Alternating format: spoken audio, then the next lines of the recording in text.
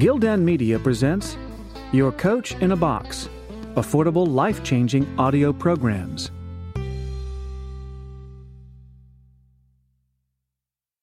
The Accidental Creative, How to Be Brilliant at a Moment's Notice, written and read by Todd Henry. Introduction, The Accidental Creative. In some circles, the word creative has recently morphed from adjective to noun. If you're one of the millions among us who make a living with your mind, you could be tagged a creative. Every day you solve problems, innovate, develop systems, design things, write, think, and strategize. You are responsible for moving big conceptual rocks, crafting systems that form the foundations for future growth, creating value that didn't exist before you arrived on the scene. Maybe you didn't set out to be a creative. In fact, perhaps you even cringe when you hear the word applied to you. Understandably, the tag creative sometimes conjures up images of Soho advertising gurus flitting about in $500 designer jeans. You may prefer the term strategist or manager or something else that feels more concrete. Call yourself anything you want, but if you're responsible for solving problems, developing strategies, or otherwise straining your brain for new ideas, I'm going to call you a creative, even if you ended up being one accidentally. Some people deliberately choose a career that allows them to exercise their creativity on a daily basis. They make their livings designing, writing, developing ad campaigns, or doing some other kind of conceptual work. They get to do something they love, and someone gives them money for it. Speaking as one of the latter group, it's a pretty great deal. On our best days, it seems almost unfair that we get paid to do what we do. But on our worst days, our jobs feel pretty much like any other. Though creative fields may sound exotic to strangers at cocktail parties, our day-to-day work can often feel a lot like following recipes, taking familiar ingredients and mixing them together in slightly different ways. Whichever type you are, creative or accidental creative, this book will help you create faster and more effectively than you ever imagined possible. For the traditional creatives, such as designers, writers, visual artists, musicians, and performers, this book will help you establish enough structure in your life to get the most out of your creative process. It will also teach you how to stay engaged and prolific over the long term, which is often a problem for artists who must produce continually on demand. For the non-traditional creatives, such as managers, strategists, consultants, salespeople, and client service reps, this book will help you unlock your latent creative abilities. You will learn how to do what many brilliant creatives already do instinctively, and how to do it consistently. In short, you will learn how to be brilliant when it counts most. There are tremendous benefits to doing creative work. You get to add unique value, carve out your niche in the marketplace, and watch your notions and hunches go from conception to execution. Could there be any type of work more gratifying? But the flip side of this is that whether you're a designer, manager, writer, consultant, or programmer, you are required to create value each and every day without reprieve. The work never ends, and as long as there is just one more thing to think about, finding time to rest can be difficult. Your primary tool, your mind, goes with you everywhere. If your job is to solve problems, to create, then you are always looking for new ideas. In addition, you won't always have the option of going back to your desk to quietly brainstorm, vetting your ideas one by one. As a creative, you will regularly find yourself in situations that require you to generate brilliant ideas at a moment's notice. This is no easy feat. If you want to deliver the right idea at the right moment, you must begin the process far upstream from when you need that idea.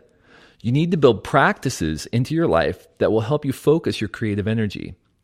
There's a persistent myth in the workplace that creativity is a mystical and elusive force that sits somewhere between prayer and the U.S. tax code on the ambiguity scale. But the reality is, you can unquestionably increase your capacity to experience regular flashes of creative insight or creative accidents, bring the best of who you are to your work, and execute more effectively, all by building purposeful practices into your life to help you do so. These practices will help you stay engaged and productive over the long term without experiencing the rampant burnout that often plagues creative workers. In other words, purposeful preparation and training using the tools in this audio program will directly increase your capacity to do brilliant work day after day, year after year. Why am I so sure it works? I've spent years working with traditionally creative workers, designers, writers, musicians, filmmakers, and traditionally non-creative workers, salespeople, real estate agents, accountants, helping them develop their creative strength and stamina.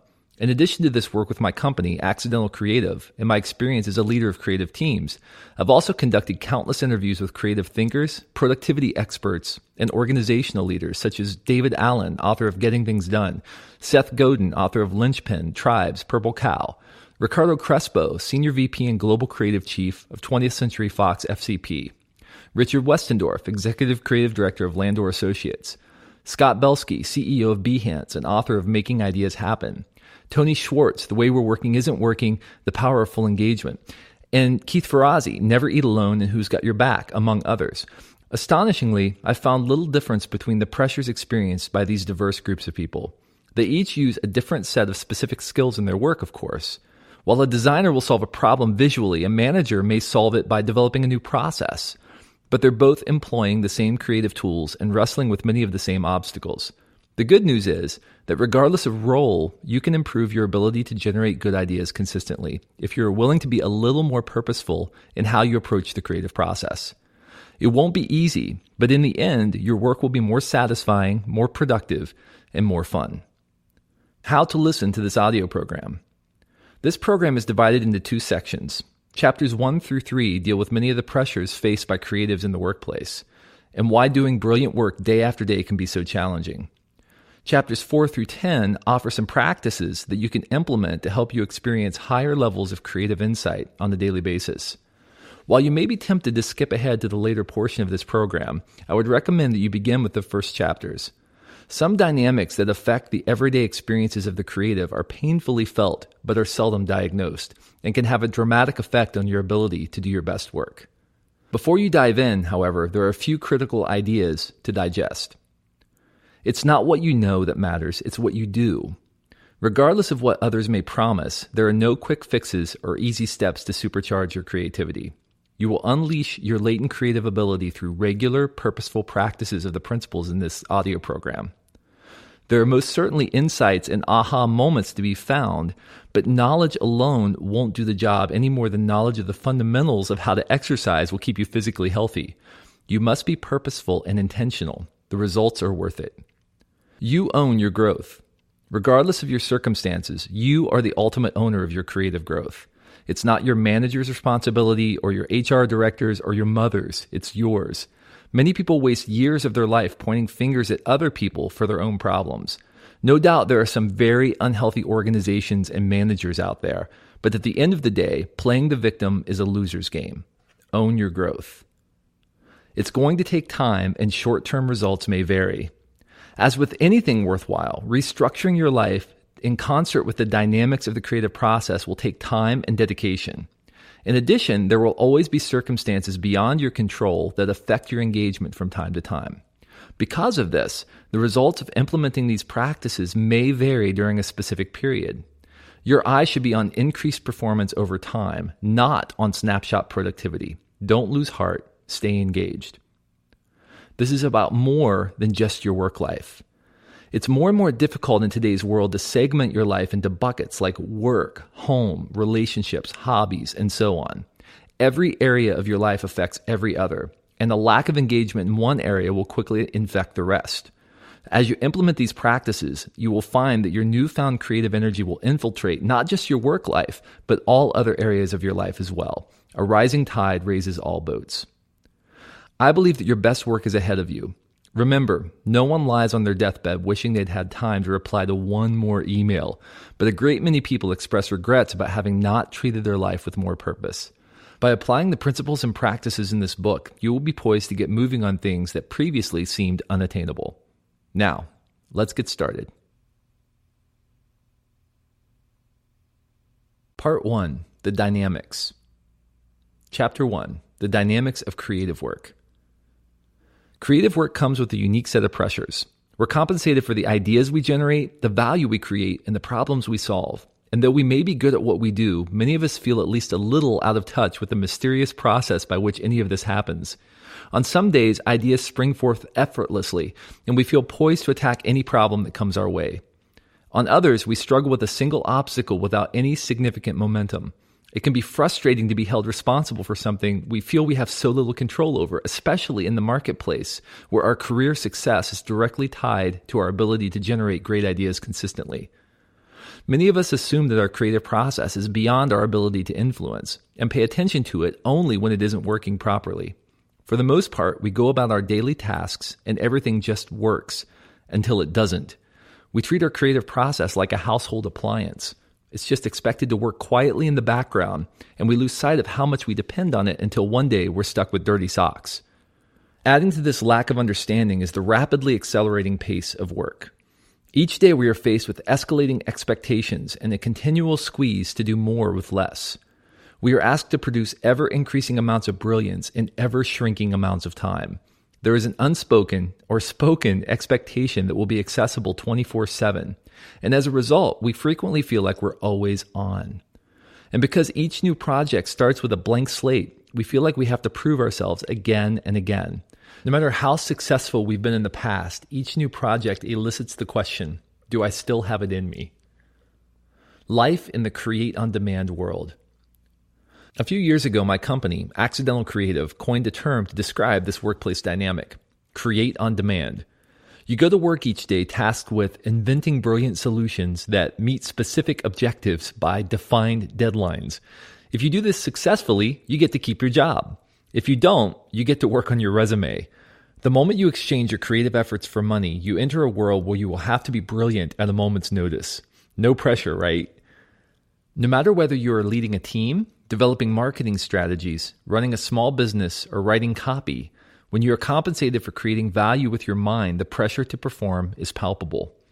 Because brilliant ideas seem to be a free and renewable resource, it's easy for you and your boss to believe that you can incrementally ratchet up your productivity without experiencing side effects. But this understanding of the economics of creating is not only false, it can also be damaging both to your ability to do your best work and to your long-term sustainability as a creative. To attempt to be perpetually brilliant and increasingly productive without changing the basic habits and structure of your life to accommodate that undertaking is a futile effort. The always-on manner with which many creatives approach their work is arrhythmic, but the creative process is naturally rhythmic. There are peaks and troughs of productivity, an ebb and flow to idea generation. Working harder and staring more intently at the problem to achieve better ideas is like trying to control the weather by staring at the clouds. Rather, you need to incorporate practices that instill a sense of structure, rhythm, and purpose into your life. You need to create space for your creative process to thrive rather than expecting it to operate in the cracks of your frenetic schedule. This will not only help you generate better ideas now, but it will also ensure that you are acting on the things that matter most instead of drifting through your days. Many young creatives I've worked with have looked at me skeptically and even angrily when I talk about being more purposeful about where they spend their time and energy.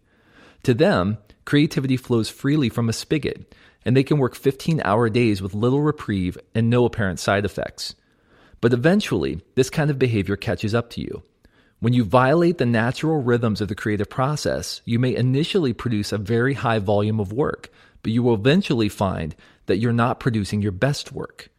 Instead, you may find that you are trending toward mediocrity and that great ideas are no longer coming with the frequency you prefer. This is a very unsatisfying way to live and work and feels a lot more like surviving than thriving. This audio program is about learning to thrive in the create-on-demand world. To do so will require you to make some real changes to the way you structure your life and the way you think about what you do. Your best creative work will follow. Being sustainably brilliant. Whenever someone asks me what I do, I like to say that I'm an arms dealer for the creative revolution. My job is to equip creatives for the pressures and demands of the marketplace by providing them with the tools they need to experience consistent brilliance in their life and work. Because of this, whenever I speak to a group of creatives at a company or conference, or sit with anyone one-on-one in a coaching session, I challenge them to adopt the goal of being prolific, brilliant, and healthy. Prolific plus brilliant plus healthy equals producing great work consistently and in a sustainable way. This is the most effective way to live and work. It means producing a large volume of high-quality work over long periods of time. In my experience, most creatives consistently perform very well in two of these areas, but are lacking at least one of them. For instance, prolific plus brilliant minus healthy equals burnout. While the overstressed, gasping for air worker is the celebrated hero of office folklore, for the creative, being one of these simply is not a realistic and sustainable way to do great work. Many creatives sacrifice their long-term viability on the altar of short-term productivity. They eventually discover that the trade-off simply isn't worth it. They find that they can no longer sustain their pace and that their ideas, which were once plentiful and brilliant, have dried up. The common term for this is burnout, and unfortunately, it doesn't just affect our work. Creatives who struggle with burnout find it infiltrating their home life, relationships, and personal projects as well. Not good. Hard work is an absolute necessity if you want to do anything worthwhile. In fact, if you apply the principles in this audio program, you will probably end up working harder than you ever have in your entire career. But what you must avoid is the kind of frenetic activity that seems like productivity, but really is more about the appearance of being busy than the actual accomplishment of effective work. You want to work strategically, not desperately. When it comes to your effectiveness, fake work is often more dangerous than no work at all. Brilliant plus healthy minus prolific equals unreliable. The create-on-demand world requires that you produce results consistently. While there are a few untouchable genius creatives who are capable of cranking out only a few new projects per year and then get paid tons of money for their efforts, most creatives are required to produce consistently if they want to keep their jobs. This means that you need to have great ideas and execute them consistently in order to meet expectations. Similarly, many creatives have a lot of great ideas but are ineffective at execution. They never ship because they are too busy obsessively perfecting and tweaking their ideas. To be prolific means that you not only have great ideas, but that you actually do something with them. You can't be bound by insecurity and neurosis. You must ship if you want to thrive. Healthy plus prolific minus brilliant equals fired. At one point or another, you've probably worked with someone who just can't keep pace with everyone else in the office. You don't want to be that person. With the ever-increasing competition in the workplace, creatives who keep their jobs and get promoted are the ones who can separate themselves from the pack. Mediocrity is unacceptable and will not be tolerated for long in most good organizations. Brilliance, on the other hand, is about rising to the occasion, seeing clearly and incisively to the core of the problem, and identifying great solutions quickly. If you apply the practices in the later chapters of this program, you can consistently experience this kind of brilliance in your work. So where do you fall in this equation? Would you describe yourself as all three, prolific, brilliant, and healthy? Or is there room for improvement in one or more areas? If you find that you're doing pretty well on two of the three, don't worry. You're not alone. I rarely meet creatives or teams that are firing on all cylinders. With the complexities and shifting landscape of many workplaces, just to stay ahead of the work is often challenging enough. Can creativity truly be influenced? When I consider the confusion that surrounds the creative process, I'm reminded of an insight I had while sick as a dog on the living room couch. Home from work and bored silly, I decided to see what was on TV at 2 o'clock on a Wednesday afternoon. If you've never tried it, prepare for disappointment. Eventually, I landed on PBS, where I was immediately entranced by the persona of Dr. Julius Sumner Miller, host of Demonstrations in Physics. Dr. Miller wielded a plank of wood in one hand and a newspaper in the other. He placed the plank on a table in front of him with about a third of it protruding off the edge. He laid the newspaper carefully over the part of the plank resting on the table. Glaring intensely into the camera, he asked, "What do you think will happen when I strike the protruding end of this plank of wood?" Having a basic understanding of how levers work, I deduced that the edge of the table would act as a fulcrum and that the plank would flip the newspaper into the air and, if I was lucky, provide some comic relief as the plank broke a flask or two on the table behind Dr. Miller. Maybe my afternoon could be salvaged after all. Imagine my surprise when Dr. Miller's hand snapped the plank in two. How could this be? It made no sense. The newspaper surely wasn't heavy enough to hold a quarter-inch thick wooden plank so tightly. There was something else going on here. Cold forgotten, I sat forward on the couch as Dr. Miller explained the unseen force at work. There was something close to 15 pounds of atmospheric pressure pushing down on every square inch of that newspaper. This added up to several thousand pounds of pressure on the paper as a whole. When the plank of wood was struck, as long as there wasn't time for the air pressure to equalize under the paper, this invisible force would hold the plank like a vice as the strike snapped it in half. I had a sudden insight. I couldn't see the atmospheric pressure, so I hadn't been aware of its power prior to this little experiment. I didn't consider its potential influence until Dr. Miller's karate chop showed me how it could be leveraged to accomplish a task, breaking a plank. I don't think it's much of a stretch to say that many of us view the creative process in the same way. It is a mysterious, unseen force that can have powerful, unanticipated effects. We know it's there, but we don't understand it, and so it seems beyond our ability to control. But like atmospheric pressure, once we grasp a few of its governing dynamics, we can harness its power by building structure to leverage it. This suggestion that structure and creativity are two sides of the same coin is often an eyebrow raiser for my clients. There's a persistent myth that creativity results only from complete lack of boundaries and total freedom. The reality is that we are not capable of operating without boundaries. We need them in order to focus our creative energy into the right channels. Total freedom is false freedom. True freedom has healthy boundaries. I often see in newly minted entrepreneurs the paralysis that results from total freedom. One person I encountered was a highly functioning, brilliantly creative manager in a large company. He had been building his business on the side for quite some time and was somehow able to balance the pressures of his normal 9-to-5 role with the demands of his new venture. At the point he thought it made sense, he struck out on his own and left the corporate world. Finally, he thought, he'd have the capacity to focus full time on his passion for building his business. But it didn't work that way. Instead, he found that his days lacked structure. He wasn't producing good work. In fact, he wasn't producing much work at all. The highly capable, broad-shouldered manager had vanished, and in its place was a drifting, overwhelmed slacker. What happened? It wasn't that he was no longer motivated. In fact, he was now more motivated than ever. What changed was that the rhythms in his life, many of which were forced by his day job, had disappeared. He no longer had to plan his week according to when he could get work in on his side project because he had all the time he needed. But time alone isn't sufficient without good structure. Once I was able to work with him to build some simple structure into his week for creating strategy and relationships, he found his productivity skyrocketing again. All he lacked was the foundation of rhythm in a few key areas.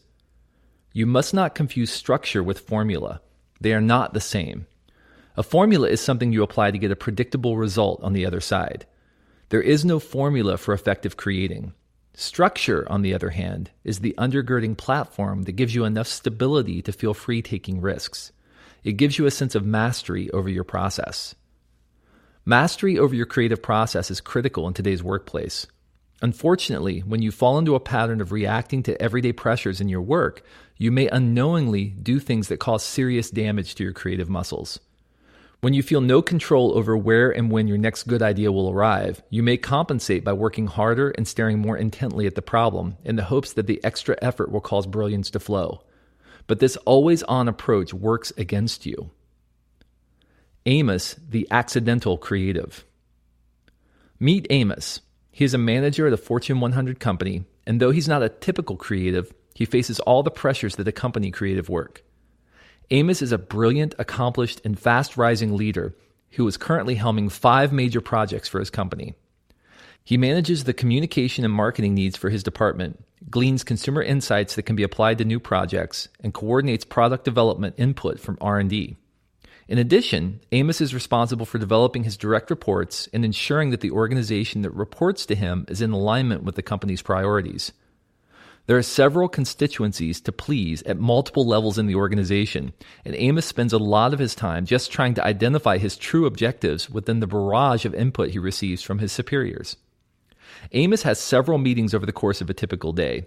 Many of these are simple check-ins with his direct reports or his manager to discuss progress. He may also have longer meetings with his leadership team or with the representatives from agencies that help his company craft their communications. In addition, Amos manages an insane amount of internal communication, especially email. It's like a dog trying to swim on a lake, he says, and the lake is my email. I'm never caught up or able to swim my way out of the lake. The most difficult thing, according to Amos, is that in the midst of all the meetings and pseudo work, he knows that his main job is to move the needle and make progress on his projects. He knows that the real value he brings to the company is his ability to generate key ideas at the right time to properly direct the course of a project. But due to the frenetic schedule he keeps, the constant influx of email, and the pressures of managing the relational expectations, he finds there is not much time to actually do the work. Amos gets to think about his work much less than he'd like because he's so busy trying to stay ahead of everything else. Amos's struggles to gain creative traction are largely the result of pressures he feels in 5 key areas of work: focus, relationships, energy, stimuli, and hours. Let's take a look at how Amos is affected by each of these 5 areas. Focus. Amos says that gaining traction can be a real problem in his role. No one wants to make choices, he explains, and everyone likes to revisit every decision. As a result, he finds it difficult to know what to focus on at any given time. Old decisions are constantly open for reanalysis. In addition, Amos says that work is pushed down, but decisions are pushed up. Thus, it's hard to ever make things move together. For example, critical and timely projects frequently appear on Amos's plate from his manager. But after Amos rearranges his life in order to squeeze the extra work into his schedule, it then takes weeks to push approval of his decisions through the upper layers of the organization. Or he discovers that the scope and priority of the project has changed in the process. To Amos, it seems that objectives are a constantly moving target. Relationships. To get stuff done, Amos needs buy-in from a herd of stakeholders. As such, there are numerous relationships to manage in order to make progress on his work. This face time takes a toll on him, since much of his real work gets done in his ever-shrinking alone time. Energy. Although Amos says that he's kind of a dynamo and energy is rarely a problem, he frequently struggles with motivation and sometimes lacks a genuine desire to engage his work. He believes that this is because he has so many conflicting priorities that by the time he manages to engage with one of them, he has to disengage and move on to something else. As such, it's difficult to ever feel like he's doing his best work. His life is full of work of various levels of urgency screaming for his attention. Stimuli. Amos is required to regularly process truckloads of information. In addition to email, phone calls, and face-to-face conversations, he's required to stay abreast of industry trends, process studies, and reports that may be helpful in making strategic decisions. Did you read this case study? Have you connected with XYZ Learning Organization to get their thoughts? A retired employee worked on an idea similar to this 25 years ago. You should give him a call to discuss it. All of these are valuable leads that could help him generate ideas for his projects, but the sheer quantity of data to synthesize is overwhelming. He feels as though he's trying to drink from a fire hose. Hours. Much of Amos's time is spent in obligatory meetings discussing his projects, managing internal relationships, and dealing with other company priorities. My plate is always American-sized food falling off the sides, he explains. Finding time to think during the day is nearly impossible. Thus, I have to work nights, let stuff go, or just accept that not everything I do can be great, even though that's the expectation. Amos feels like much of his time is spoken for, and there's precious little time left to actually think about the work. Amos's situation is typical. It's reflective of conversations I've had with creatives in various roles in nearly every industry. The single contribution they feel most accountable for, bringing brilliant new insights and ideas to their business, is the first thing that gets squeezed out by the everyday demands of their role. Creative rhythm. To unleash your creative potential now and thrive over the long term, you need to establish your own rhythm, one that is independent of the pressures and expectations you face every day. This creative rhythm will provide you with the stability and clarity to engage your problems head on. This rhythm is set by how you structure the 5 elements you observed in Amos's story above. Focus. If we could harness the sum total of wasted energy each day in the workplace, we could probably power the earth for a year. There is so much ineffective work because there is often a lack of clarity around what we're really trying to do. In order to create effectively, you need a clear and concrete understanding of your objectives. In Chapter 4, you will learn how to weed out urgent but unimportant activities and how to direct your efforts toward only those that will increase your level of creative engagement. Relationships. One of the most powerful sources of creative inspiration and rejuvenation is other people. Unfortunately, many successful creatives are haphazard about their relationships and only intentionally build on them when the stars align or when it's otherwise convenient or expedient. When you go outside yourself, it frees you up and unlocks latent parts of your creativity. If you want to thrive, you need to systematically engage with other people. in part to be reminded that life is bigger than your immediate problems. In Chapter 5, you will learn how to be purposeful about the relationships in your life, how to build creatively stimulating friendships, and how to limit access to the creativity vampires. Energy. Simple time management is not enough. It does you no good to micromanage your time down to the last second if you don't have the energy to remain fully engaged for that time. To make the most of your day, you need to establish practices around energy management. In Chapter 6, you will learn how to account for energy in your daily life and how to build bulwarks against some of the more pervasive energy drains. Stimuli. The quality of the output of any process is dependent on the quality of its inputs, and this holds true for the creative process. I call creative inputs stimuli because they stimulate creative thought. Despite their importance, remarkably few people are intentional about the kinds of stimuli they absorb on a day-to-day basis. If you want to regularly generate brilliant ideas, you must be purposeful about what you are putting in your head. As the old saying goes, garbage in, garbage out. In Chapter 7, you will learn how to ensure that you are getting good creative nutrition. Hours. Time is the currency of productivity, and how you handle it will ultimately determine your success or failure. But in order to really thrive, you need to shake yourself of our collective obsession with time efficiency and learn instead to focus on effectiveness. You need to ensure that the practices that truly make you a more effective creator are making it onto your calendar. In Chapter 8, you will learn how to ensure that your time is being spent effectively and to great result. Practices in each of these 5 areas, F, R, E, S, H, provide a foundation for a life that is prolific, brilliant, and healthy.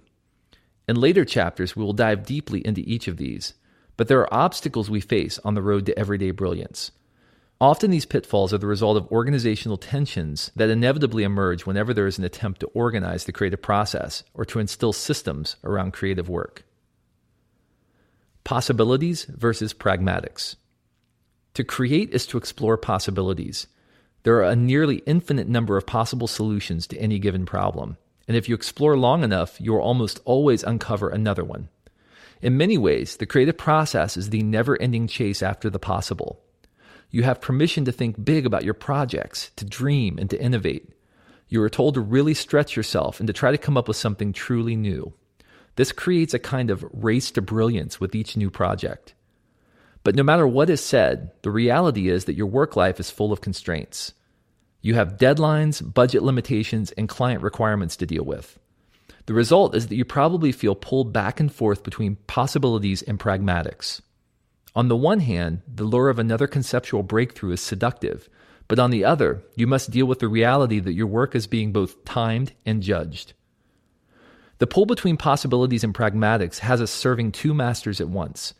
Even as we're exploring some new idea and getting really excited about our direction, we hear the little voice in the back of our head asking us, "Are you sure you want to try this? This is risky." So we don't go quite as far as we might. Over time, as we deal with more and more of these practical compromises, we feel the effects on our creative drive. Our passion wanes because it's difficult to stay excited about the work when we feel the practical limitations will ultimately prevent us from doing something we really believe to be great. Both creatives and organizations are constantly dealing with this tension. Organizations recognize the need to give creatives permission to innovate and explore, but they also realize the boundaries are necessary to ensure the sustainability of the organization.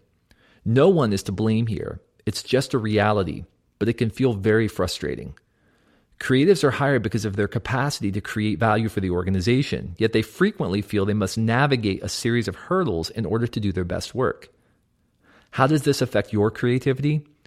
You probably feel the pressure to be brilliant and, at the same time, to be practical. These are conflicting tensions, and they are the source of most of the burnout, frustration, and organizational strife I've seen within creative organizations. It's such a significant factor that we're going to tackle it in depth in the next chapter. Chapter 2, The Dynamics of Teamwork. In 2005, military strategist Thomas Barnett took the stage at the TED Conference, a gathering of intellectuals, innovators, and artists, to share some bold thoughts about the current state of the U.S. military. According to Barnett, there are 2 fundamental roles played by any military force: advancing in order to take new ground and occupying the ground after it's been taken. The challenge that military strategists perpetually wrestle with is how to train and equip a force to do both effectively. Each role demands a unique set of skills, and there is an intricate balance between the two. Without a Leviathan force, as Barnett calls the force that takes new ground, there is no need for an occupying force. And to require soldiers who are trained to aggressively take new ground to do the largely administrative work of occupying the ground is challenging both to the soldiers and to the overall mission. As creatives, we are wired to take new ground. We love the thrill of the chase, pursuing objectives, and tackling goals that seem just beyond our reach. We are fundamentally wired to be a part of the Leviathan force, or we would never have chosen jobs that require so much self-definition. Much of our time as organizational creatives, however, is spent occupying the ground that we've already taken. We must deal with systems, processes, and protocol in executing our ideas. We have to deal with everyday demands of communicating and creating interdependently. While we certainly gain new opportunities when we organize this way around the creative process, we must also deal with the inherent limitations and side effects of collaborative creative work. The pros and cons of team creating. Organizations organize. It's their reason for being.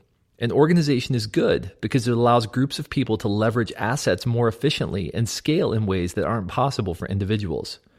Many people have brilliant ideas, but unless they are capable of organizing around those ideas, it will be impossible for them to get much of any significance done. As much as we may venerate the ideal of the lone innovator slaving away in the garage or studio to bring a vision to life, the reality is that most of the time, brilliant creations are the result of teams of people stumbling awkwardly into the unknown. Scott Belsky is CEO of Behance, a New York-based company dedicated to helping creatives execute on their ideas, and author of Making Ideas Happen. Belsky believes that the greatest breakthroughs across all industries are the result of creative people and teams that are especially productive. A significant factor in their productivity, Belsky has discovered, is their ability to organize. In most work, a well-organized team of creatives, even if they are not highly skilled, will produce exponentially more and better results than a lone genius. Strong organization is critical for teams of people who want to accomplish great things in the world, and a critical element of that organization is the ability to lead by establishing a culture obsessed with execution. Belsky continues, history is made by passionate, creative people and organizations with the rare ability to lead others and themselves. While important, effective organization alone is not sufficient to ensure the success of a creative team.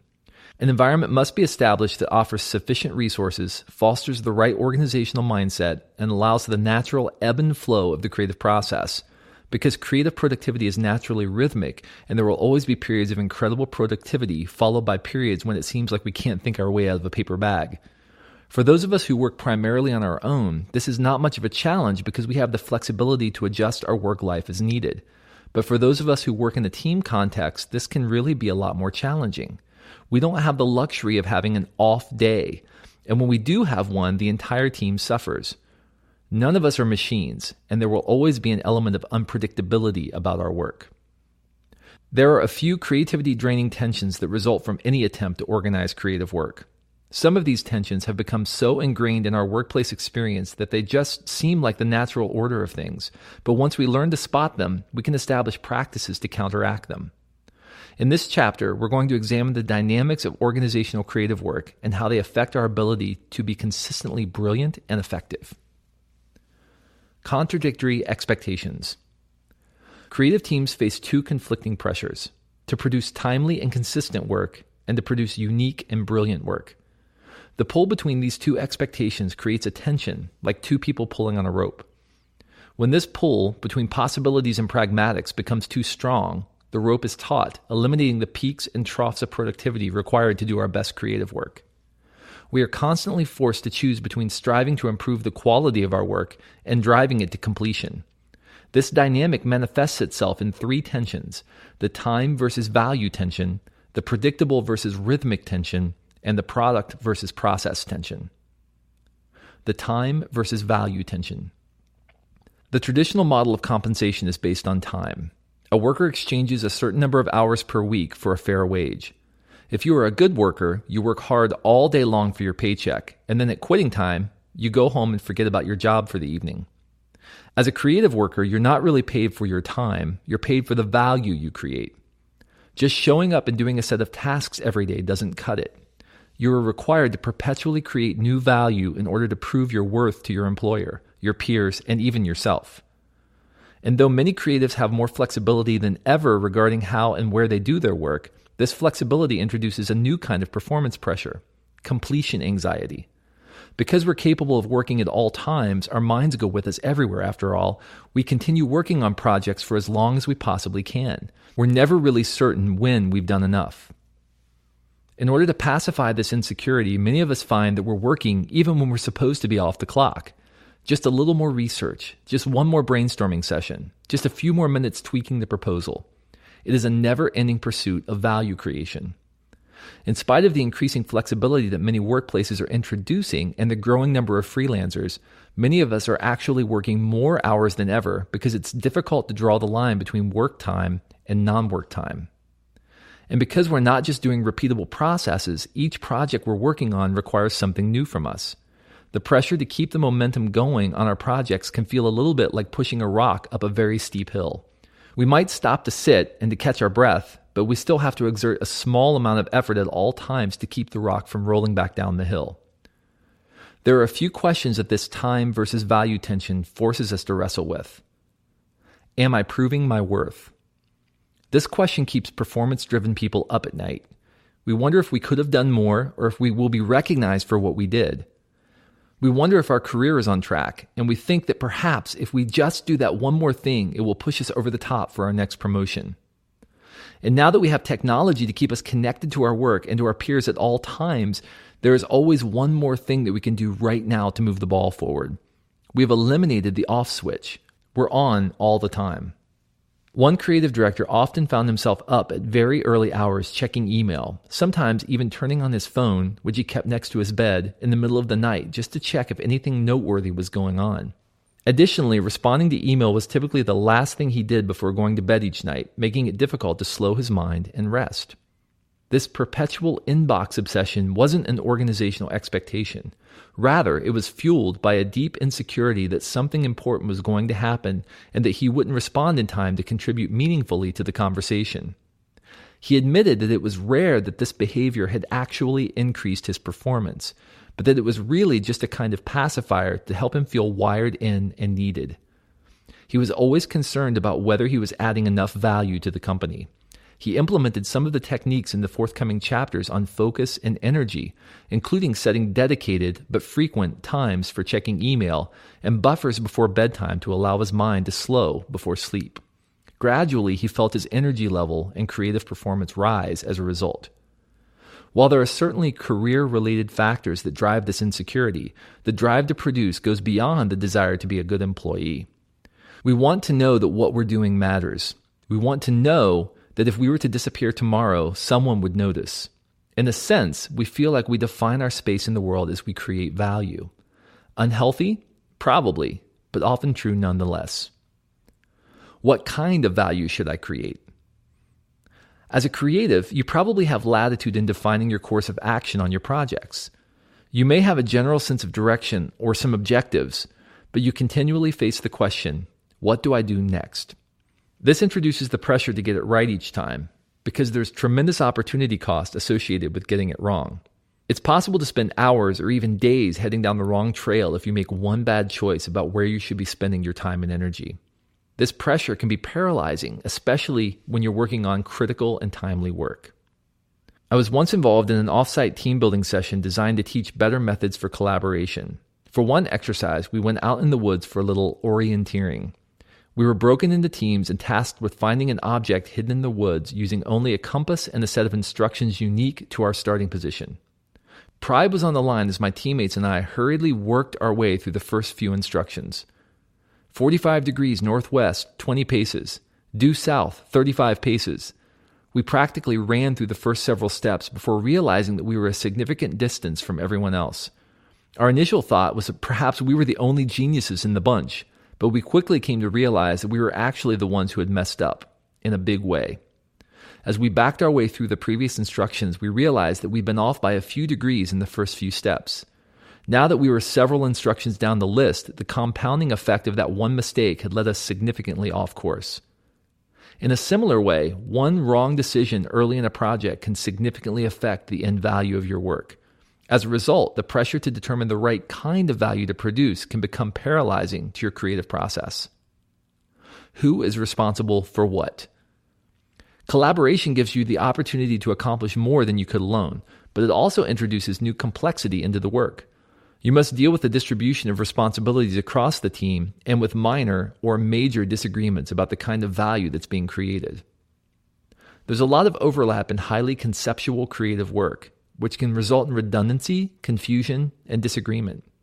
Also, because the tasks for the team must continually be defined, a high level of communication must be employed just to stay on course.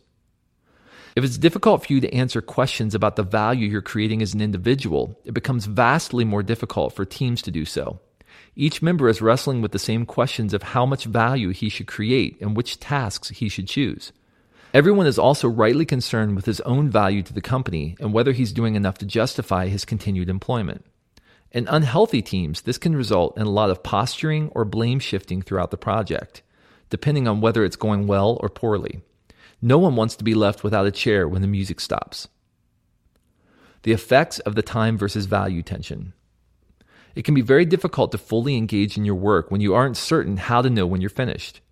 When the main indicator of your performance is the amount of value you create, it's easy to feel like the work is never done. The behavior for many creative teams is to work until they simply run out of time.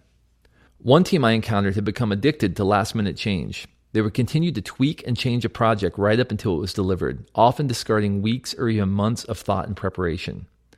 While this sometimes had the short-term effect of an improved end product, the net long-term effect on the team was that people stopped thinking strategically at the beginning of the process, knowing that everything would likely change in the end anyway. Until it was pointed out, they didn't realize that this behavior was significantly affecting the overall value they created as a team. They were allowing a few minor improvements at the last minute to affect their larger sense of engagement as a team, and their work was suffering. The tension to continuously improve weighs on individual creatives as well. Because most of us are managing multiple projects simultaneously, there's always something we could be doing right now to move the work forward. It takes an incredible amount of willpower not to work when we are technically off the clock. Additionally, many of us love the work that we do and would probably rather be working than doing many of the other things we could be doing. We're actually choosing to work perpetually. We've adopted a working lifestyle. It's as natural to us as blinking and breathing. In his masterwork, Creativity, in which he profiles the life and work of brilliant creatives across a broad spectrum of fields, researcher and author Mihai Csikszentmihalyi writes, "One thing about creative work is that it's never done. In different words, every person we interviewed said that it was equally true that they had worked every minute of their careers and that they had never worked a day in their lives. They experienced even the most focused immersion in extremely difficult tasks as a lark, an exhilarating and playful adventure." It's true that there is often such an affinity for our work that we would choose it over other activities, even recreational ones. But in our pursuit of value creation, it's possible to overwork our minds without obvious signs of distress. We don't have the same aches and pains that may accompany a day spent running a marathon or chopping wood. As a result, being aware of how mental overexertion is affecting us is often difficult until we suddenly realize that we're not creating at the level we once did, or that we're just not as excited about the work as we used to be. You'll learn some ways to mitigate this time versus value tension in the chapters on focus, energy, and hours. The predictable versus rhythmic tension. In smaller organizations, each worker wears multiple hats, and the order of the day is all about getting things done, regardless of how. But as the organization grows, some degree of predictability becomes necessary to allocate resources, hire appropriately, and make reasonable promises to our clients and customers. Consistent and predictable production makes it possible to analyze how efficiently individuals and systems are performing across the organization. As the company gets bigger, there is more to protect, and the pressure to not screw it up only grows over time. But this need for predictability can begin to take a toll on those responsible for doing the work. While it's possible, even necessary, to measure the relationship of resources to output in highly systemized, repeatable work, like sales or manufacturing, it's nearly impossible to do so reliably for creative work. After all, how can we predict when business-changing insights will occur? How do you create a system that ensures only the best ideas are executed and the not-so-good ones fade away? Because these problems depend on the discretion and insights of individuals, tension is inevitable. This push towards systemized and predictable creativity can sometimes cause creatives to feel like we're expected to perform like machines. As a result, though we resent it, we often begin to behave that way. No worries, we'll learn how to mitigate this in later chapters. Despite the negative effects on creative output, the organizational tendency is to gravitate toward predictable but still profitable productivity. One CEO told me that he calls this bunting for singles. It's better to get on base consistently than to swing for the fence. Sure, swinging for the fence may yield a few home runs, but it's also going to result in a lot of strikeouts. In many organizations, victory is won and measured over decades, even if this is never outwardly expressed. Ultimately, the organization's instinct is to protect the ground that's already been taken rather than to take new ground. Every organization begins as an advance force and ends up as an occupying force. This is fine as long as the expectations are consistent, but then we hear a mandate to be innovative and shake things up. We feel the pressure to do something brilliant, to change the game. These mandates require unpredictability, risk, and unbalanced effort. They are directly contradictory to the systems the organization is set up, and we ultimately begin to feel the tension. A highly productive creative process isn't at all predictable and is directly opposed to the bunting for singles ethic. In effective creating, there are peaks and troughs. There are seasons of incredible productivity, and there are seasons in between. But over the long term, a healthy, rhythmic creative process is capable of creating exponential return on resources. The problem is that we often don't experience these exponential returns because we, or the organization, are not comfortable with the sometimes less productive times in the short term. In other words, in the effort to cut off the troughs, we inadvertently cut off the peaks as well. The rhythmic nature of a healthy creative process can be very uncomfortable for managers because of the constant pressure from the organization to be efficient. Efficiency doesn't allow for peaks and troughs, so managers sometimes try to ensure that there is at least the appearance of productivity at all times. Snapshot productivity.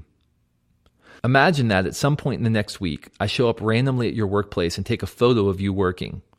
You don't know when I will appear, and I'm going to base your salary and next promotion on the content of that snapshot.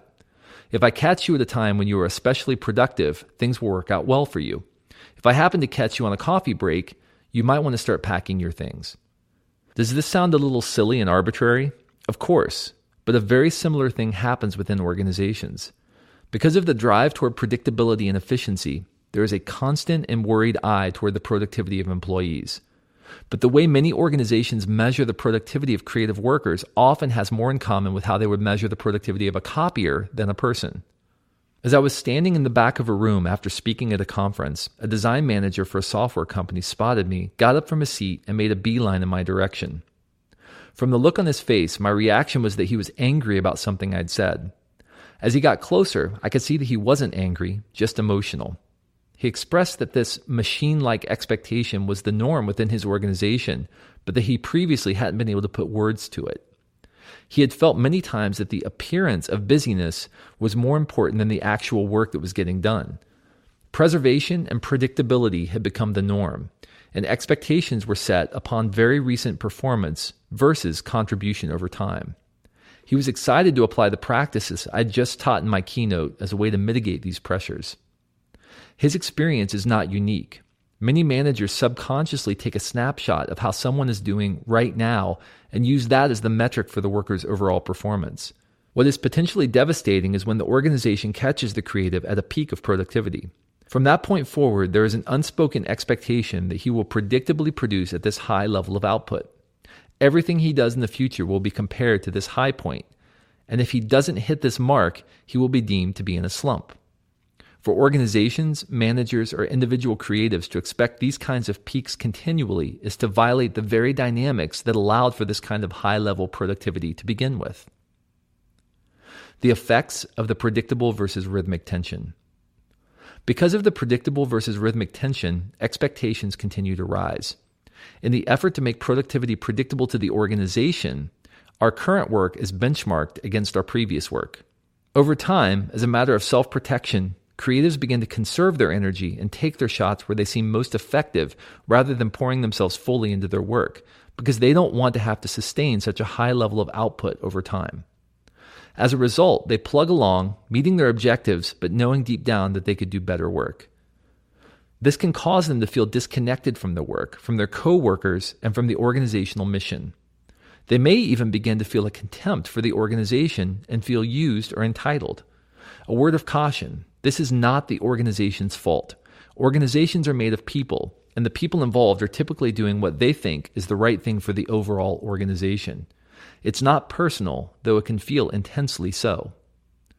The solution to all of this is to regain a sense of mastery over time and focus, as we'll discuss in later chapters. For leaders, expectation escalation can happen without us even realizing it. A key solution is to have regular conversations about expectations in order to ensure that everyone really understands what's expected. A few questions to include in these conversations are the following. Do you know what's expected of you right now? Tell me what you think are your top 3 priorities. What expectations do you have of me, and am I meeting them? It takes guts to ask for the truth, but simply having these short, scheduled conversations can help teams avoid many of the pitfalls of the predictable versus rhythmic tension and can allow all members of the team to feel free to engage fully and creatively in their work. The product versus process tension. The organization is primarily concerned with the finished product, but 99% of what we do as creatives is process. In fact, many creative jobs are fundamentally oriented around perpetuating processes versus generating products. There are rarely times when we can hold something in our hands at the end of the day and say, if I hadn't been here, this wouldn't exist. Instead, we are often one of the many value-add laborers who contribute layers of creative work to a given project. Responsibility and accountability for our projects, especially in larger organizations, are often spread quite thin. What's more, the final result of our creative work is typically judged subjectively and by someone other than us. As a result, being able to gauge in the middle of the process whether what we're working on will please our judge can often be difficult. We frequently engage in the entire creative process and emerge on the other side with a finished product only to hear our client or manager say, "Yeah, I kind of get what you're going for here, but it's not quite there yet." It can be difficult to understand what to do with this kind of input, and the chances are that the manager is probably struggling just as much as we are for direction on what to do next. Yes, this is to be expected. We're being paid to do a job. But over time, this dynamic can tempt us to gravitate toward doing whatever will get approved rather than taking risks and exploring as we're creating. We do less than we're capable of because we don't want to deal with the consequences of disapproval at the end of the process.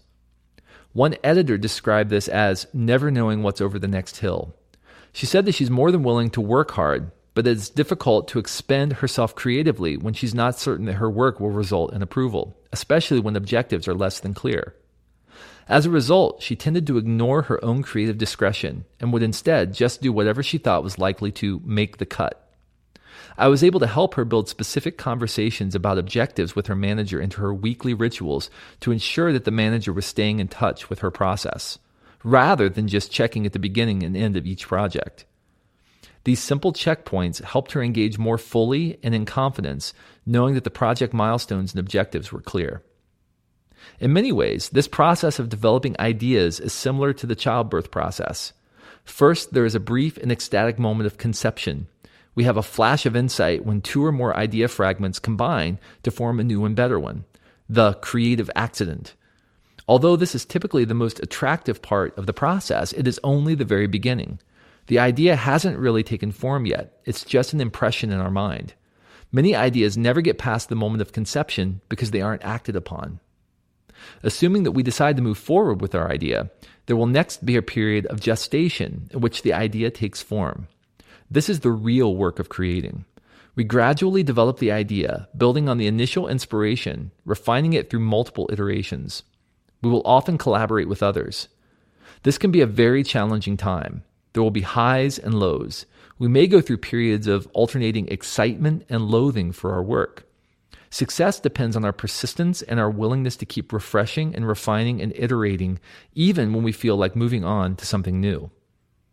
Many teams fail because they are unable to persist. Commitment to the process is critical in this gestation period. While many organizations treat it like a linear progression toward the end product, great creative work requires risk and experimentation, which means some degree of unpredictability. For example, when an advertising agency lands a new client, the project is thrown into a pipeline with defined steps and a specific time frame for accomplishing certain tasks. It's a very linear process. Establish objectives, set the scope, generate ideas, develop concepts, pitch concepts to the client, go through approvals, production, etc. Because of the organization's need for a degree of predictability, these pipelines must be in place. But the tension is that each of these stages of the pipeline is filled with experimentation, risk, and trial and error. While to the organization, develop concept for ABC campaign is a 2-day process, the artificial establishment of a timeline doesn't account for the unpredictability of what happens during that time. In other words, it doesn't account for the true dynamics of process, and thus the creatives feel the tension to be brilliant, but to do so within the arbitrarily imposed deadline. Eventually, if we stick with it, we will have a finished product. The birth of our idea as a finished product is the end result of a very long process and, as with a newborn, rarely looks like we imagined it would. The process often takes us to new and unexpected places in our work. The conception and birth of our ideas are small bookends to the real work of creating, the process. Why is this important?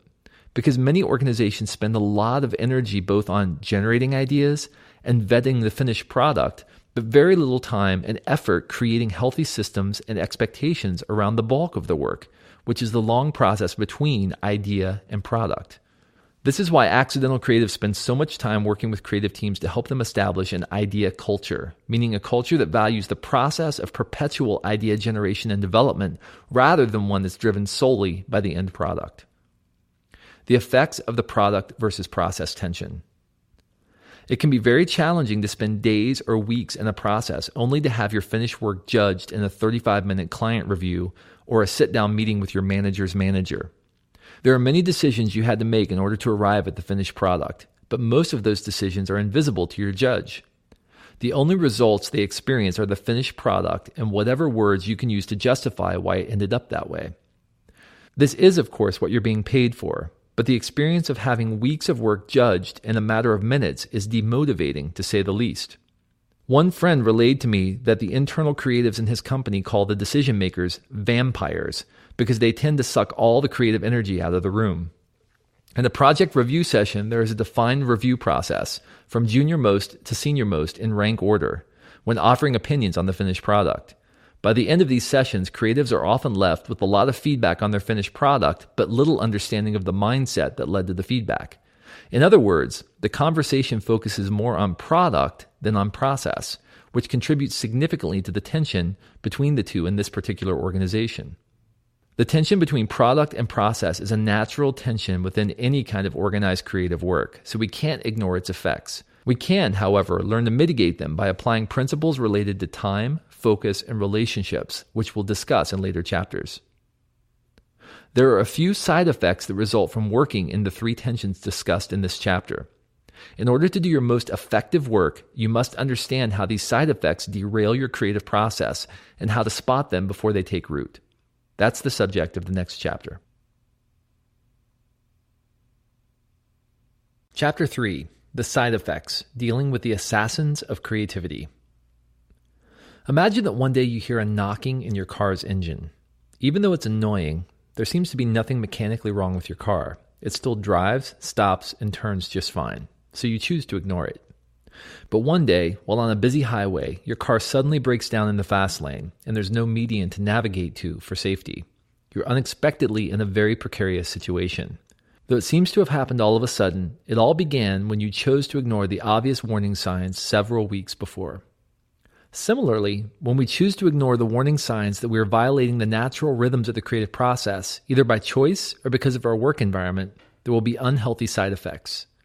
We can often go for weeks at a time without feeling them, but we will eventually begin to experience these drawbacks: apathy, discontent, boredom, exhaustion, frustration, a general lack of ideas. Working in the create-on-demand world, expected to be constantly on, you probably experience each of these side effects on a regular basis. Just like your car may continue to run for a while in disrepair, you can be very effective in short bursts, even violating your natural rhythms for a time. But eventually, the negative side effects will catch up to you in the form of these symptoms. While creative workplaces are very complex, and there are many dynamics at play, there are 3 damaging side effects that serve as broad categories for all the others. I like to call them the assassins of the creative process because they are stealthy and they effectively neutralize our creative capacity. They can creep into a work environment almost unseen and begin to undo our capacity to perform at our best. Once you understand these assassins and can spot their effects, you can begin to systematically weed them out. The 3 assassins of the creative process are dissonance, fear, and expectation escalation. While each of these dynamics is present in varying degrees in every organization, for some teams and creatives they have become a way of life. The net result is a workplace in which rationalization and mediocrity become the norm. Innovation is often the rallying cry, but bunting for singles is the everyday ethic.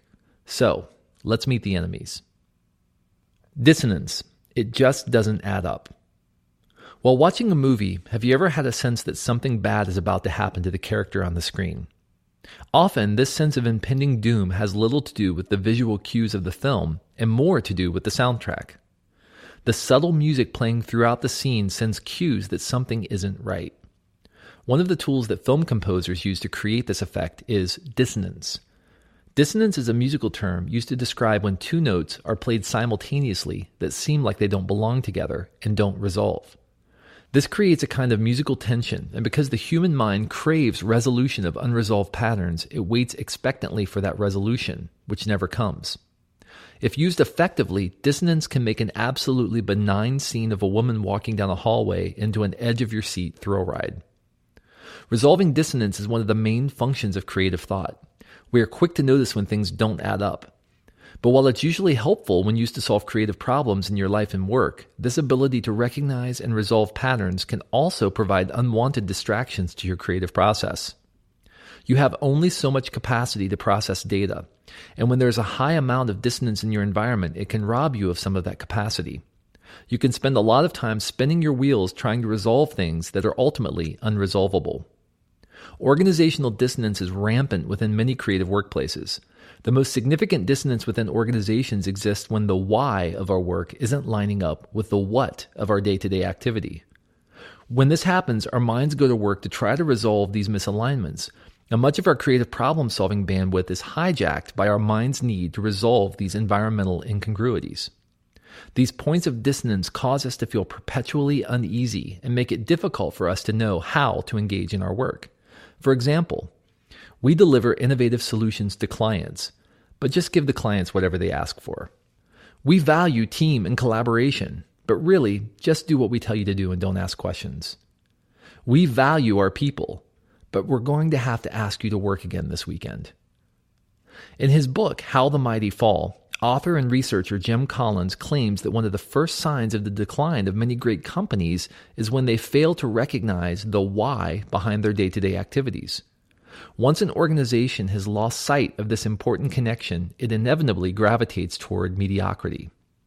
He says, when institutions fail to distinguish between the current practices and the enduring principles of their success and mistakenly fossilize around their practices, they've set themselves up for decline. One of the most important responsibilities of a creative leader is to eliminate these little areas of dissonance as often as possible. They need to ensure that the why and the what are lining up for the people on their team by consistently reminding team members of the overall strategy and how it aligns to their current day-to-day work. Doing this helps creative workers stay focused and energized and eases the subterranean dissonance that can quickly emerge when doing complex work. So where do you find this dissonance? There are 3 major sources. By monitoring each of these, we can effectively reduce the degree to which dissonance zaps creative effectiveness. Unnecessary complexity. Hello, my name is Todd, and I am a recovering complexity junkie. I tend to complicate things when I feel uncomfortable or insecure. It's a defensive measure. I'll do anything to avoid being seen as uncertain. A few years ago, a coworker called me out on my complexity addiction, and ever since then, I've kept a printout of the following on my office door. 1 + 1 = 9 times 3 divided by 3 divided by 3 minus 1. You'll notice that the formula balances, but that the right side of the equation adds a lot of steps and unnecessary complexity. It's there to remind me that the simplest approach is always the best place to start, and it's the first thing I see when I arrive at work each day. Unnecessary complexity is an unfortunate but natural result of organizational growth. Things are very simple in the early stages of a business. There are few people involved, and everyone has to be a generalist. It's very entrepreneurial, and everyone is very close to the main thing for the company. It's easy to see how individual efforts contribute to the overall objectives of the company. It may be challenging to keep up, but the rules are pretty simple. Do your job, whatever it takes. As the company grows, however, there is more and more demand for specialization. Divisions are created and silos are established to manage different areas of business. Each division has its main thing, which is a subset of the overall main thing. People are hired within these divisions, and they also have their individual objectives and responsibilities. Systems are established, goals and quotas are implemented, and workers dive deeply into their highly specialized work. Some of these workers are now 3 or 4 or 5 steps away from the central objectives of the company. There are objectives upon objectives and systems upon systems. It can get very complex. It becomes easy to grow confused about how we should prioritize our work and even what we're really trying to do when we have to navigate a matrix of priorities just to develop a simple task list. But this kind of unnecessary complexity isn't limited to companies and teams. Inventing chaos is a common defense mechanism early in the creative process, especially when we're uncertain about what we're really trying to do. Even worse, sometimes we introduce complexity into the later stages of the project by adopting new ideas or strategies that create undue stress. We make things very complex in order to mask the reality that, deep down, we're confused about our true objectives. Some of us, myself included, use unnecessary complexity as a mask for insecurity. If we aren't certain we can nail the project, at least we'll confuse the heck out of them and show them how smart we are. This is a waste of creative brain power and does nothing to get us closer to our objectives. Several years ago, I was leading an organizational restructure that involved bringing other departments onto my team. Because of the new people on the team, it was a perfect time to revisit our workflow and develop some new systems for getting our work done, but I was uncertain about exactly what that should look like. It was my first time leading this kind of effort, and I was nervous about what failure might mean for everyone involved. As a result, I subconsciously created problems where none existed and solved them so that I could feel like I was making progress. All I was doing was creating busy work where none existed in order to avoid making the hard decisions necessary to finish the reorganization. This made the entire process much more difficult for everyone involved, and especially for me. But unnecessary complexity is not always the result of insecurity or uncertainty. Sometimes it's simply a function of growth. As organizations grow, new systems are required to move the work forward. Over time, these systems can become antiquated, but because they've been around for so long, no one thinks to ask the question, is this really the best way? Systems pile upon systems, and soon people within the organization develop compensatory behaviors in order to get around these unnecessarily complex systems. This means a lot of wasted creative energy goes toward figuring out a system rather than toward the actual work of the organization. You need to be diligent about asking yourself, can I make this process more simple? Because there will always be a lot of complexity that is beyond our control, you must ensure that those places where you have influence are streamlined and aligned. You must get comfortable with eliminating things in your life that are getting in the way of clarity and focus. I will give you some strategies for how to do this in the later chapter on focus. Unclear objectives. There is an area outside of one of our favorite restaurants where our children love to run around and play. After dinner, we will often give them time to burn off their excess energy before bed by playing games. Our 2 young boys love to race each other, and our daughter always wants to get in on the action. Unfortunately for the boys, she is not content to simply be a participant. She needs to be referee too. She will run around in circles with the boys following her lead until she stops, throws her hands in the air, and shouts, "I win." Our older son is a strict rule follower and, of course, finds this totally unacceptable. After all, how can she declare herself the winner when there are no established rules? After many arguments and near brawls, we had to explain to the kids that it might be a good idea to clarify the rules of the game before they start playing. If they don't, how will they even know what winning even looks like? In principle, this sounds obvious, but this exact same dynamic plays out every day in the workplace. and it's a common source of organizational dissonance. Even though we've talked about a project extensively, the objectives are still unclear, and we're uncertain about what we're really trying to do. It's astounding to me how often I encounter people who are stuck on a creative problem and can't articulate what they're trying to accomplish. They have no idea what a win will look like. They're just running around in circles waiting for someone to declare that the game is over. This problem stems from our difficulty parsing project strategy from creative strategy. Project strategy boils down to the 5 W's: why, who, what, when, where. The creative strategy lies in how we plan to accomplish these objectives. Often, when we're trying to solve a creative problem, we jump straight to how we're going to do it, the creative strategy, before we've even settled on a concrete set of objectives, a project strategy. When we do this, we are significantly handicapping our ability to effectively solve the problem. If we want to set ourselves up for success and eliminate dissonance, we must learn to set project objectives by answering the 5 W's. The more comprehensively we define our objectives, the more likely we are to experience creative insight. We are giving our minds a set of constraints to work within. For every project, answer the following questions to determine the project strategy. Why? Why are we undertaking this work? What purpose does it serve? Who? Whose approval is required? Who needs to be involved in the work? Who are we reaching? What? What are we really trying to accomplish with this project? No consultant speak. Be very concrete. When? What are the hard and soft deadlines for the work? When will it be implemented? Where? Where will the work be done? Where will the results of work appear? Finally, once and only once we've established the project strategy, we can work on the creative strategy. How? How will we accomplish these objectives? What is the most appropriate way to solve these problems? Because so many teams begin with execution, creative strategy, and skip over the objectives, project strategy, dissonance creeps into the work. We must make certain that the why, project strategy, and the how, creative strategy, line up. A web design firm I encountered said that one complexity of their work is that many clients come to them with specific executions, like build us a website that, or we want an app that does, rather than objectives. As a result, they frequently have to adjust the client's ingoing expectations enough to have a clear conversation about what their objectives truly are. This often changes the entire direction of their work, because once the objectives are clear, it becomes obvious that there are solutions available that the client would not have thought of on their own. Overall, though they're initially suspicious about this objectives clearing process, clients are typically thrilled with the results. Challenge. Think of a problem you're currently working on, or one on which you're currently creatively stuck.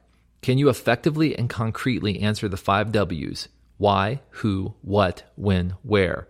Or are you starting with the execution? How? Opacity. A third source of dissonance in creative teams is opacity, the result of key strategy and creative decisions being made in a secret chamber, and then handed down to the rest of the organization for execution with little or no explanation of why. The more opaque the decision-making process, the more likely that misinterpretation and misalignment will follow. In the physical world, a vacuum wants to be filled.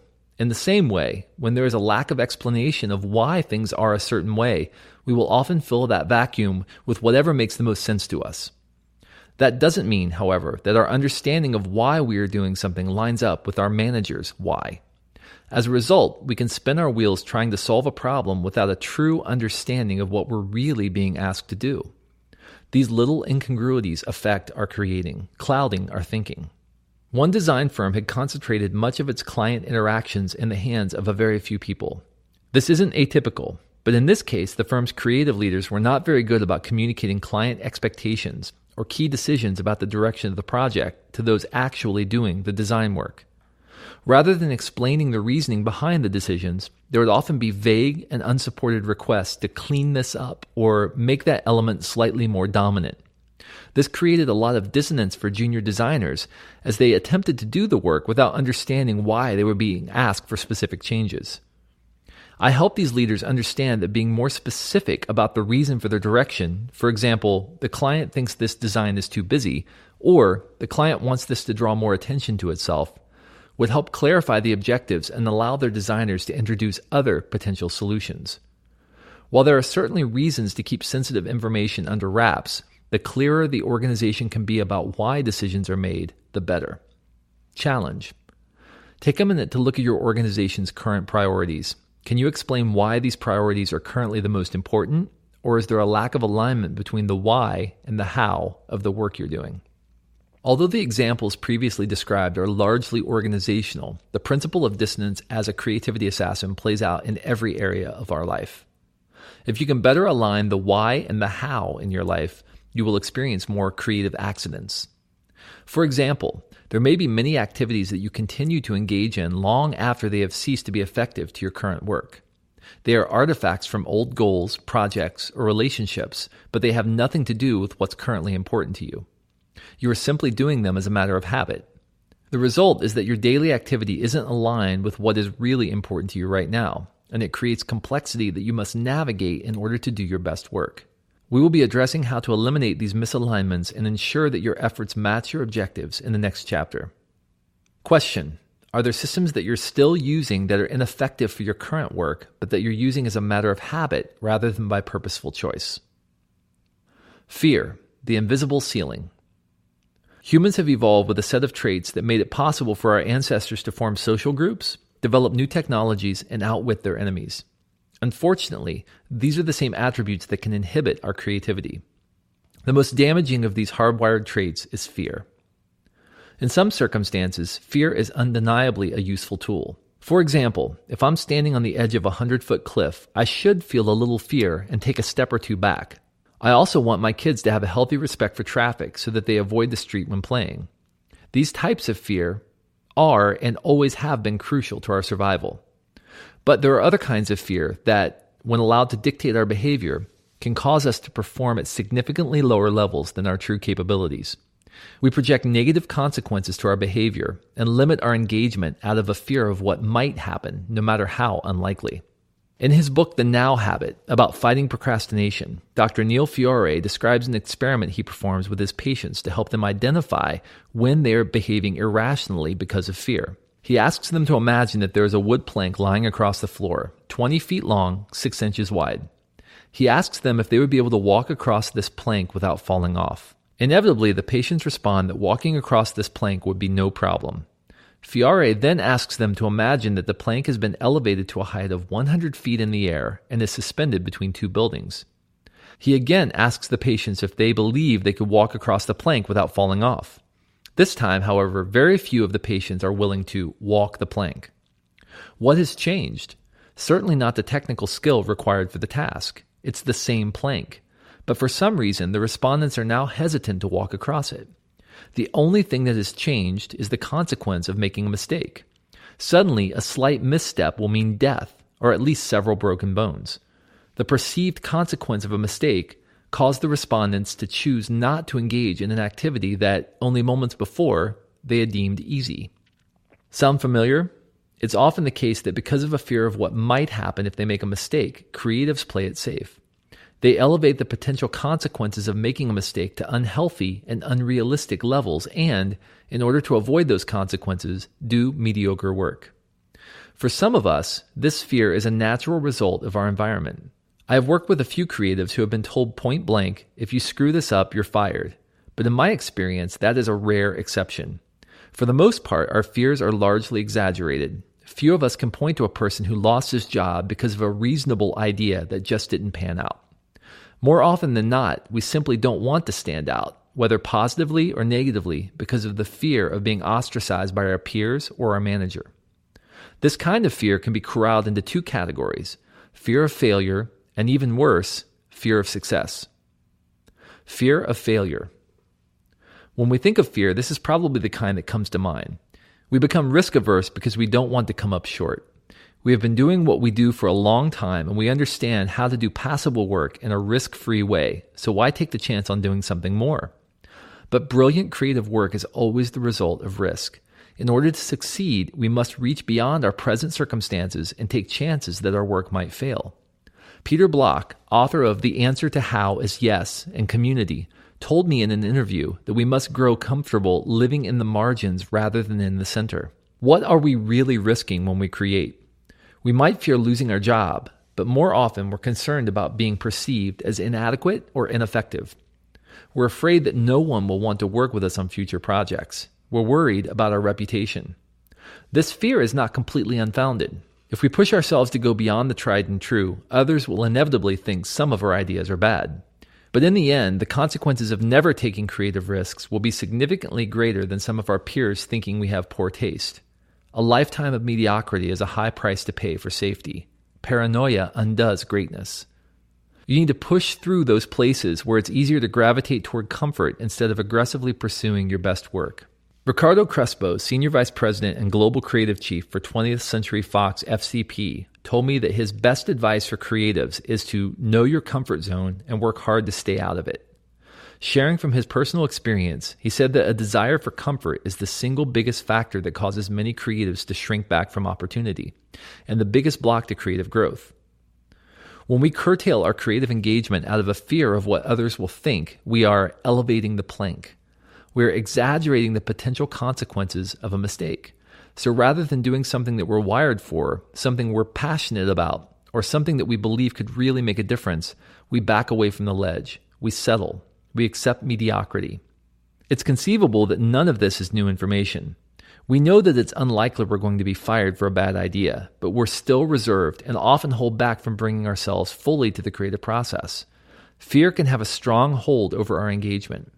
In Linchpin, author Seth Godin argues that this is the result of something he calls the lizard brain, the primal part of our brain that causes us to shrink back from anything that is perceived as a threat.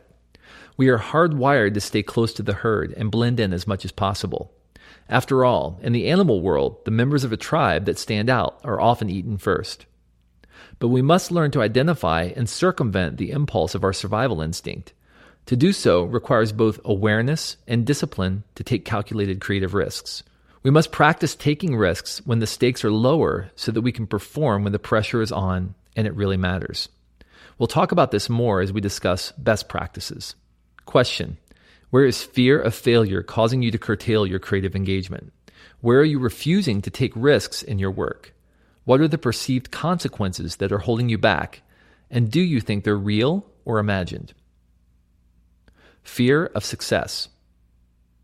There is a second and more subversive form of fear I've seen at work in many creatives.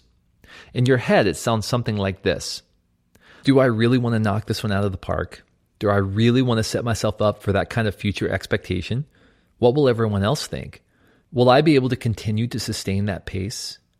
Will I be able to continue to provide creative insight at that level? Maybe I should pace myself instead. None of these thoughts are necessarily conscious, but they flit through our minds as we go about our work. This kind of fear plays on the paranoia that we can't continue to perform at a certain level of expectation or deal with the ongoing execution of an idea once it's launched. As a result, we are hesitant to engage fully because we don't want to get in over our heads or deal with the consequences of success. Fear of success can become an epidemic within creative teams. A blind eye is turned towards subpar performance, and there's a strong "you scratch my back, I'll scratch yours" ethic in which everyone rationalizes team members' work as great in order to maintain stability and avoid stretching themselves. The rationale is that by doing this, we can lower expectations across the board, resulting in less risk of sustained future expectations for us and for our team. It sounds ridiculous on the surface, but I'll bet that if you think hard, you can probably identify at least one instance where you've experienced this dynamic at work. It often begins with a single instance when the team underperforms, but the results are rationalized as good in some way. Once the team sees that performance has become a subjective thing rather than one measured against hard metrics, rationalization for other subpar work often begins. It's not an effort to shirk hard work, it's simply the group's way of dealing with its fear about increased future expectations. Some creatives struggle with this fear of success for their entire career. They perpetually shrink back from challenges because they are afraid they will end up out of their league or with more work on their plate than they can handle. While we have to be wise about the amount of work we choose to take on, we also must be willing to ignore these subtle and destructive impulses to coast or go with the flow. If we don't stretch ourselves, we don't grow. Growth is uncomfortable, but without the discomfort, our capacity doesn't remain the same. It shrinks. If we're not growing, we're dying. In the next several chapters, you will learn some very practical and manageable practices that will help you grow, let you practice taking risks in controlled environments, and cultivate the energy you need to face the ever-increasing expectations of your work. Fear of success is often more destructive than fear of failure because it's masked in the guise of wisdom. It sounds like our friend. It can feel like a mature attitude toward knowing your role, playing your part, and pacing yourself. But ultimately, it will cause us to miss opportunities. Question: are you withholding yourself creatively because you're afraid you can't sustain the pace of your success? Have you ever held back an idea because you were afraid of the consequences?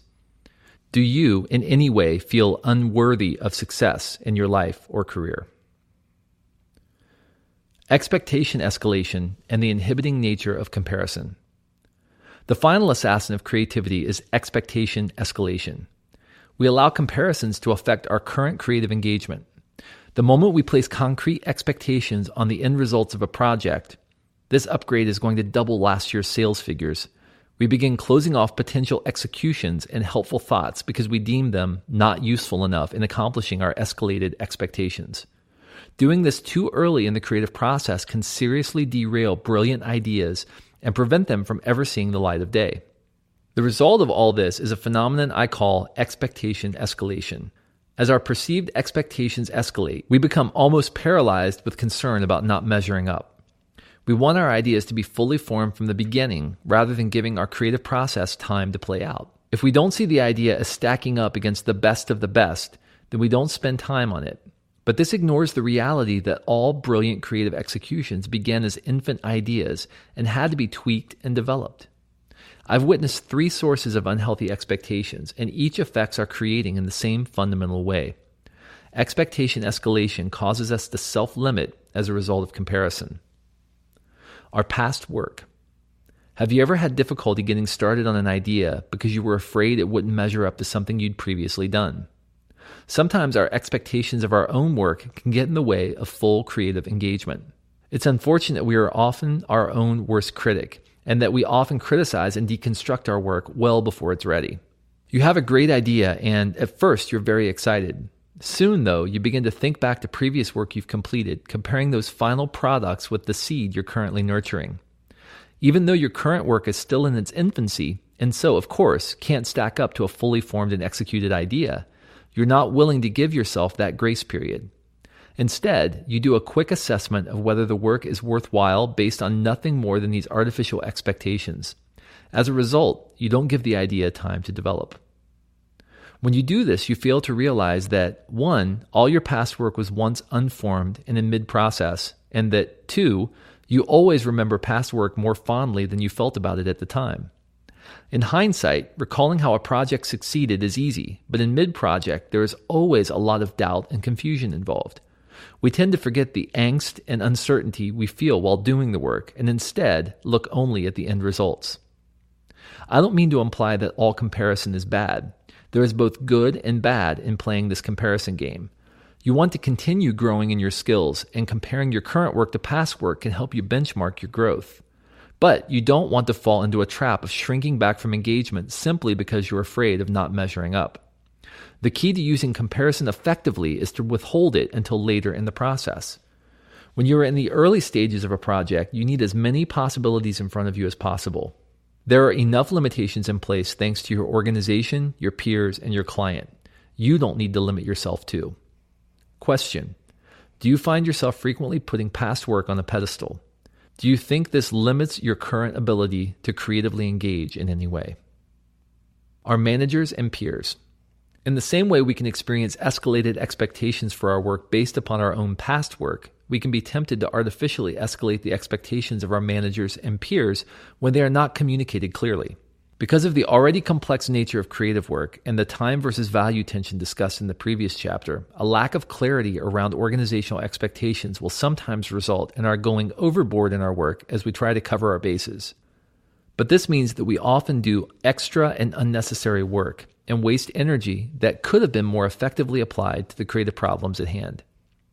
Question: do you have an accurate understanding of what's expected of you by your organization, by your coworkers? When was the last time you had an expectations conversation with your manager? Our heroes and competition.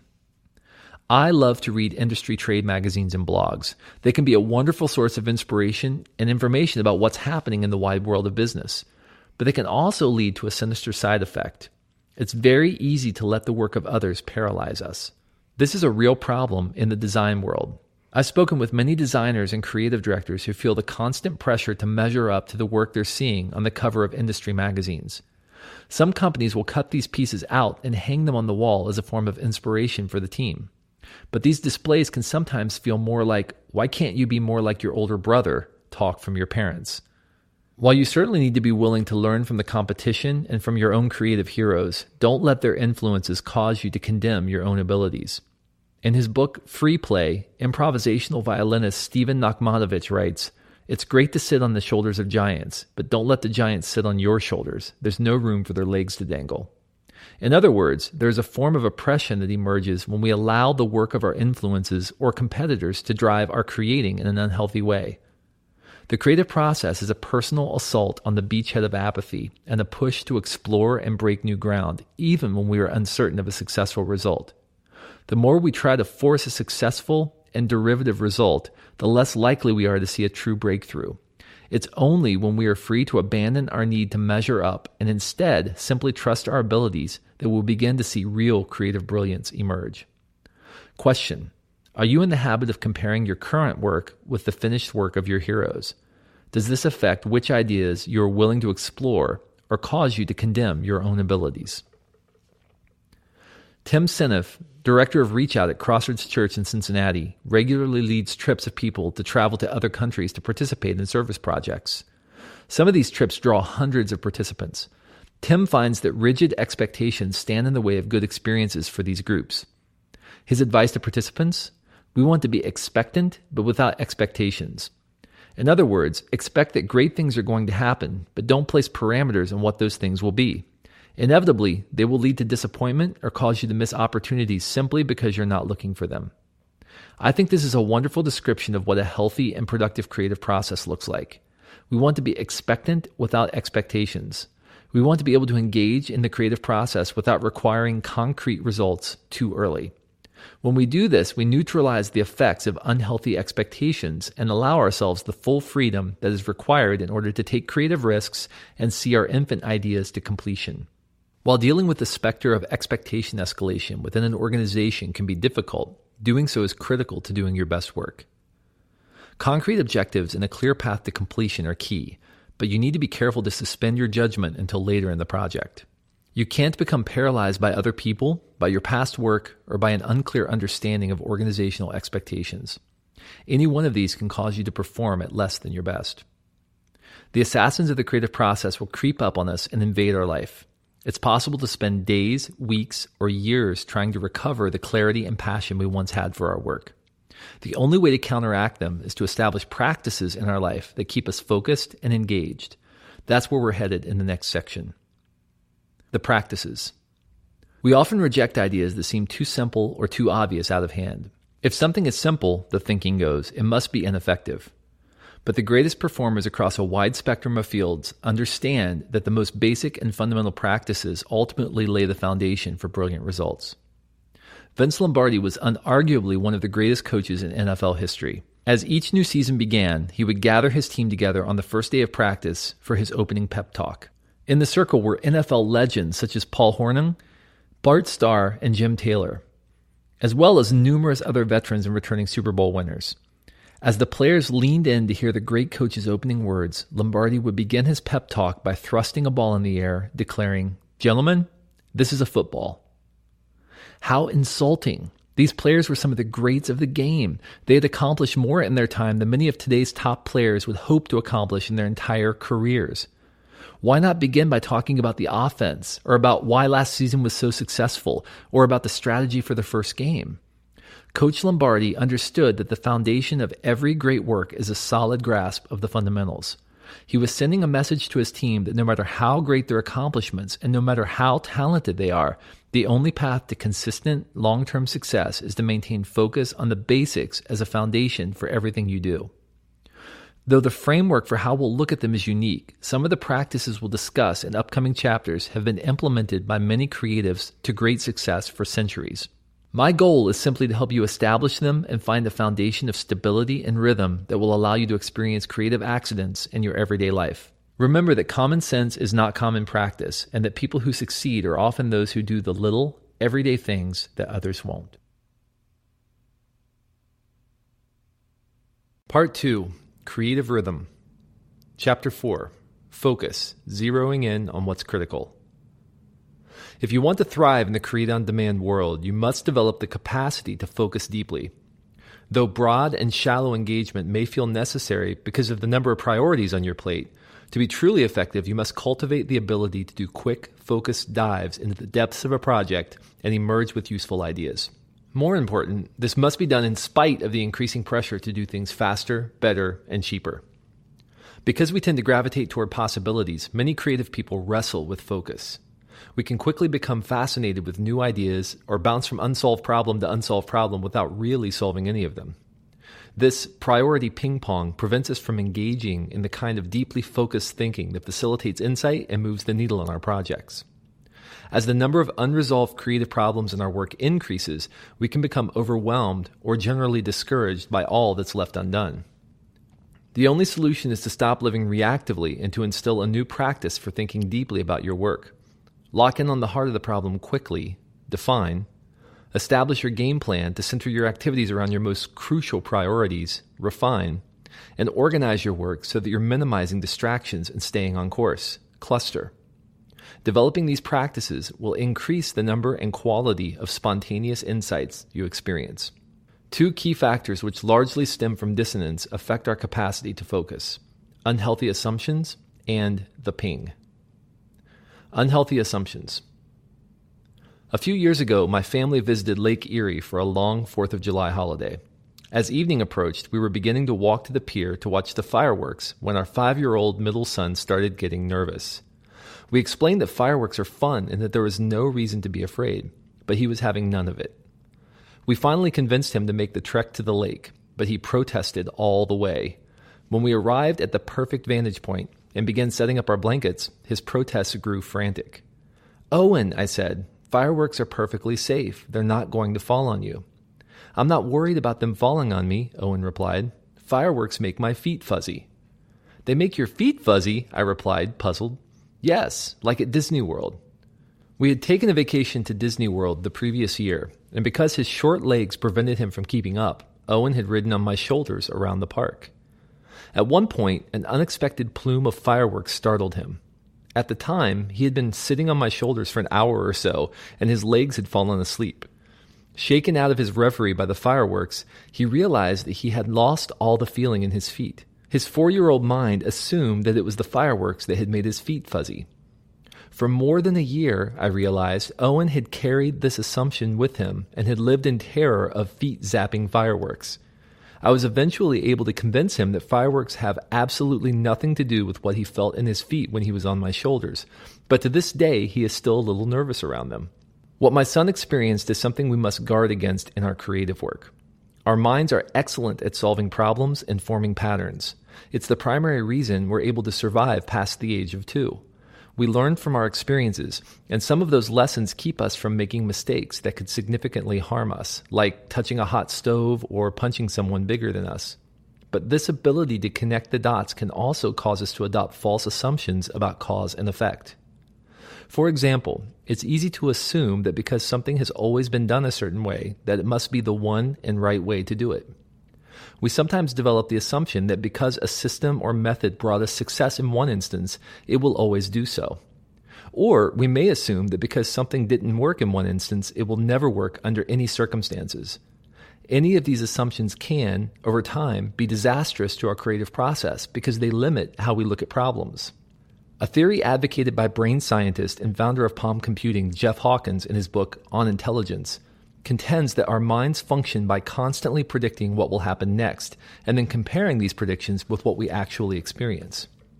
In doing so, we develop patterns that make our future predictions more accurate, a library of experiences against which we can validate new information. This allows us to make many decisions in our life quickly, often based upon hunches with very little information. While this capacity is helpful in allowing us to assimilate new information and experiences quickly and usefully, it can also mire us in mental ruts that prevent us from seeing opportunities that are obvious to others. Instead, we see only the world through the lens of our assumptions, whether they're true or false. False assumptions can limit the options we have at our disposal as we attempt to generate ideas.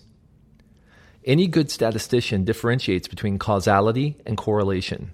There's a critical difference between these two things happened at the same time and this thing caused that thing to happen.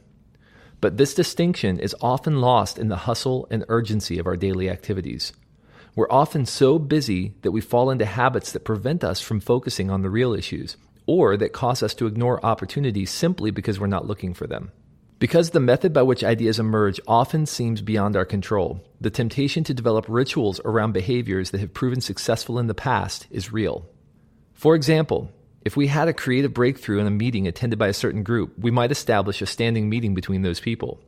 If visiting a certain website yielded inspiration for a project, the site becomes our go-to source of inspiration for all projects that follow. We develop systems to replicate our past successes, or to prevent replicating our past failures. But all we really do is fossilize around these processes and create rigidity in our life. One manager I encountered had developed a ritual for getting to work very early in the morning as a way to get a head start on the day. This practice was remarkably effective for a while, but over time his productivity in these times began to wane significantly. His solution? Get up earlier, go to work sooner. But this didn't improve his performance. After a brief discussion, I was able to convince him that his incredible productivity during those initial early morning sessions had little to do with the mechanics of his schedule, but was more the result of what the change in routine did for his focus. What began as a means of getting an early start on his truly important work had turned into nothing more than additional time to check his email, shuffle papers, and work his task list. We established a few objectives for his morning time, including what he should and should not do, and soon he was back to his highly productive ways. It's possible to go for days, weeks, or months at a time drifting through our schedule, attending meetings, and going about our work without ever stopping to think about whether any of these activities are really beneficial to the work. While effective boundaries can be useful in helping us gain focus, as we'll discuss shortly, false boundaries based upon assumptions can actually cause us to use our energy ineffectively and distract us from what we're really trying to do. My family lives in a home that backs up to a nature preserve. A few years ago, when we were doing some remodeling, we decided to build a home office on the back of our house as a place for me to read, think, and write. I greatly enjoy the view of the woods and the animals that frequently walk past my window. With the exception of the coyote pack. We want them to leave. Now, please. One of the unfortunate annoyances of living close to nature is that insects find their way into our home from time to time. About a year ago, I was nestling in for some morning reading on the sofa in my office when I saw a wolf spider sidle up through the gap between the cushions. I despise spiders more than just about anything else in the world. After ushering him into the spider afterlife, I practically took the office apart looking for any of his 8-legged colleagues before resuming my morning study routine. Here's the thing. Every single morning thereafter, I inspected the cushions for unwanted guests. That's 1 minute per day for 365 days, or about 6 hours a year of wasted energy trying to prevent something that hasn't happened since. I developed a permanent system to protect against something that happened once. I've since realized the error of my ways and stopped the ritual. This was significantly misplaced focus and energy based on a one-time negative experience. In the same way, we may misplace our creative energy because of false assumptions that are based upon one-time experiences, either successes or failures. I once coached a writer about some significant life and career changes she was planning to make. Over the course of several sessions, we kept coming back to the issue of her lifestyle and her need to generate enough income to maintain her standard of living.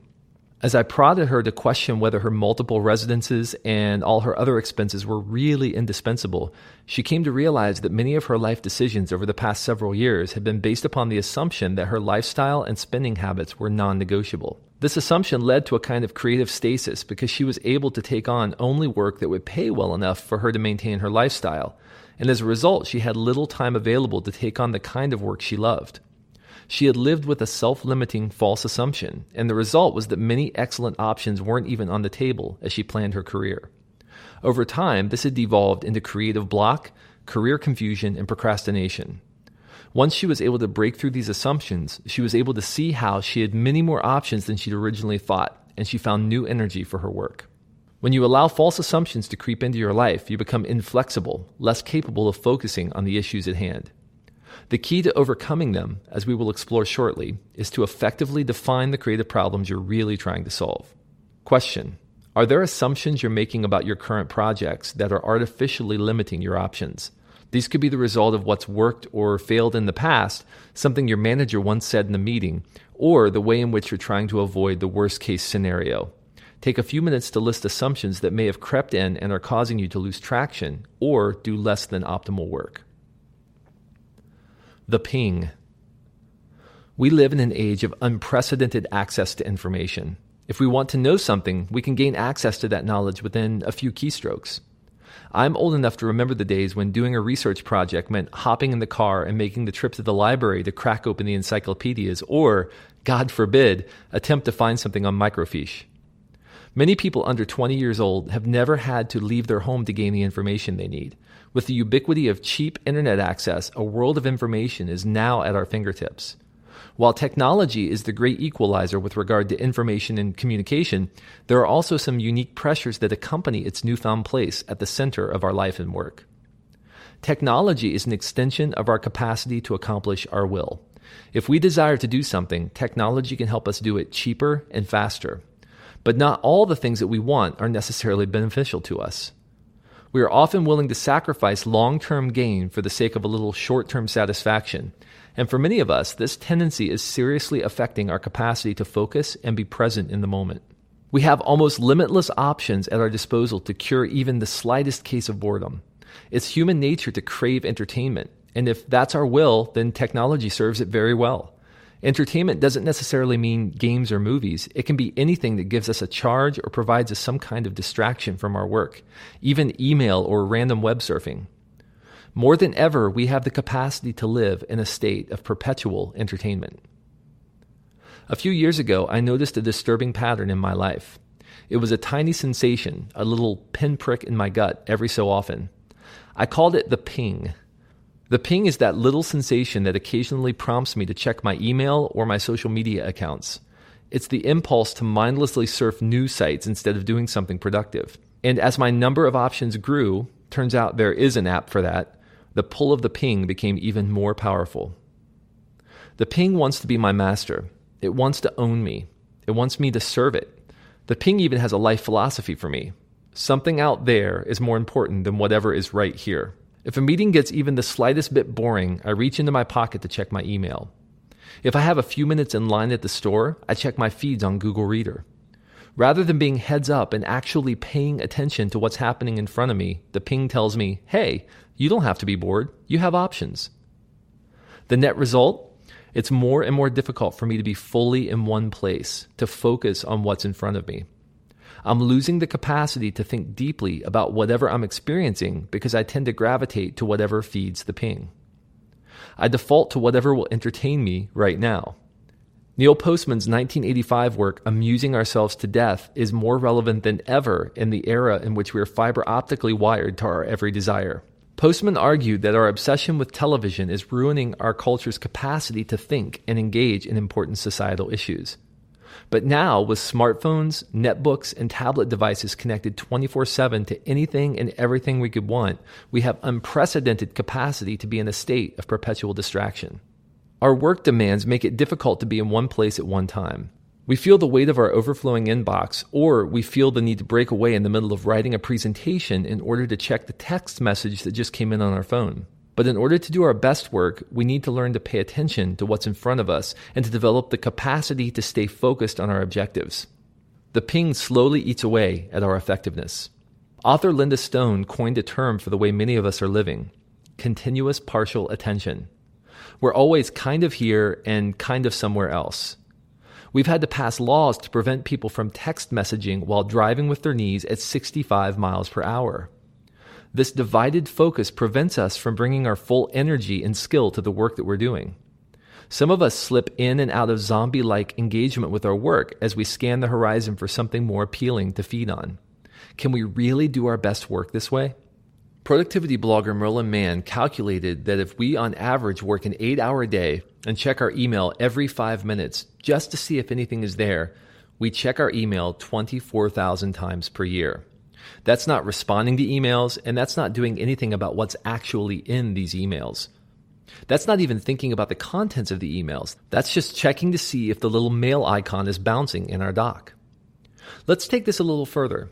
Let's say that each time you check your email, just glance down at that little icon. It takes you 10 seconds to do so and then regain your focus on what you were working on before the ping stole your focus.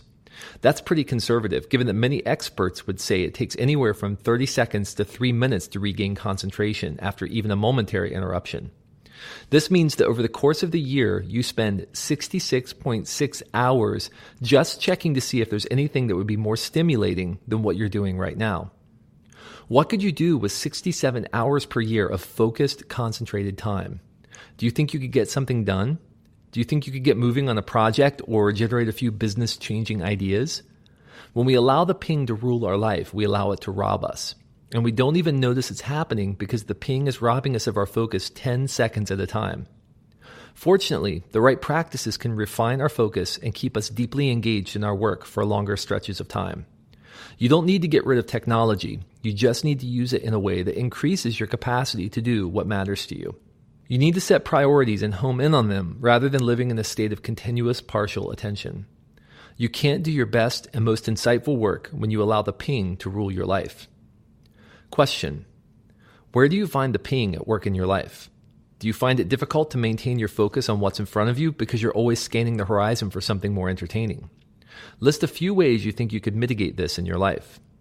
Some methods might include occasionally and strategically leaving your smartphone at home, logging into your email only at predefined times, or setting aside times for entertainment so that you don't feel entitled to occasionally zone out in the middle of times when you need to be deeply focused. If something makes you a little nervous just thinking about it, that probably means you're on the right track. Drivers, drifters, and developers.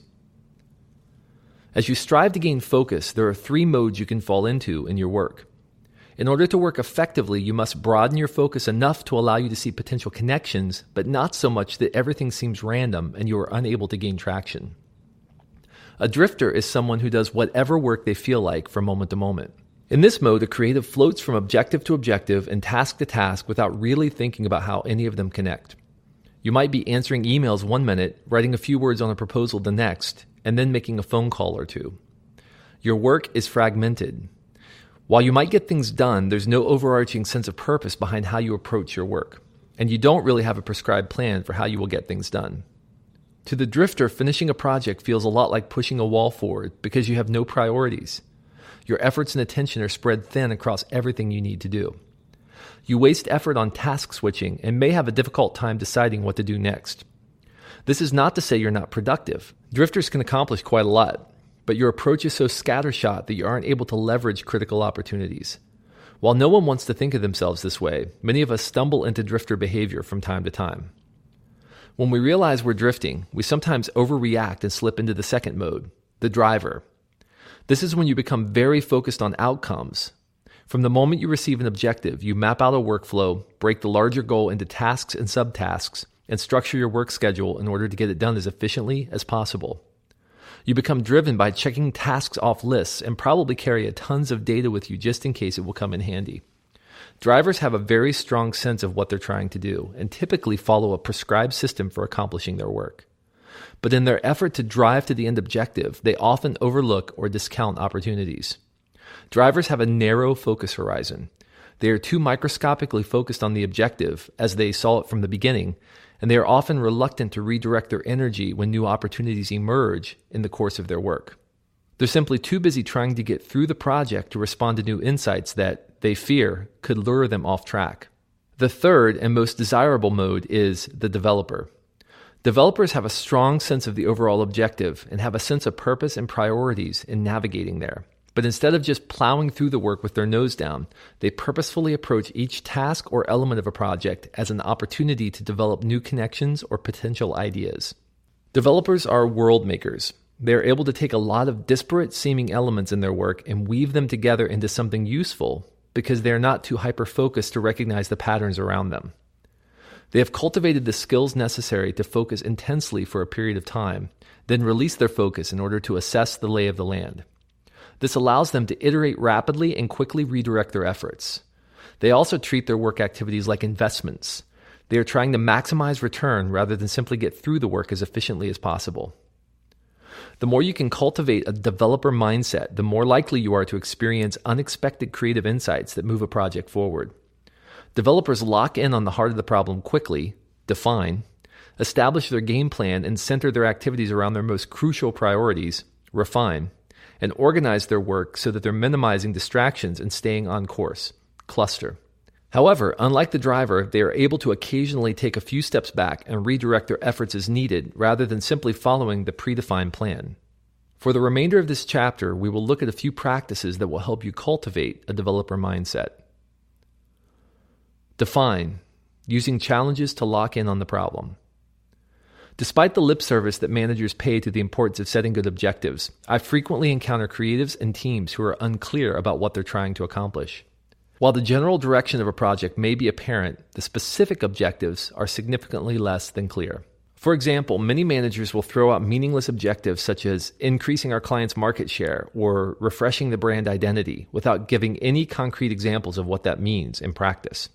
As a result, many creatives have to solve not only the problems posed by the project itself, but also have to overcome the dissonance stemming from a total lack of clarity. Much of this churning and confusion happens on a subconscious level, and it's a waste of creative brainpower that could be harnessed for more effective ends. Inventor Charles F. Kettering famously said, "A problem well stated is a problem half solved." We can spend a lot of time spinning our wheels if we're not clear about what we're really trying to do. There's a difference between having a sense of where the project is headed and truly understanding the objectives, and this is where many of us get off the rails. We may know enough about a project to get moving on it, but we never really stop to think deeply about what we're trying to accomplish and how we'll know when we're done. So we set off in a vague direction fueled by vague objectives. This often means that we waste valuable time and energy trying to gain clarity later in the project or course correcting when it's much more expensive and stressful to do so. I once had a conversation with a designer about the importance of setting good rails in his creating. He shared with me that he had simply lost his passion for his work, and he felt like much of what he was doing was simply rehashing old ideas over and over. I asked him if he had ever taken the time to write out objectives for his projects, and he replied that he'd never thought to do it. I continued to probe and asked him if he'd ever thought to write objectives for his personal life. Again, the answer was no, but I could see that our conversation was unlocking something for him. After some time, I checked back in to see how things were progressing. It was as if something had unlocked in him simply because he had taken the time to write down clear objectives for his projects and for other areas of his life. Having experienced painful, late project course corrections many times, I can comfortably say that the most important work of a project happens at the very beginning. In any project, there is the main problem we're trying to solve, but there are also many sub-problems. One effective way to gain traction quickly is by positioning project objectives in the form of questions designed to surround the problem. We call this establishing challenges. When I sit in on client brainstorming sessions, I'm surprised by how often the stated objective is obscured by complex language or corporate jargon. While the lingo might impress upper management or reflect the latest overhyped buzzwords from business gurus, they only make it harder to solve the problem we're facing by obscuring the discussion. When we phrase our objectives simply and in the form of a question, we lead our minds directly to solving the problem. For example, when the Accidental Creative team was developing Idea Traction, our online collaboration tool for teams, we divided the project into several challenges. What are the key functions teams need to collaborate online? How do we enable remote creative direction for leaders? How can team members share inspiration for projects? How can team members effectively share opinions and collaborate around ideas? How can we give leaders a quick look at their team's progress? The common approach would be to write idea traction on a whiteboard and say, "Okay, anyone have ideas?" Because we defined the problem with clear, specific questions, we could focus our thinking, thoroughly explore the problem, and analyze aspects we would surely have missed otherwise. One of a leader's most critical roles is to identify the challenges for each project. Setting out 4 to 6 challenge questions for each project will help the team surround the problem and ensure that all critical aspects are given adequate attention. The more quickly you can focus your mind on what you're really trying to do, the faster you can gain creative traction. If you're like most creatives, you're probably currently juggling several work projects, each of which is at different levels of priority and completion. And you probably also have many personal projects you'd like to get moving on at some point in the near future. When there are this many priorities on our plate, it can be difficult to home in on what's really important, as the swirling complexity causes us to lose a sense of focus. In addition, bridging the gap between a project's stated objectives and our daily work is often difficult. By dividing each project into 4 to 6 challenges, you allow your mind to do what it does best: identify useful patterns. Make a habit of blocking off about 30 minutes at the beginning of a project to clarify your objectives and establish challenges. List each project that you are currently working on. Under each project's name, list 4 to 6 questions identifying problems to solve in order to complete the project successfully. For example, you're charged with developing and releasing a product called X. Project X. Challenges. What is the unique functionality of X? What would make X appealing to 20-somethings? How can our messaging differentiate X in the marketplace? How can we keep production costs for X low? Before, you may have seen X as a giant mess of issues with problems to solve and no clear sense of priority or purpose. With these challenges, you give yourself permission to home in on one problem at a time. You're also able to identify new opportunities as you recognize patterns between your responses to various challenges that you wouldn't have seen otherwise. For example, your exploration of how to make X more appealing to 20-somethings, communicate authentically and transparently, for example, may give you insight into a unique functionality X needs to possess, create a feature that shows total cost of use over time. Your life becomes a series of concrete problems to be solved rather than a series of vague concepts, such as guard the brand identity, increase market share, make new employees feel welcome, that you're responsible for. This helps you stay attuned to potentially useful ideas throughout the course of your day because you're focused on specifics rather than generalities. This practice is also effective for personal projects and career and life planning.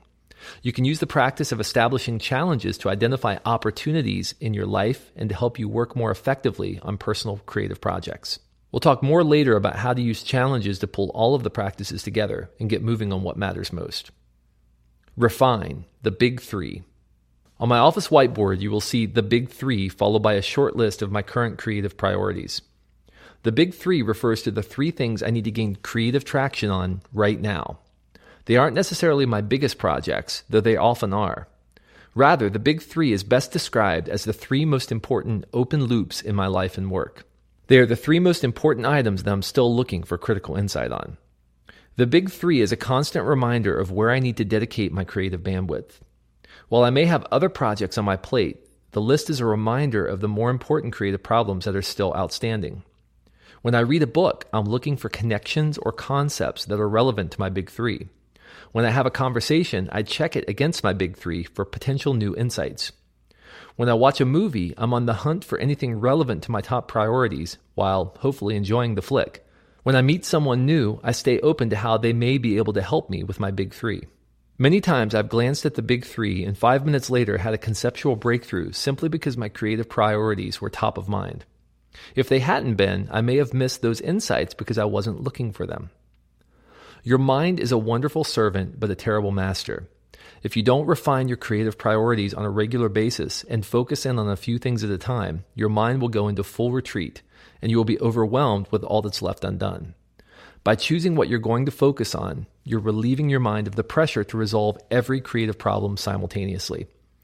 You're giving yourself permission to lock in on only 3 problems at a time rather than a dozen or more that may be on your plate. This also applies to a team context.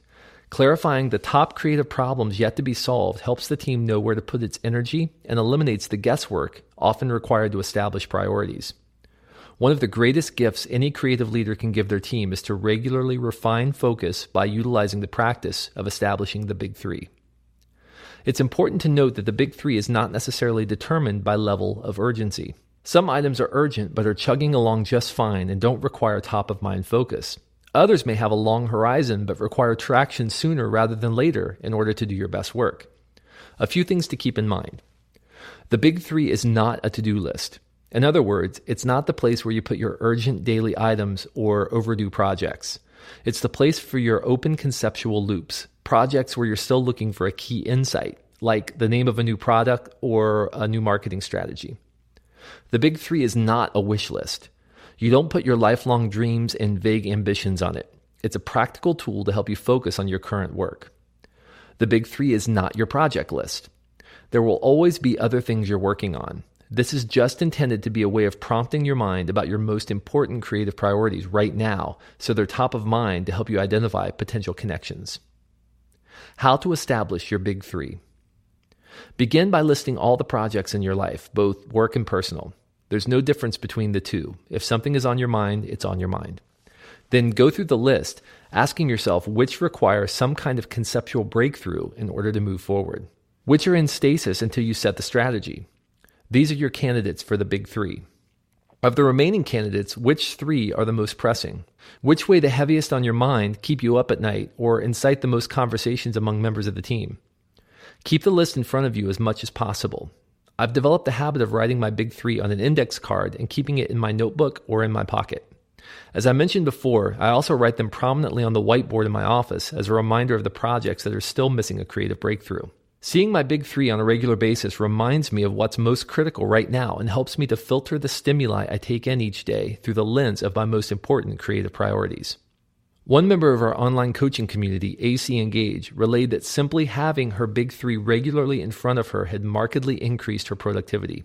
From this practice alone, I was able to double the number of children's books illustrations I did in the 6 months before, just because the big three was always in front of me. We found that the refined sense of priority that accompanies the big three frequently yields this kind of productivity boost. No one else needs to know about your big three, even if you're using it to help lead an organization. I introduced one manager to this practice, and he has been effectively using it for quite some time to clarify his team's creative priorities, even though no one on the team is aware of his big three list. He relayed that it's brought a great amount of clarity to his team's processes because his increased focus has trickled down into his conversations with team members. Once you experience a key insight that you were looking for with a project, you can remove the item from the list and add something else. It's also possible that something will come along and become a higher priority before you've achieved that insight. That's fine as well. There are no hard and fast rules for this. It's not intended to be a task list or a project queue. It's simply one effective way to keep the conceptual hurdles we still need to jump squarely in front of us as we go throughout our day. It's a lens through which to process the world. This sets us up for unexpected insights and creative breakthroughs.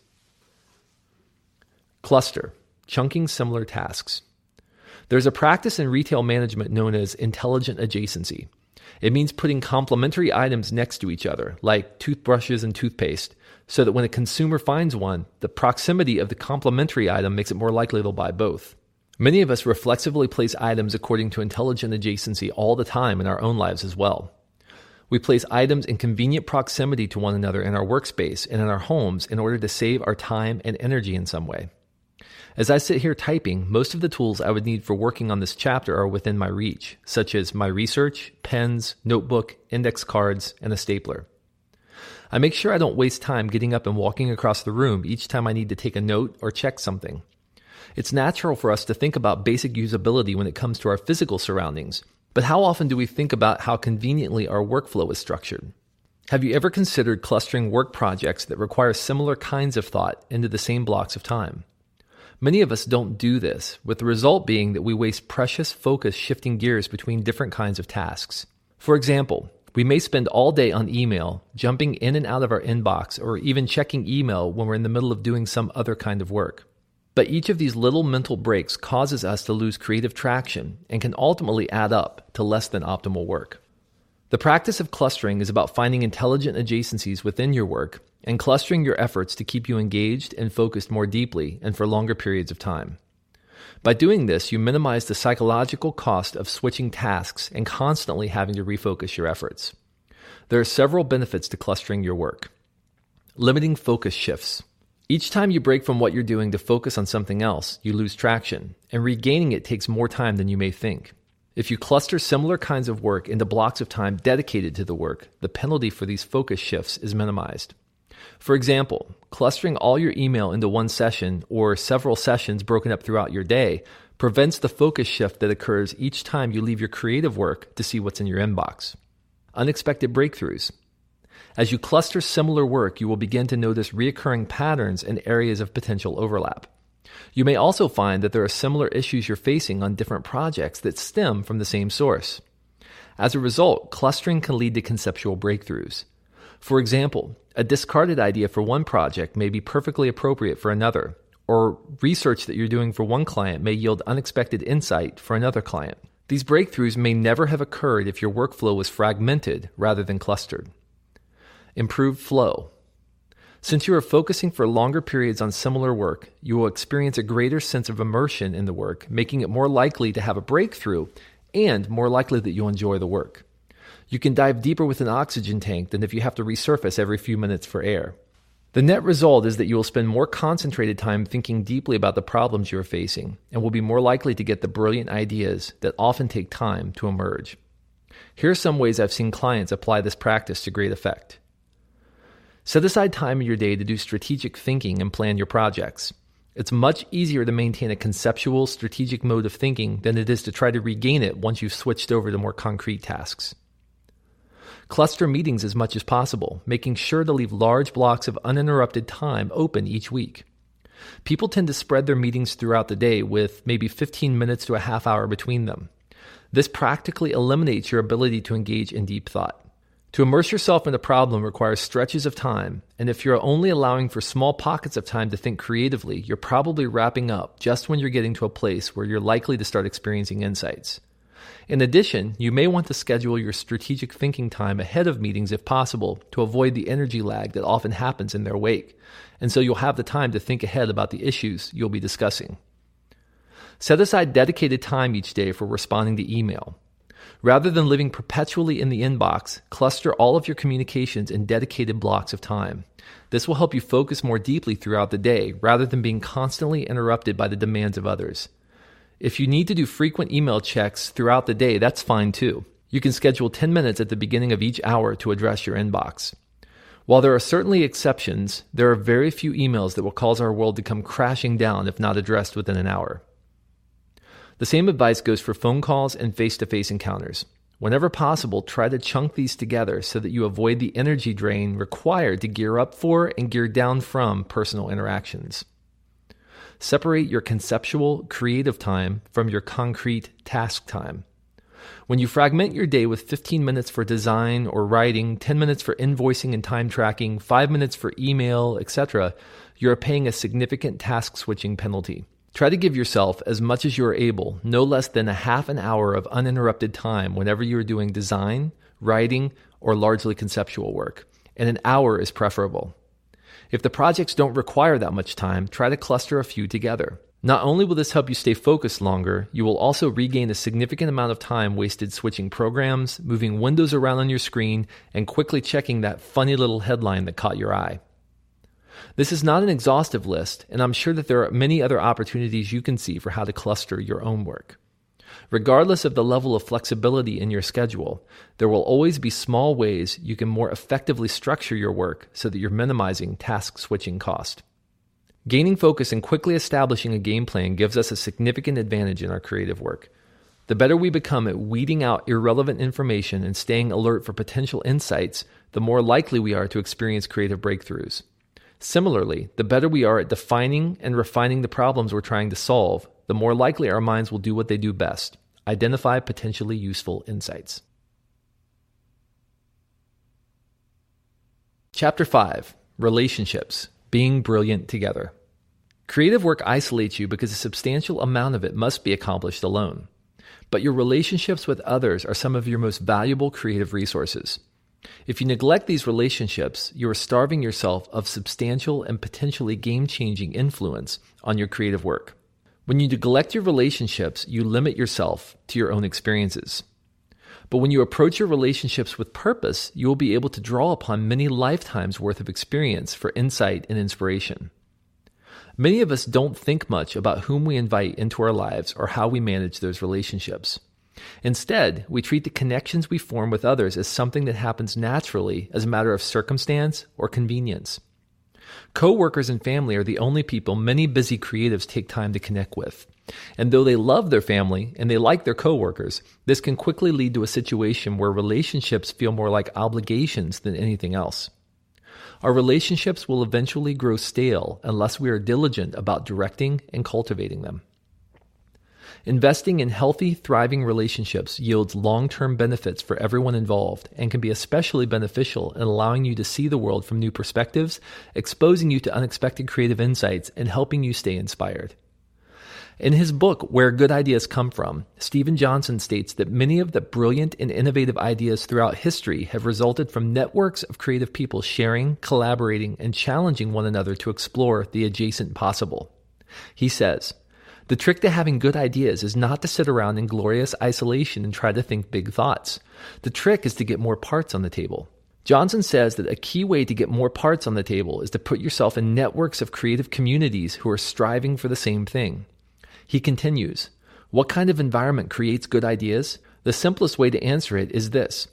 Innovative environments are better at helping their inhabitants explore the adjacent possible because they expose a wide and diverse sampling of spare parts, mechanical or conceptual, and they encourage novel ways of recombining those parts. We can put ourselves in these kinds of environments and experience creative accidents more consistently by being purposeful about how we cultivate the relationships in our life. The key to cultivating creatively stimulating relationships is threefold. You need relationships in your life in which you can be real, you need relationships in your life in which you can learn to risk, and you need relationships in your life in which you can learn to submit to the wisdom of others. Creatives and introversion. The workplace demands a lot of us. We are frequently balancing the demands of multiple personalities, sometimes within the same coworker, processing various communications, and dealing with difficult conversations. Navigating all of this can take a toll on our mental and emotional reserves. It's not a rule by any means, but many creatively gifted people tend to display a natural tendency toward introversion. Perhaps the isolated nature of a lot of creative work is what calls many of us to our chosen profession to begin with. We love to get lost in the process of moving big conceptual rocks and developing exciting and elaborate new systems, strategies, and ventures. Due to this natural tendency toward introversion, collaboration and dealing with others throughout the day can drain our batteries pretty quickly. Introversion doesn't mean that we don't like being around people. It simply means that we derive our energy from being alone rather than from being around others. We may prefer to curl up with a good book after a period of intense interpersonal interaction, or find a quiet conference room to do our work in peace. These are important and effective models for recovery, but the slippery slope of introversion for the creative is that we may isolate ourselves more than we should. We sometimes begin to see the act of maintaining a relationship as an obligation that pulls us away from our important work, rather than as an opportunity to stretch ourselves, explore new possibilities, and take advantage of collaborative opportunities within our team. If we want to thrive over the long term, we must reclaim the power of relationships in our life and establish practices that help us leverage the gifts and accountability that only thriving relationships can provide. Intimacy and generosity. Keith Ferrazzi, author of Never Eat Alone and Who's Got Your Back, believes that relationships are the key to success, enhancing our ability to thrive over the long term in our career and life. As he explained to me, there are two critical elements of any successful relationship: intimacy and generosity. Intimacy is when we regularly share our life with others, and they in turn share their lives with us. By allowing another into the inner circle of your life, you not only give them the opportunity to learn from your experiences, you also learn how to better communicate those experiences to others. Relationships are messy because they force us out of our comfort zone, but they also help us see problems and opportunities from a new perspective. When we invite others into our life, when we allow ourselves to be intimate, we quickly come to realize that there is another sphere of experience that we miss when we live in a silo. The other crucial element of successful relationships is generosity. The creative process is an inherently generous act. Whether we are developing a strategy or crafting a piece of art, creating is primarily about sharing our insights and perspectives with others. My friend Jenny Herberger has a theory about the nature of generosity in relationships. Jenny posits that there are two types of people in the world: those who love to fill other people's buckets and those who are always looking to get their own bucket filled. For the latter, even the act of complimenting someone else is an inherently selfish act because they are somehow secretly trying to take credit for the other person's work. When they offer up, "Hey, great job on executing that idea. It's a lot like something I did last year. Did I ever tell you about it?" It contains a subtle pat on their own back. They're looking to fill their own bucket. But there are other people who derive their energy from filling other people's buckets. They love the thrill of seeing other people come alive, of collaborating, of giving away their ideas, and subsequently the credit they deserve.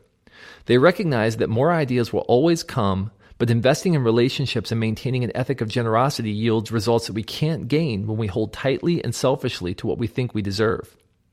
These are the people that others flock to and who invigorate an entire room with their creative energy.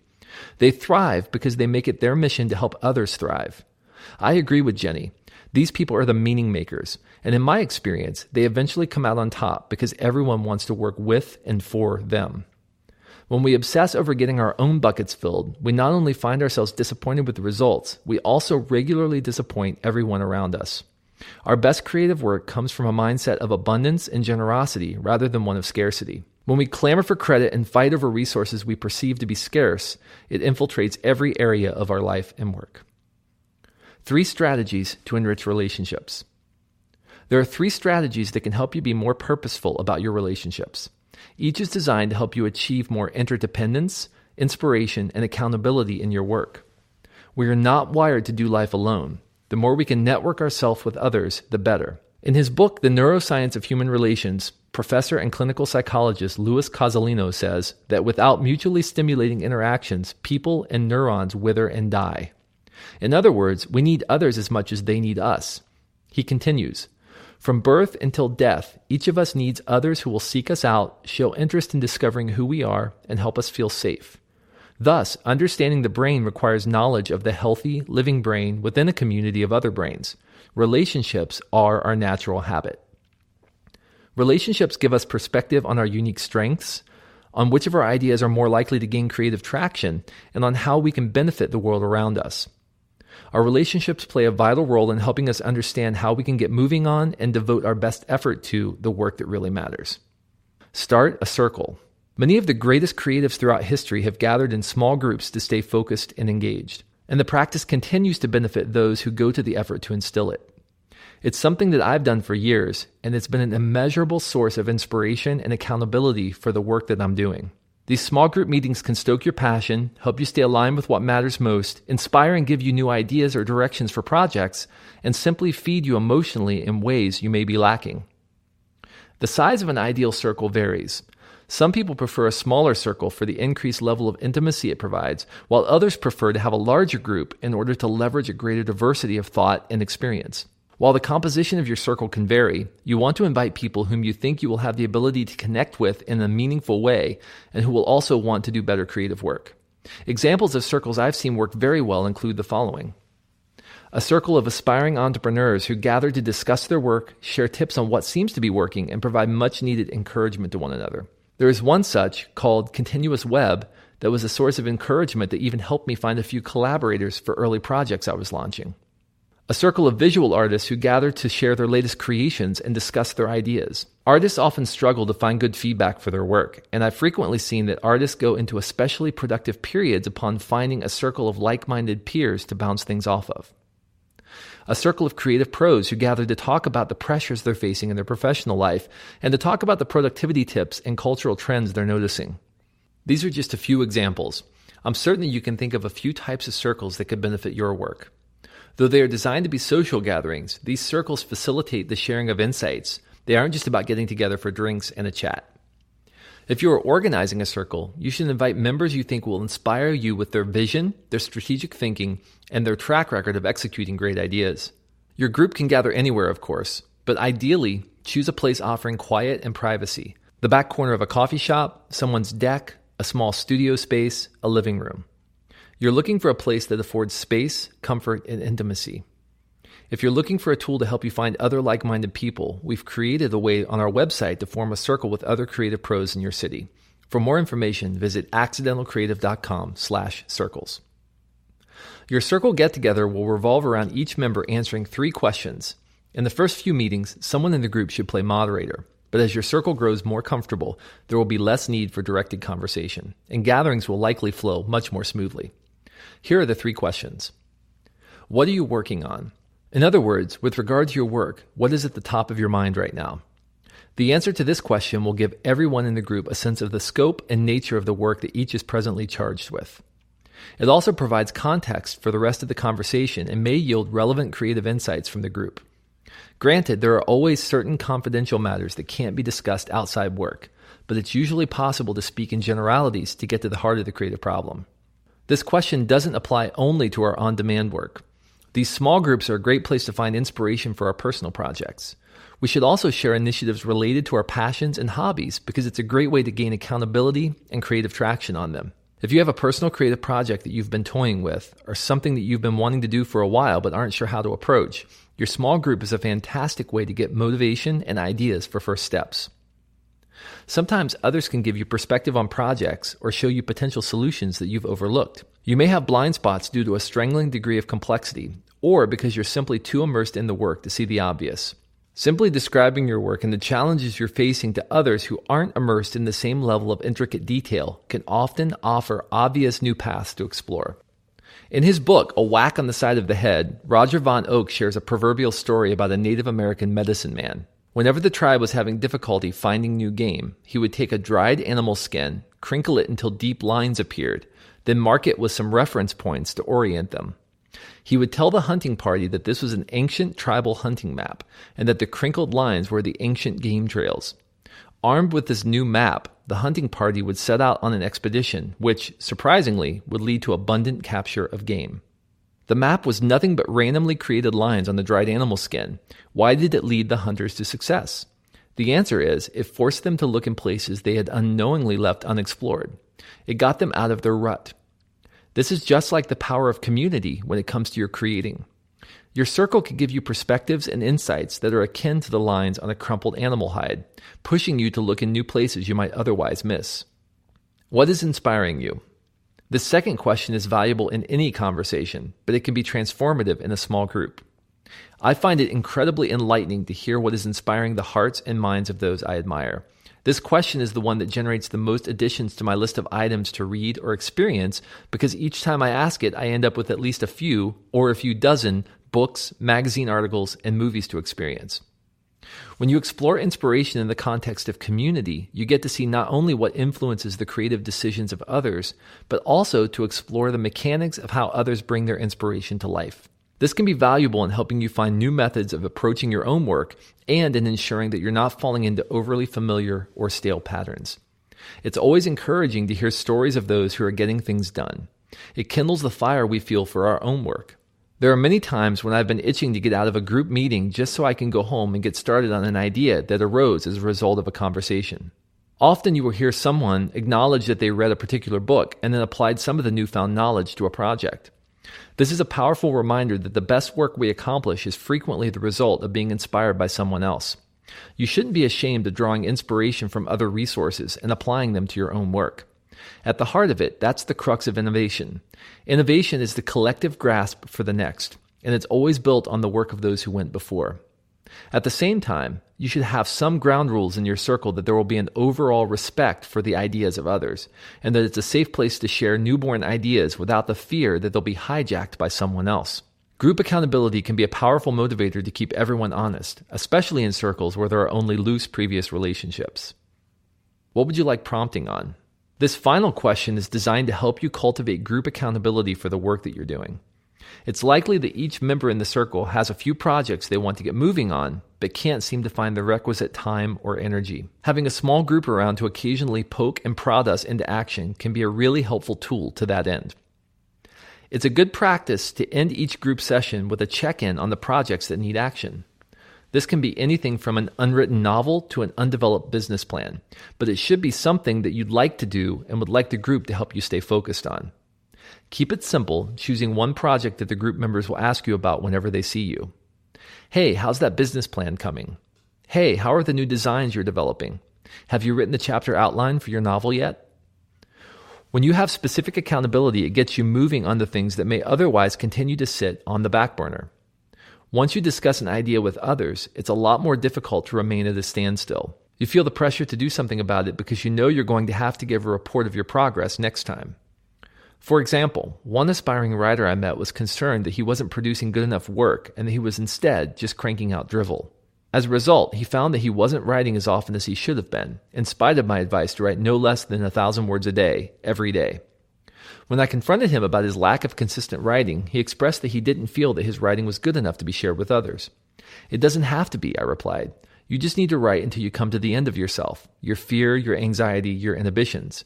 When you do, there may be 200 words that are good enough to share. That's fine, job done, but you still have to write every day. Having this kind of accountability in his life helped him to stay on track and grow as a writer. It's likely that some critics in your group will shy away from this kind of accountability. They'll say they don't need the additional pressure. They'll even tell you that the work itself suffers when subjected to this kind of pestering. What you're hearing is rationalization. These kinds of remarks are rooted in the critic's own fear of being held accountable to produce something, not in the genuine concern for the quality of work. It's far better to have a mediocre outline of a novel or a business plan that can be reworked later than a vague and flittering concept that is likely to fade away from sheer inertia. By acting, we make things concrete. Action breeds motivation, not the other way around. We will often find inspiration only upon our first awkward attempts at progress. Having a small group to prompt you and hold you accountable to those first hesitant steps is like having a parent there to hold your hand when you're first learning to walk as a toddler. It makes the risk more bearable knowing that other people can be on the journey with you. Be realistic in asking for accountability from the group, however. I want to secure round 1 funding for my startup might not be a reasonable first milestone, but I want to sketch out a business model for my new boutique is perfectly reasonable. It's important for the group to call out a member who is being unrealistic in their goals and timing. This is part of the group dynamic that will serve everyone and help the group achieve its collective aspirations. Your circle could possibly be the single biggest catalyst on your journey to experiencing regular and brilliant insights. Of all the practices in this book, I'd encourage you to take this one most seriously. The sooner you leverage the power of interdependence, the sooner you will gain traction on the things that matter to you. Head-to-heads. We rise to the level of our competition.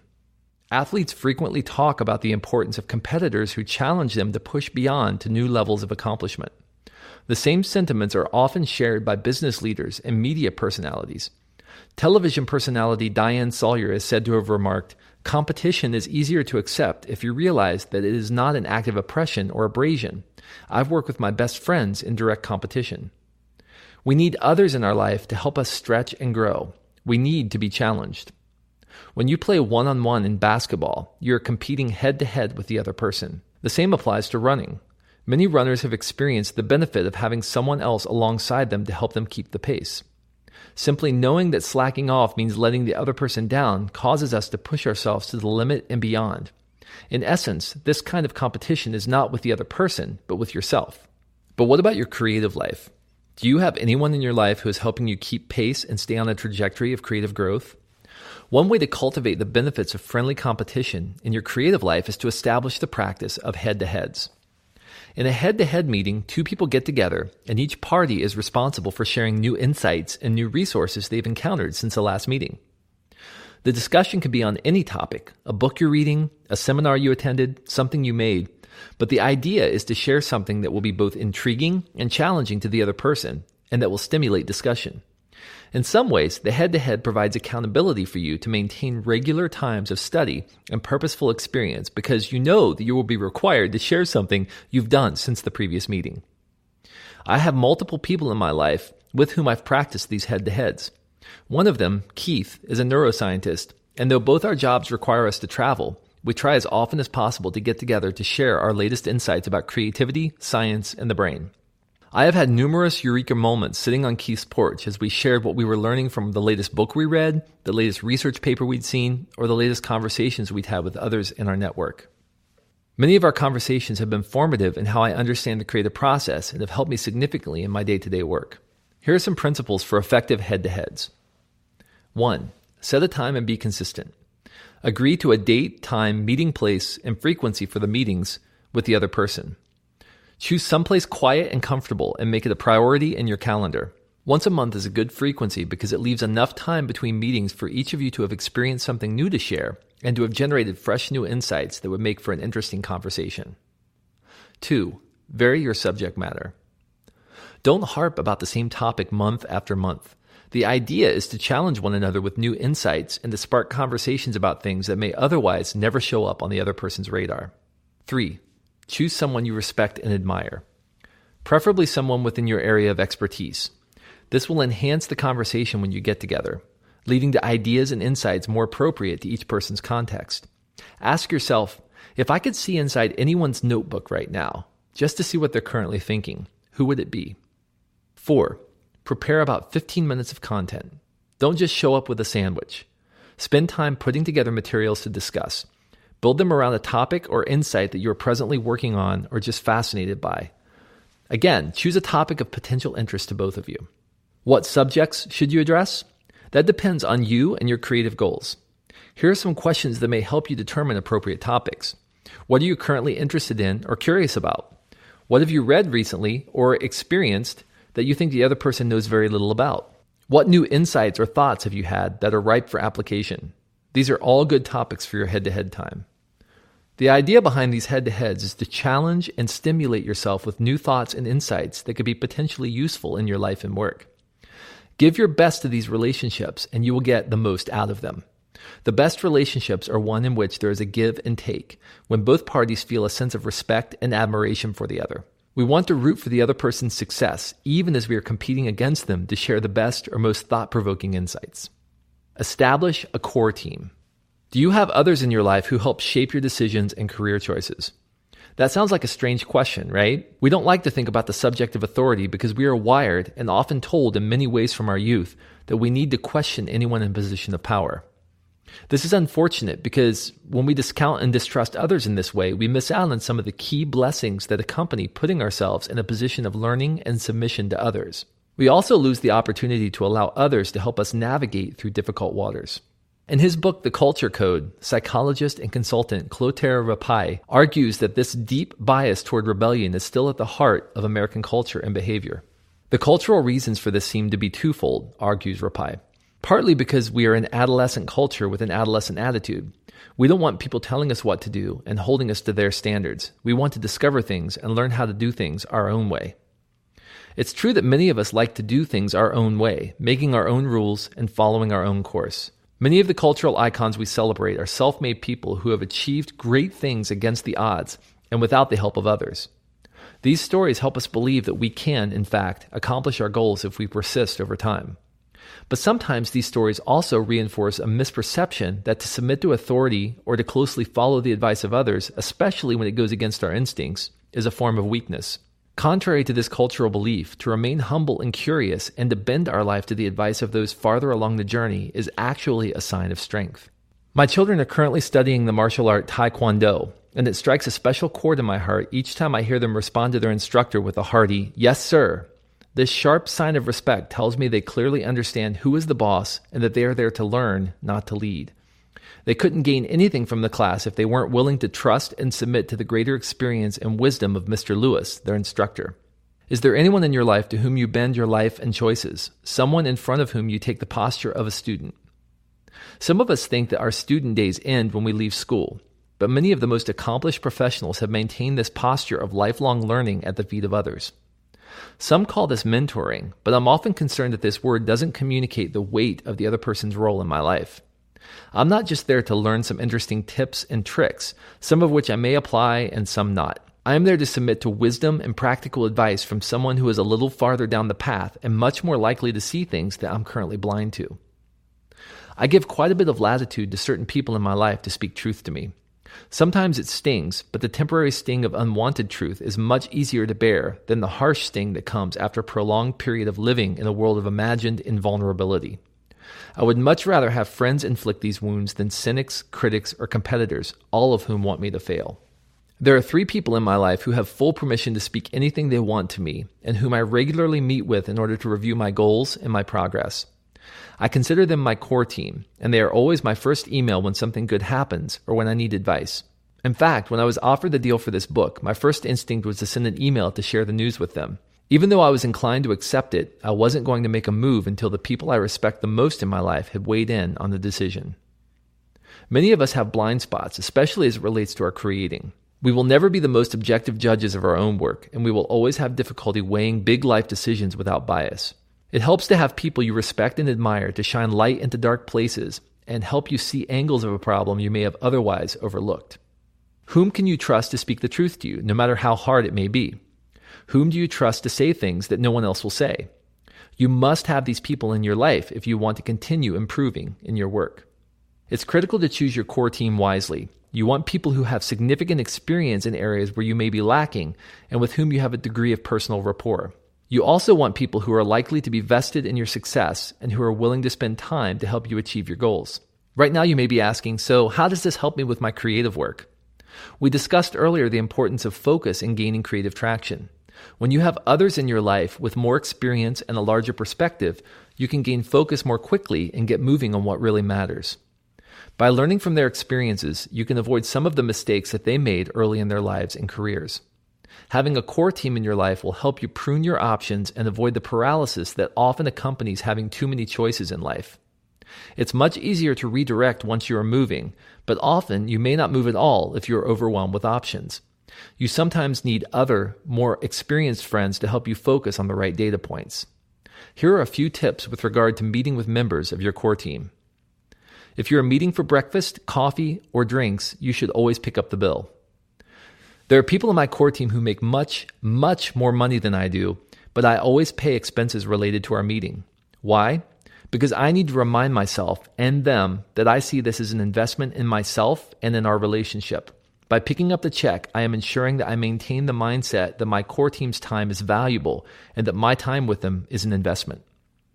Choose people outside your company. You want to feel the freedom to speak whatever may be on your mind, and if your core team member is in the chain of command where you work, you will always be tempted to soften your comments. You may also be unwilling or uncomfortable sharing thoughts about leaving the company or dealing with your current manager. You need to have the complete freedom in these conversations to bring up your most pressing issues, regardless of the subject matter. Choose visionaries. At least one member of your core team should be someone who is a dreamer or a visionary. You want the kind of person who makes others nervous with the intensity and scope of their ideas. You want at least one person who will push you and challenge you to think uncomfortable and challenging thoughts. Choose people from a variety of industries. Whoever is on your core team, make sure that they are a fairly diverse group with varied experiences. It's important to maintain a balanced diet of input from others. Advice from diverse perspectives will build a more solid foundation for your decision-making process. You're also much more likely to hear about new and interesting stimuli that may otherwise never show up on your radar. Consider your core team to be your personal board of directors. They are there to help you sort through important decisions and also to challenge and stimulate your thinking. You should choose these people as carefully as a public company would choose its own board. There is nothing more critical to your success than the people you surround yourself with. Question: what are some issues you need help sorting through right now? How may a core team be able to help you process through these issues? Your relationships provide the stability and clarity you need to do your best work, and they are also the key to staying emotionally engaged. For creatives, slipping into an overly conceptual mode and ignoring your emotional intuitions or simply becoming emotionally numb to your environment is a very real danger. Maintaining deep, vibrant relationships is a way to stay emotionally engaged, in tune with your environment, and poised. Additionally, surrounding yourself with bright, motivated people will challenge you to regularly step up your own game. It is inspirational to hear what others are doing and to redirect some of their energy into your own work. It's also very motivating to be the source of inspiration and energy to others. When you give of yourself and are generous with others, filling their buckets, you will often find that you leave with more insight and energy than you came into the interaction with. I realize that it can be challenging to apply each of these practices immediately. In fact, you probably want to start with forming a circle of like-minded creatives. Once you do, this circle can form the candidate pool for your head-to-heads, perhaps even your core team. At the very least, your circle will likely be able to introduce you to potential core team members in their own network. Take your relationships seriously and treat them with purpose. You will be rewarded many times over. Chapter 6. Energy, your invisible ally. As I write this, the Midwestern United States is digging out from Snowmageddon, as it's been dubbed by the media. We have experienced snowfall unlike any we've seen in recent years. And though my children love the sledding and canceled school days, for us grown-ups, the snow means frequent shoveling and aching backs. I have noticed two distinct strategies employed by my neighbors to deal with the snow. Some cleared it away a little at a time, shoveling a bit, allowing a few inches to accumulate, shoveling again, and so on. They opted for regular shoveling intervals with less effort required for each snow clearing session. Other neighbors, however, would wait for the snow to stop, then clear it away a foot at a time. This approach required less continual effort and time, but the trade-off is that it required an all-at-once Herculean effort to clear the mountains of drifting snow. For many of us, our workload feels a little like clearing snow in the middle of a snowstorm. Work continues to fall, and we are under a constant pressure to determine how we are going to handle it. Are we going to pace ourselves, moving all our projects forward an inch at a time, just to stay ahead of the pileup? Or are we going to alternate sprints of extreme exertion punctuated by pause? Do we expend ourselves in one heroic effort, or do we parcel out our heroism over time? Unfortunately, we often don't have this choice because we're living in one very long, unending snowmageddon of work. As the work continues to pile on, we have to expend tremendous effort just to stay ahead of it, let alone to develop any kind of effective strategy for completing it. Given the pace many creatives keep, the key to regular insight is to be strategic not only about the work we're doing, but also about how we're doing it.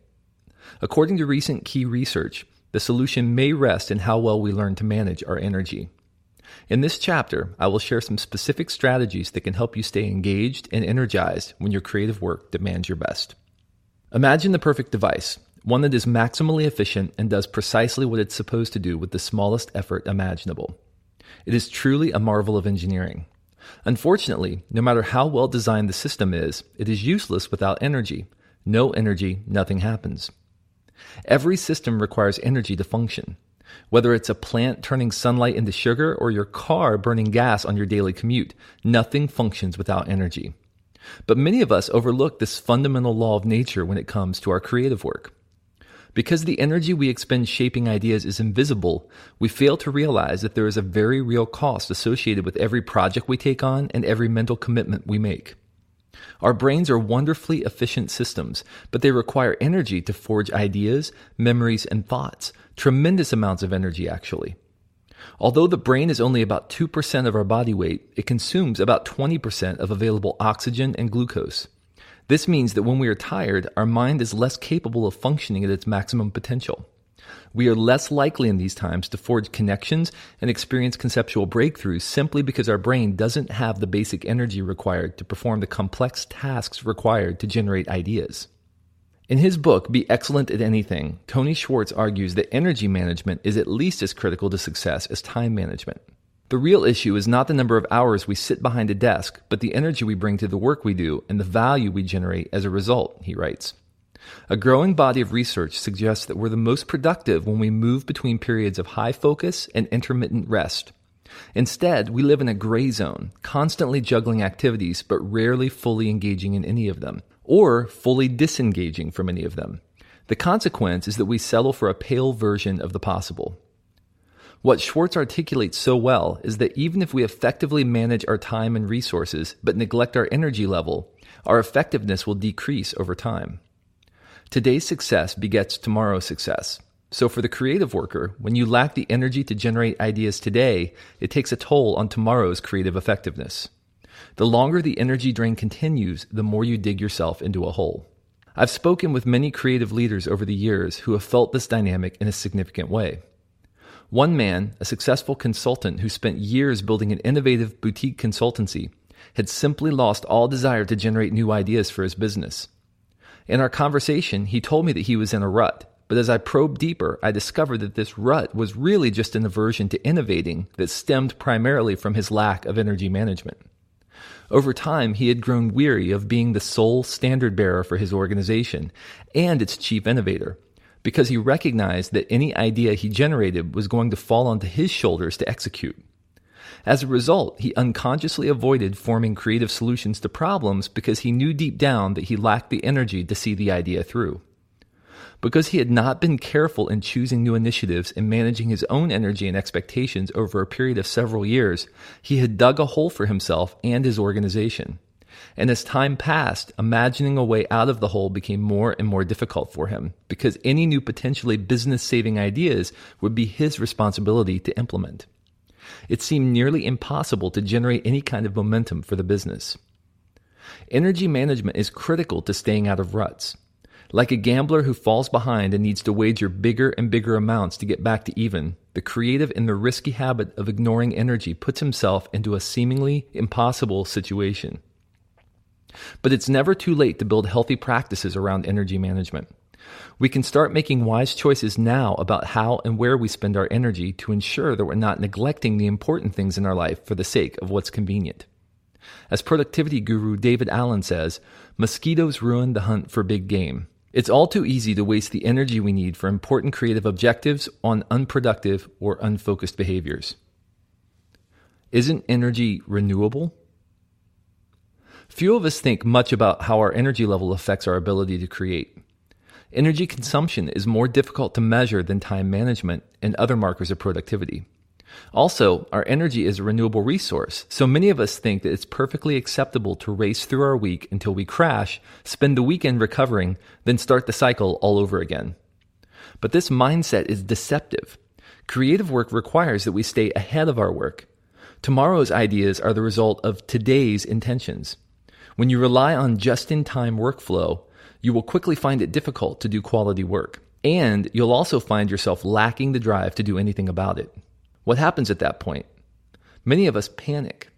If ideas aren't flowing, we stare even more intently at the problem, pull late nights at the office, or pump ourselves full of caffeine in order to stay alert and hopefully shock our minds into generating something brilliant.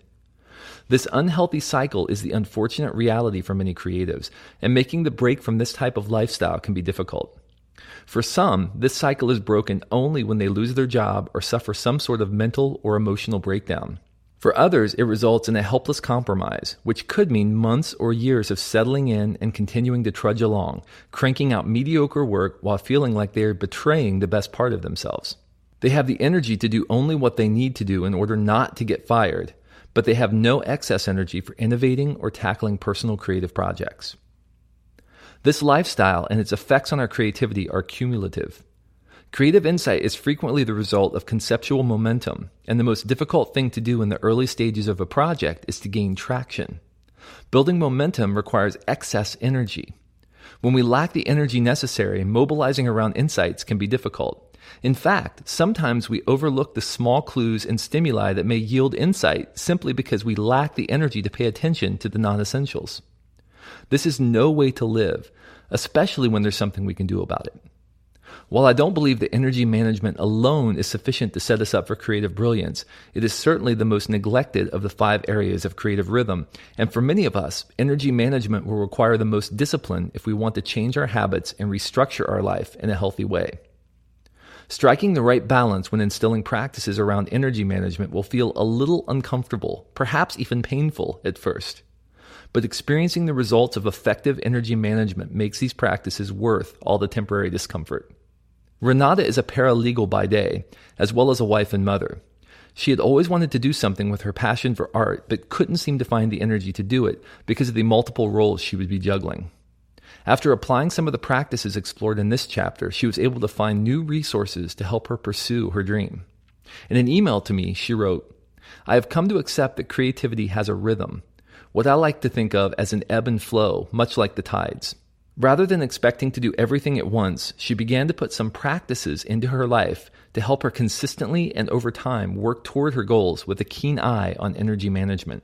I have found that by establishing the habits that support a creative individual, I was able to find the time that I never knew I had. I am now the manager of a co-op art gallery right across the street from the law office where I work." Renata's experience is one of many like this I've encountered in my work. Once creatives begin to put some structure around energy management, they often find that they have more energy and time available than they previously thought. It's often simply a matter of ensuring that their available resources are being funneled into the most effective places.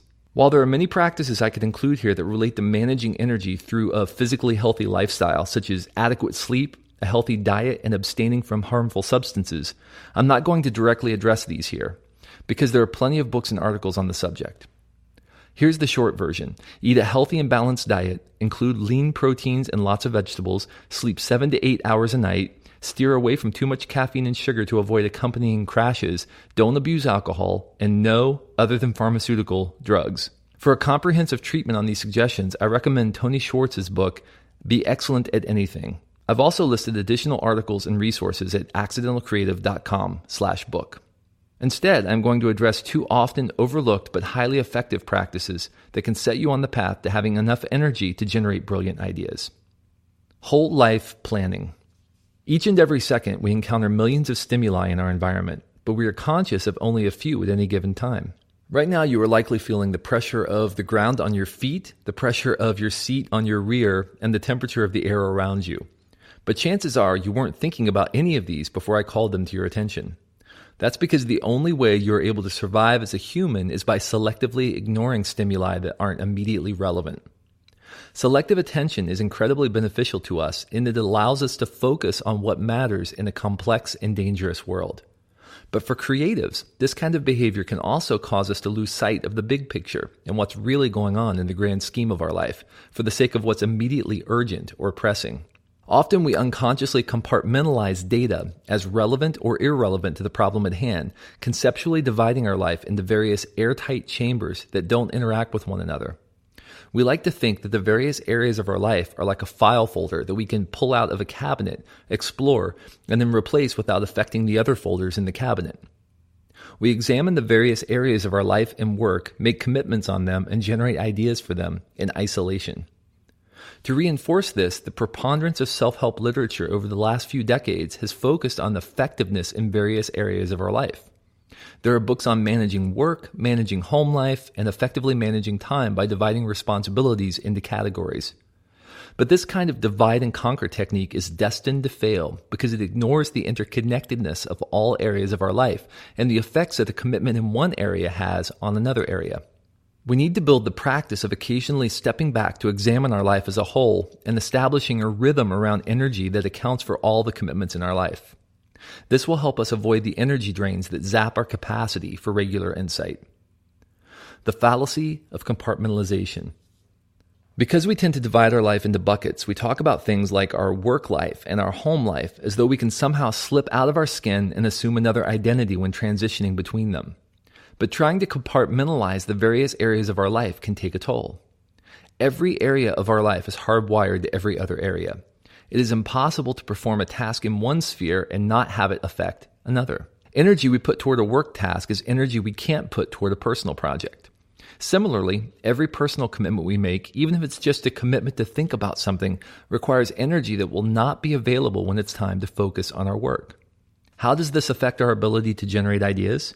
When we are in a very busy time at work, one in which we're required to generate a lot of ideas in a short amount of time, we need tremendous amounts of energy and focus. But many of us make commitments and expend energy on other, less critical projects thoughtlessly during these times without considering the consequences. We don't realize that each commitment we make affects every other. We fail to plan ahead and take into account the creative energy that will be required by our work during a specific week, and we continue to make commitments, plan meetings, or allocate time to work on unrelated projects. Most of us assume that as long as time is available, we can continue filling it up. This is how we have been trained to think about productivity. It's all about efficiency.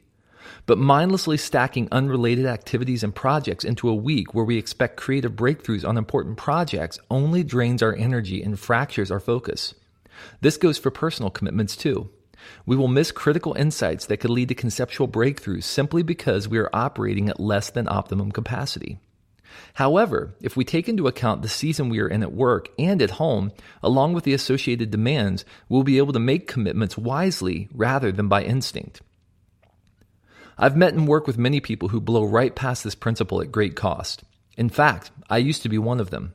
During one 5-month period of my life, I was growing a creative team from 5 members to 25, continuing to manage the daily demands of my very challenging 50 to 60 hour a week job, dealing with the needs of our newborn second child and his older brother, working on the adoption of our little girl from Guatemala, launching a nonprofit to fund international adoption and planning an associated benefit concert, working on a book with a colleague, working on the early stages of what has become Accidental Creative, performing with a band and writing music with my songwriter friends, and attempting to maintain some type of interpersonal health with my wife and close friends.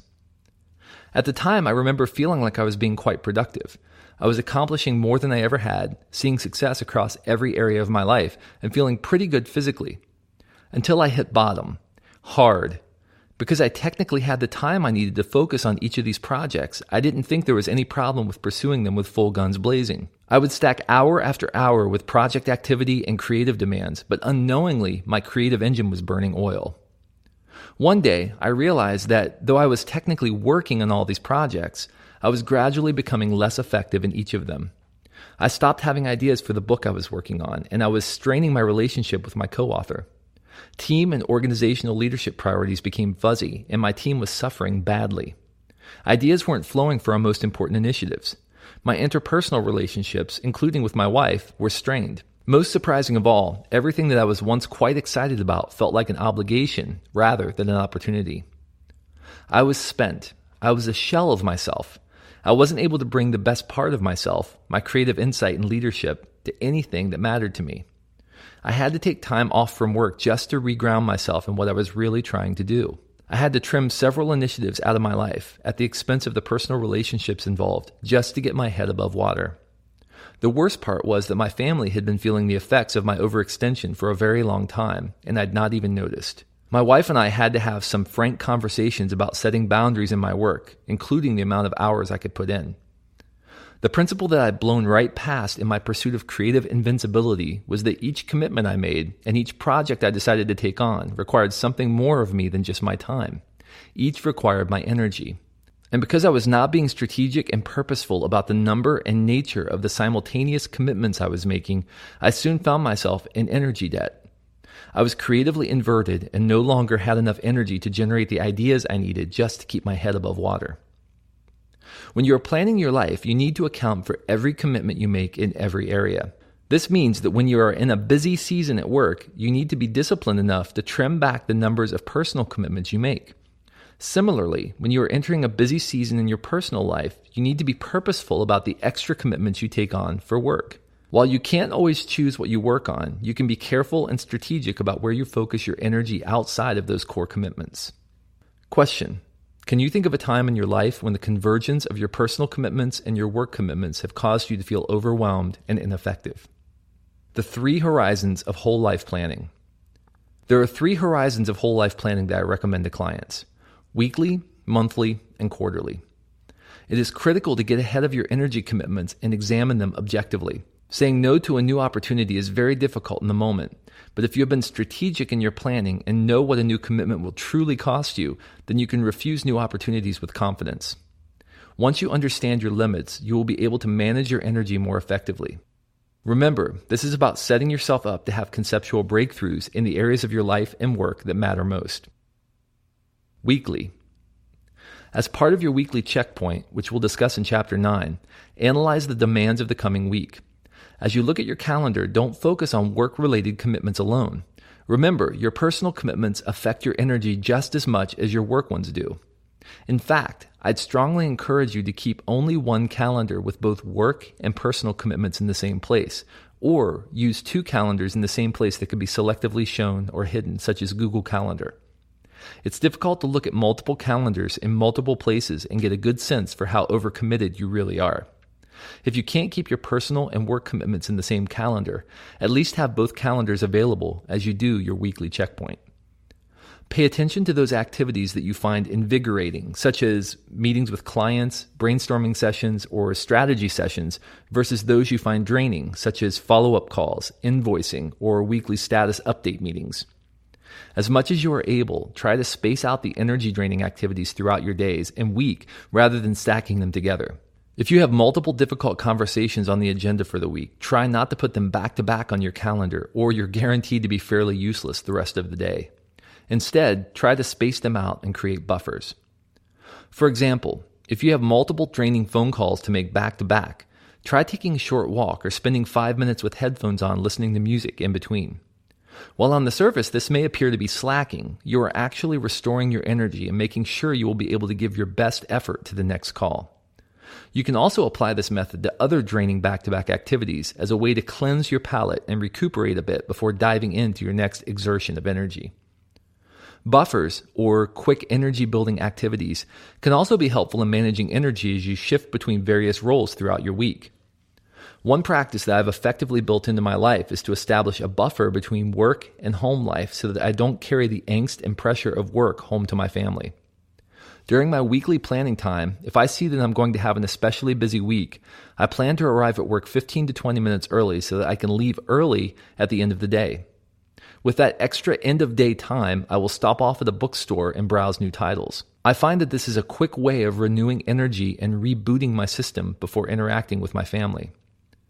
When I fail to practice this and arrive home a little bit stressed from the day, I'm usually reminded by my son Owen, who has taken on the responsibility of announcing to the family, "Daddy's just a little grumpy tonight." That's not acceptable to me. I want my family to get my best. Buffers, whether between work and home or between energy-draining meetings, could be an effective way to reboot and ensure that you're always giving your best to whatever is in front of you. As you're planning your week, make sure that you're placing them strategically. This is also where you will put all your energy-giving activities on the calendar and commit to them. When will you study, read, or experience other stimuli this week? When will you have time to yourself to strategize and generate ideas for your projects? When will you take a walk or exercise? What does your sleep schedule look like this week? Are there any late nights? If so, what does that mean about what should happen the next morning? Again, in all these things, we are not attempting to strike some kind of life balance. We are simply being strategic about managing energy so that we have it when we need it to generate ideas. If we are wise in our energy management, we will find that ideas emerge when we least expect them. Our minds are constantly working in the background to solve whatever problems we give them. We just need to be strategic about clearing the way and ensuring they have the energy they need to do their job. It's amazing what happens when we work with rather than against the natural flow of the creative process. Monthly. During your monthly checkpoint, again to be discussed later, you need to spend time analyzing what's on the horizon over the next several weeks. This is where you can make strategic choices about new projects, both work and personal, relationships you want to rekindle, and overall priorities in terms of energy use. If you see a new work project emerging and anticipate that it will require a lot of your time and energy, scaling down your expectations about personal commitments may be wise. You will probably want to have this conversation with others in your life. Similarly, if your month is looking a little light, then it may be time to take on a personal project that's been waiting in the queue. This is also where you want to develop a template for your month. Are there specific practices that you want to build into your month as buffers? When will you perform the tasks that give you energy, like exercise, study, or connecting with friends? Setting expectations about these things on a monthly basis will help you make choices about where you will spend your energy so that you won't have to instinctively or reactively make them in the moment. Remember that creativity craves structure. When you establish effective boundaries, you are focusing your creative energy rather than allowing it to run rampant. Quarterly. During your quarterly checkpoint, you will be looking at your life rhythm as a whole and establishing priorities. Are there significant milestones on the horizon that need to be accounted for? Are there important principles in your life that are being neglected and need to be revisited? Are there projects that you've always dreamed of pursuing but can never find the energy to get moving on? Now is the time to get these on paper and start analyzing what can be done over the next quarter to initiate them. Again, your eye is primarily on energy management, so you are looking for opportunities to be strategic and wise about your life and which projects you pursue according to what will be required of you. You want to be poised to bring your best effort to all your projects, even the personal ones. If the upcoming quarter contains several new work initiatives, build rocket-powered personal jetpack may not be the best objective to initiate, but write proposal for rocket-powered personal jetpack may work. This quarterly planning time is also when you want to get any new and intriguing work projects in the mix. Are there things that you've wanted to suggest or pursue but haven't because it's never a good time? See if there's any aspect of the idea that you could begin to implement this quarter. Make certain that you're taking into account every upcoming commitment, milestone, and project. If there are especially busy seasons for your family, like birthdays, anniversaries, etc., take those into account as you are setting expectations for the upcoming quarter. Whole life planning recognizes that your creative process is the result of the merging of all your experiences, skills, and passions. When you are able to strategically and purposefully structure your life so that you are giving your best energy to what's most critical, ideas will naturally start to flow in situations when you need them most. As mentioned, you will be learning more about how to integrate this practice with all the other practices in the chapter on checkpoints. Eliminate less effective activity.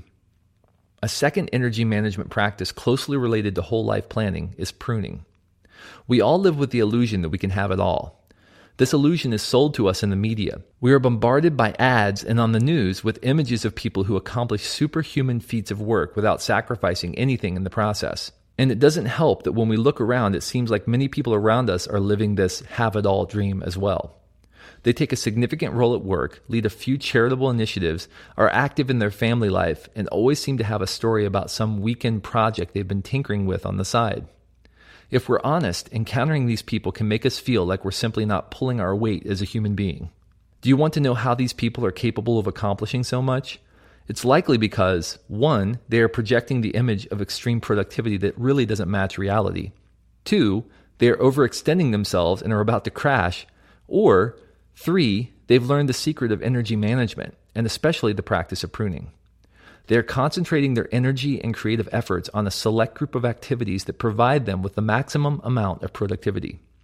And because creative insight and productivity are cumulative, they continue to maintain forward momentum as long as they are mindful of their energy. As mentioned above, each choice you make to do something is a choice not to do something else. I'm often reminded of something my father-in-law used to tell my wife when she was a child. You can have anything you want, but you can't have everything you want. That's opportunity cost in a nutshell. If you want to have the energy to creatively engage with the most important things, you need to carefully choose your creative priorities. We each have a threshold for how many creative problems we can effectively manage at a given time. Taking on additional obligations or commitments will decrease your overall effectiveness, and removing too many will mean you're settling for less than your full potential. You want to feel stretched but not overextended. Knowing when to reach for the shears. In a good vineyard, the vine keeper is constantly pruning, but it's not that the pruned branches are dead or diseased in some way. Rather, the keeper removes young, unproductive branches so that the much-needed nutrients can get to the older, fruit-bearing parts of the vine. If the young growth isn't pruned back, the vine will bear less fruit and eventually produce none at all. Does this sound strange? It's a bit counterintuitive to cut away healthy parts of the vine to increase its overall longevity and productivity, but this practice has been employed for centuries in vineyards around the world because it is effective. This same principle of nature applies to the natural rhythms of your creative process. Every day there are little sprouts of growth that emerge in your life. New opportunities, new projects, new ways to expend our energy. Distractions, temptations to divert our resources or attention. Many of these sprouts are very good things, but for some of us, these little opportunities continue to pile up until every crack of our life is full.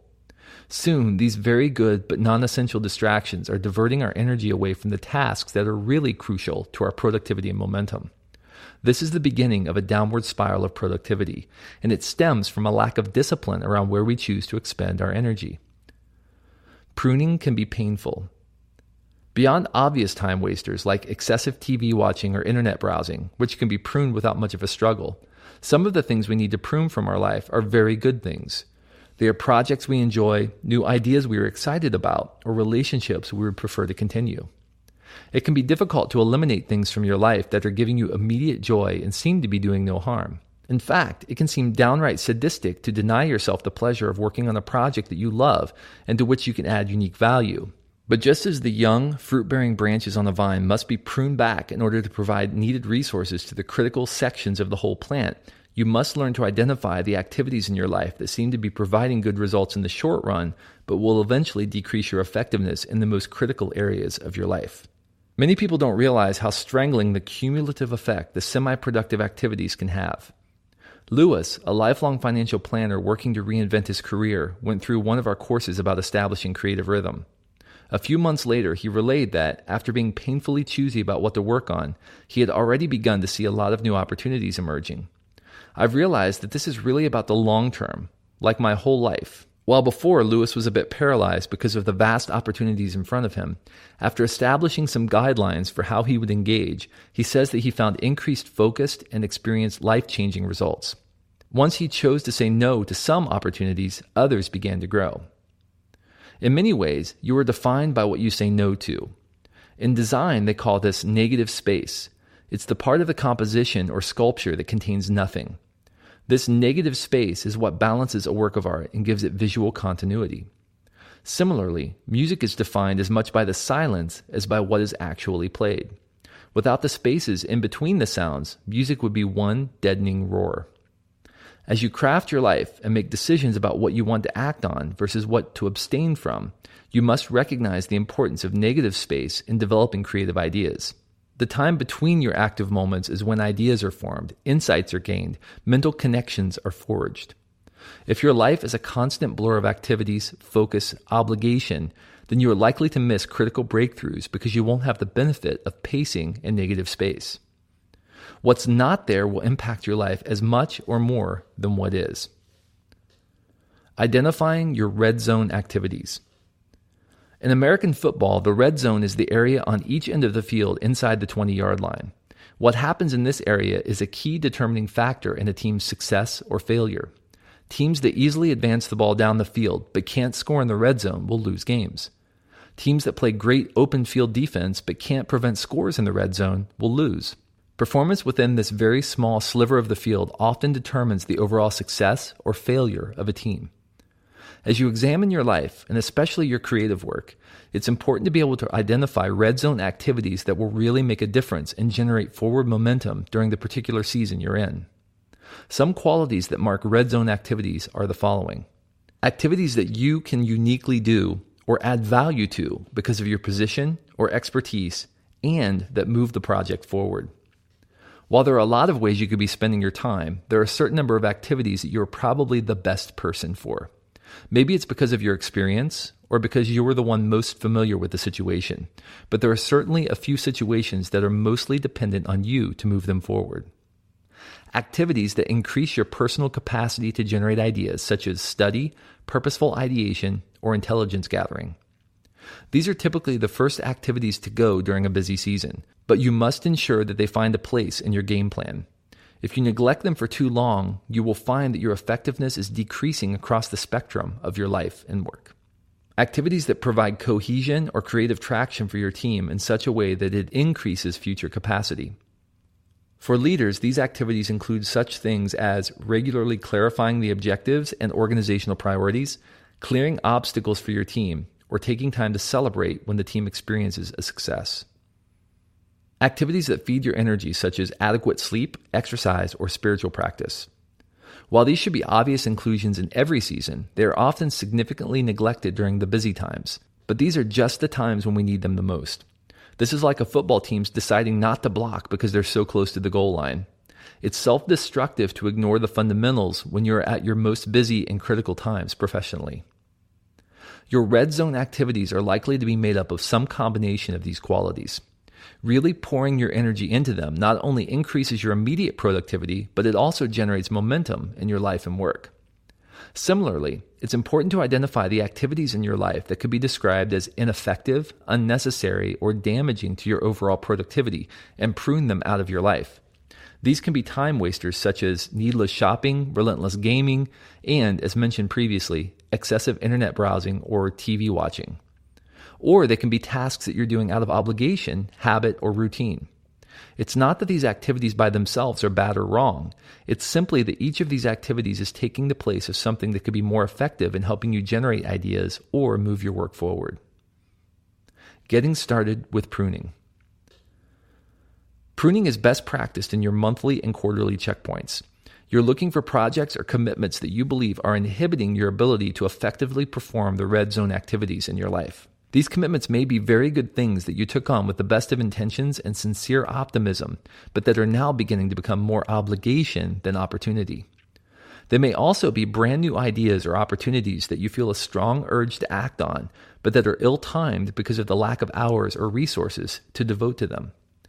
Some questions to ask when evaluating potentially prunable activities are: is this having a negative impact on my red zone efforts or my overall ability to stay energized in my life and work? Has this become more obligation than opportunity? Have I lost my passion for and interest in this? Could this be deferred until later and have a greater effect? Am I unhappy with my current results? Do I have a nagging sense that I need to go in a new direction with this project? If the answer is yes to any of these questions, then you may want to consider eliminating the project from your plate. As you do, you will likely find that the increased space in your life yields new insights and ideas for your most pressing projects. Another thing to consider is that saying no doesn't mean forever. You're just trying to make sure that the places where you're choosing to expend your energy are appropriate for the priorities of the season. It's likely that something you say no to today will become one of your top priorities next month. You need to give yourself permission regarding what you're choosing not to work on, as well as what you are choosing to work on. David Allen teaches a principle in his book, Getting Things Done, called the Someday Maybe List, that is an effective repository for projects that you want to begin at some point, but not now. Keeping a list of someday I will kinds of projects allows you to put things off without feeling like you are abandoning them forever. Pruning yields new opportunities. One woman I worked with, a video editor named Susan, is an avid gardener. In a conversation about the principle of pruning, she observed that whenever she pruned back a single branch in her garden, 2 new growths would emerge. Pruning activities in our life often seems to work the same way. Don't be surprised if your willingness to endure a little temporary discomfort by cutting away good but ill-timed projects and opportunities yields an abundant harvest of new ideas and exciting prospects. Be wise about the commitments you make and the way in which you manage your energy. It could be the single greatest determining factor in whether you are a superstar who burns out on the altar of short-term productivity or the one who thrives for a lifetime. It's difficult to separate good energy management from the proper management of time, stimuli, focus, and relationships. Each of these areas of rhythm affects each of the others. Don't be surprised, for instance, if your newly implemented practices around energy begin to give you a greater sense of enthusiasm for the relationships in your life. Similarly, without a good strategy for managing the energy in your life, there will be little you can do to maintain your effectiveness over the long term. The practices we've discussed in this chapter are a good starting point for preventing overload and staying creatively focused, but I've included a list of other resources at accidentalcreative.com/book if you'd like further insights into the subject. Chapter 7, Stimuli. What goes in must come out. We are swimming in a sea of information. Every day we are bombarded by thousands of inputs, from advertising jingles to plot twists on our favorite TV shows. Some of this information is received in the context of our daily work, and much of it is the result of our reading or viewing habits and the time we spend surfing the web or rifling through magazines. What we don't often consider is how these messages affect our capacity to do our best creative work. It goes without saying that what we put into our heads will necessarily influence what and how well we create. In a famed illustration of how environmental stimuli subconsciously affect our mental processes, British psychological illusionist Darren Brown invited two members of an ad agency to pitch concepts for a chain of taxidermy stores he was proposing to build. The ad execs, with no prior knowledge of why they were being summoned, were taken on a long taxi ride, then escorted into an office building where they were given instructions and told they had just 30 minutes to develop a poster for the chain, including store name, a tagline, and visuals. Brown also placed a sealed envelope containing his own concepts on the table to be opened later. After 30 minutes elapsed, Brown reappeared in the room to check on their work. The execs pitched a concept they called Animal Heaven, featuring an illustration of a bear playing a lyre and a tagline, "The best place for dead animals." After their pitch, Brown asked one of the execs to open the envelope he'd placed in the room at the very beginning. To their surprise, the envelope contained nearly identical treatment of the poster, including a very similar bear holding a lyre and a similar tagline.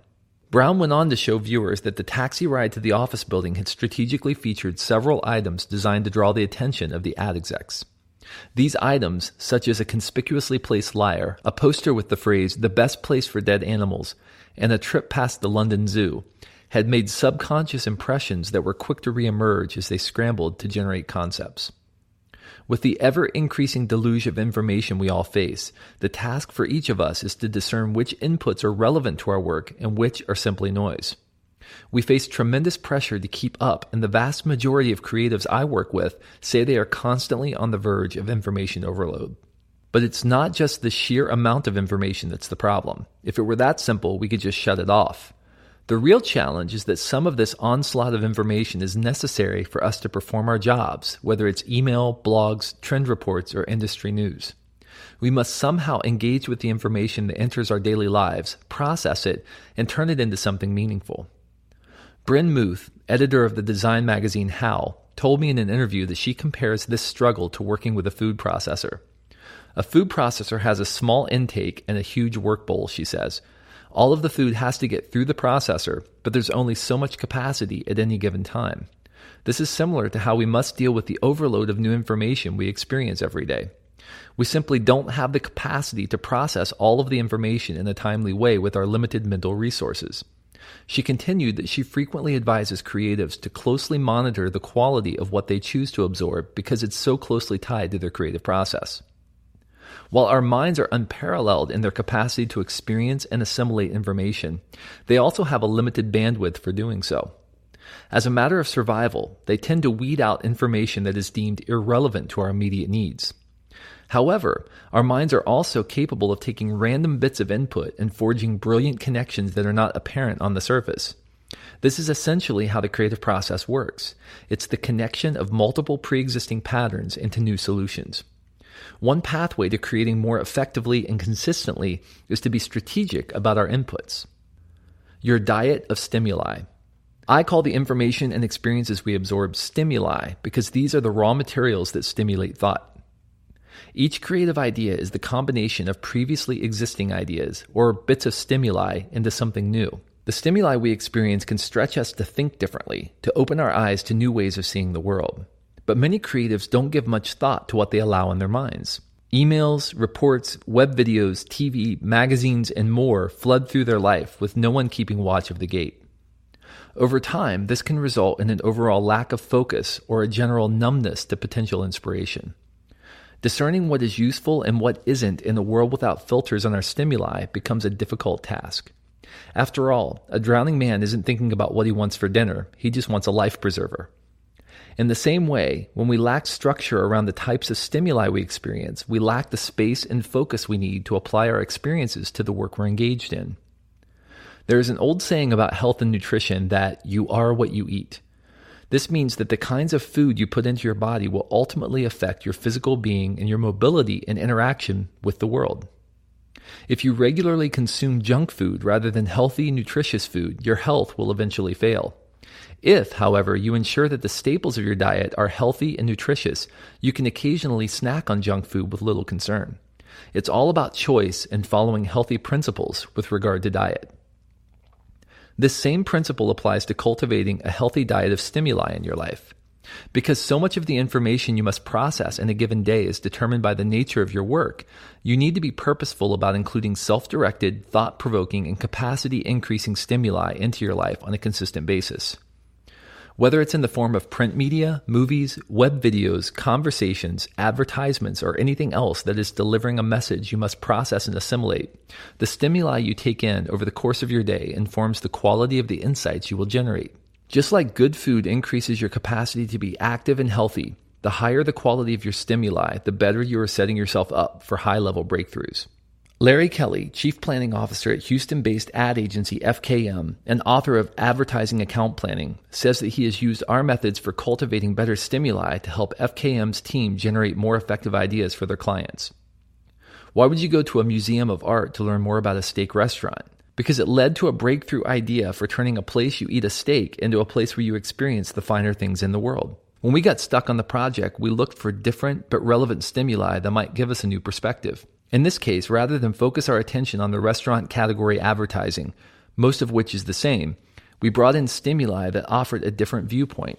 I've learned from Accidental Creative that you are what you take in, so as a team, we always try to take in the best. In this case, Larry and his team understood that the solution to their creative problems was unlikely to come from staring harder at the problem, but would instead be found by immersing themselves in higher quality stimuli. What are some characteristics that mark higher quality stimuli? It's challenging. We want stimuli that will help us grow in our capacity to comprehend complex things. Pop culture is helpful for keeping up with trends and for entertainment, of course, but we also need to commune with great minds and experience mind-stretching concepts and ideas that challenge our existing views of the world. This helps us break through mental ruts and consider new options that were previously obscured by our assumptions. While there's nothing wrong with catching a sitcom or two throughout your week, you may also want to structure time into your life to watch documentaries on stimulating subjects. It's relevant. This doesn't mean that we should be looking only for stimuli that offer specific solutions to the creative problems we're facing, but it does mean that when we are working on highly intense projects, we should somewhat limit our stimuli to materials that will help us focus our minds more effectively on these problems. Are there leaders in your industry who have published papers or articles that may help you think in new ways about your work? Are there trend reports that may help you think through where your business is headed next? A good rule of thumb is that every single day should include some kind of stimuli that is directed at your personal growth, working through a book, studying a skill or technique, etc. And some kind of stimuli that you sought out for purposes of advancing your work, an industry trend report, a research study, a trade magazine. It's diverse. While carrots are healthy for me, if I eat nothing but carrots for a few months, I will probably find my body in serious disrepair. Similarly, we must diversify our diet of stimuli by exploring divergent topics of interest, by varying forms of media, and by ingesting the opinions of others we may be inclined to disagree with.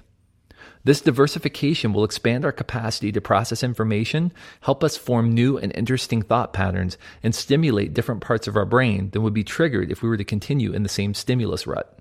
Another thing to consider with regard to diversity is that our next great breakthrough is more likely to come from outside our industry or area of expertise than from within it.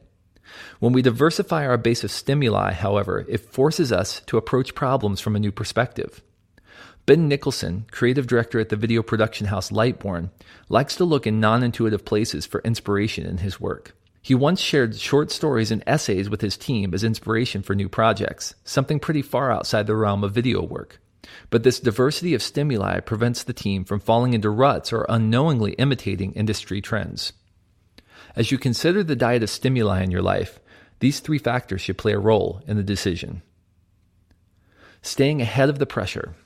Another key benefit of being purposeful about the stimuli in your life is that you can direct your mind to begin working on problems before your need for ideas becomes urgent. For example, if there is a big project on the horizon that requires you to have an understanding of a specific topic, then it is a good idea to get a head start on the project by choosing stimuli that will lay the foundation for that understanding. You may want to do a little research to find the highest rated or most recommended book on a particular subject. You may want to start reading a blog or two that covers emerging trends in this area and their cultural effects. Our minds require time to do their best work, and the more of a head start and the healthier a perspective we give them, the more likely it is that we will uncover novel and relevant patterns.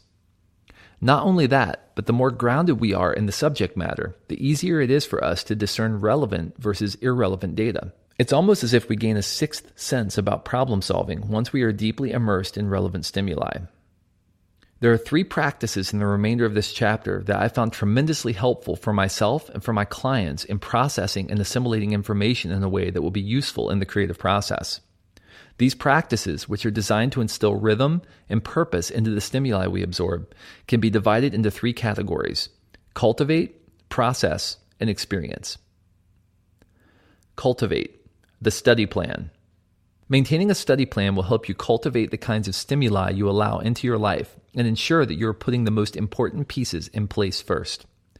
I have used one for years, and it has made a tremendous difference in my exposure to great thinkers, my understanding of key issues at work, and my ability to process new and complex thoughts. I consult and revise it regularly, typically in my monthly checkpoints, more on these later, as a way to make sure that I'm continuing to challenge myself with the things that I choose to allow in my head. Can you list the last 3 books you read? How about the last 3 magazines you perused? The last 3 movies you saw? How about the last 10 web pages you visited? If you're like many people, you'll probably need to think a minute to answer these questions, if you even can. Because we often approach the stimuli in our life randomly and without any kind of formal structure, there are few intuitive connecting points between them, and as a result, we draw few, if any, lasting insights from having experienced them. Anything we might have gained is forgotten as quickly as we turn our attention to something new. Again, our minds are excellent at receiving new information, forging new patterns out of it, and then assimilating those patterns. But the more random the information you absorb, the more effort is required to process it and utilize it in your creative work. Variety is certainly helpful in forcing you to look outside your normal handful of solutions to the creative problems you face, but it can also lead you down irrelevant rabbit trails or cause you to feel overwhelmed. If you are more purposeful in how you structure the stimuli you experience, however, you can gently nudge your mind in a direction where creative insights are more likely to occur. The practice of deliberate study plays an important role in the development of your capacity to think and to process new information. When you assemble a study plan, you cultivate a queue of stimuli designed to grow your creative capacity. Your ability to synthesize new ideas is largely influenced by your depth and breadth of knowledge in diverse domains of expertise. As you study, you develop networks of understanding that connect various bits of data in your daily life into meaningful patterns. The more you strengthen these networks of understanding through study, the larger they grow. Similarly, as you diversify your areas of study, you're able to make connections between various domains of knowledge. The net benefit of this greater understanding of the world is that you are capable of generating more novel and appropriate creative insights. You can more easily derive metaphors, and you can see similarities or connecting points between problems you're facing. As this understanding grows stronger, your platform for creative expression grows proportionately. As Benjamin and Rosamund Zander write in The Art of Possibility, the frames our mind create define and confine what we perceive to be possible. Every problem, every dilemma, every dead end we face in life only appears unsolvable inside a particular frame or point of view. Enlarge the box or create another frame around the data, and problems vanish while new opportunities appear. Purposefully structuring stimuli in your life through the practice of study enlarges your framework for understanding the world and allows you to synthesize more appropriate solutions to your creative problems.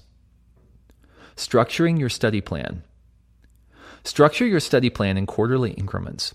This will give you enough of a horizon to ensure that you are getting ahead of your work without planning so far ahead that it becomes impossible to know which stimuli will provide the most appropriate foundation for your upcoming work. There are 3 criteria you want to apply when determining what would make the cut for your study plan. Where are you lacking information that you will need over the next 3 months? What will help you engage with your work more effectively? Are there gaps of experience or knowledge that could become blind spots that prevent you from doing your best work? Again, with time on your side, you can be more purposeful about closing those knowledge gaps, and you can be more selective about how you do it. Maybe you need to read a book, peruse some old magazine articles, or line up a few conversations with experts in order to gain the insights you need. The main thing is that you are being purposeful in moving your mind in a specific direction. This "I need information for work" category should take up about a quarter of your study time. What are you curious about right now? Your study plan is not just a method for getting more done at work. It's also a method for growing yourself intellectually, emotionally, and spiritually. Take note of where your curiosity leads you in various areas of your life, and give yourself permission to explore those curiosities. So often, the overwhelming flood of information we're required to process on a daily basis squeezes out any time we might have for pursuing personal interests. By structuring these areas of curiosity into your study plan, you ensure that you're allotting time and attention for cultivating your passions and growing your capacity to explore the deeper questions you have about the world around you. Your personal curiosities can range from broad subject matter, such as mathematics, physics, ancient Rome, the Revolutionary War, to specific skills you'd like to learn, like cooking, gardening, woodworking. Pursue these subjects because you're personally passionate about them, not out of obligation. These are your guilty pleasures, although there's nothing to feel guilty about. In fact, this category should make up about half of your study plan. What would be good for you? This part of your study plan is the equivalent of eating your mental vegetables. Some items need to be a part of your study plan because they stretch your mind, cause you to grow in new ways, or help you expand your worldview. When considering this category, think about areas where you may be deficient in some way, where you may have an educational blind spot, where you need to gain more information that could be useful down the road. This category should make up the final quarter of your study plan. In his book, The Contrarian's Guide to Leadership, author and USC President Stephen Sample suggests that we spend the majority of our time focusing on what he calls the supertexts. These are works that have stood the test of time. Sample uses the examples of Machiavelli's The Prince, various religious texts, and Plato's Republic. In other words, texts proven by longevity to speak to the deeper human condition. Sample's point is that much of the content that is produced today is simply derivative of these supertexts, and not nearly as helpful in forming our understanding of how the world works or forging useful patterns of knowledge. Rather than reading the derivatives, Sample believes that we'd be better served to go directly to the sources. He also includes among the supertexts great literary works, plays, spiritual texts, and fiction that have lasted for decades or centuries. I've adopted Sample's recommendation and have found that reading great works not only stretches my creative expression, but also helps me identify patterns in human behavior that haven't changed much over time.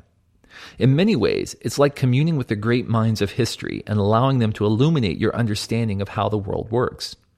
This improved understanding increases your platform for expression and creative problem solving.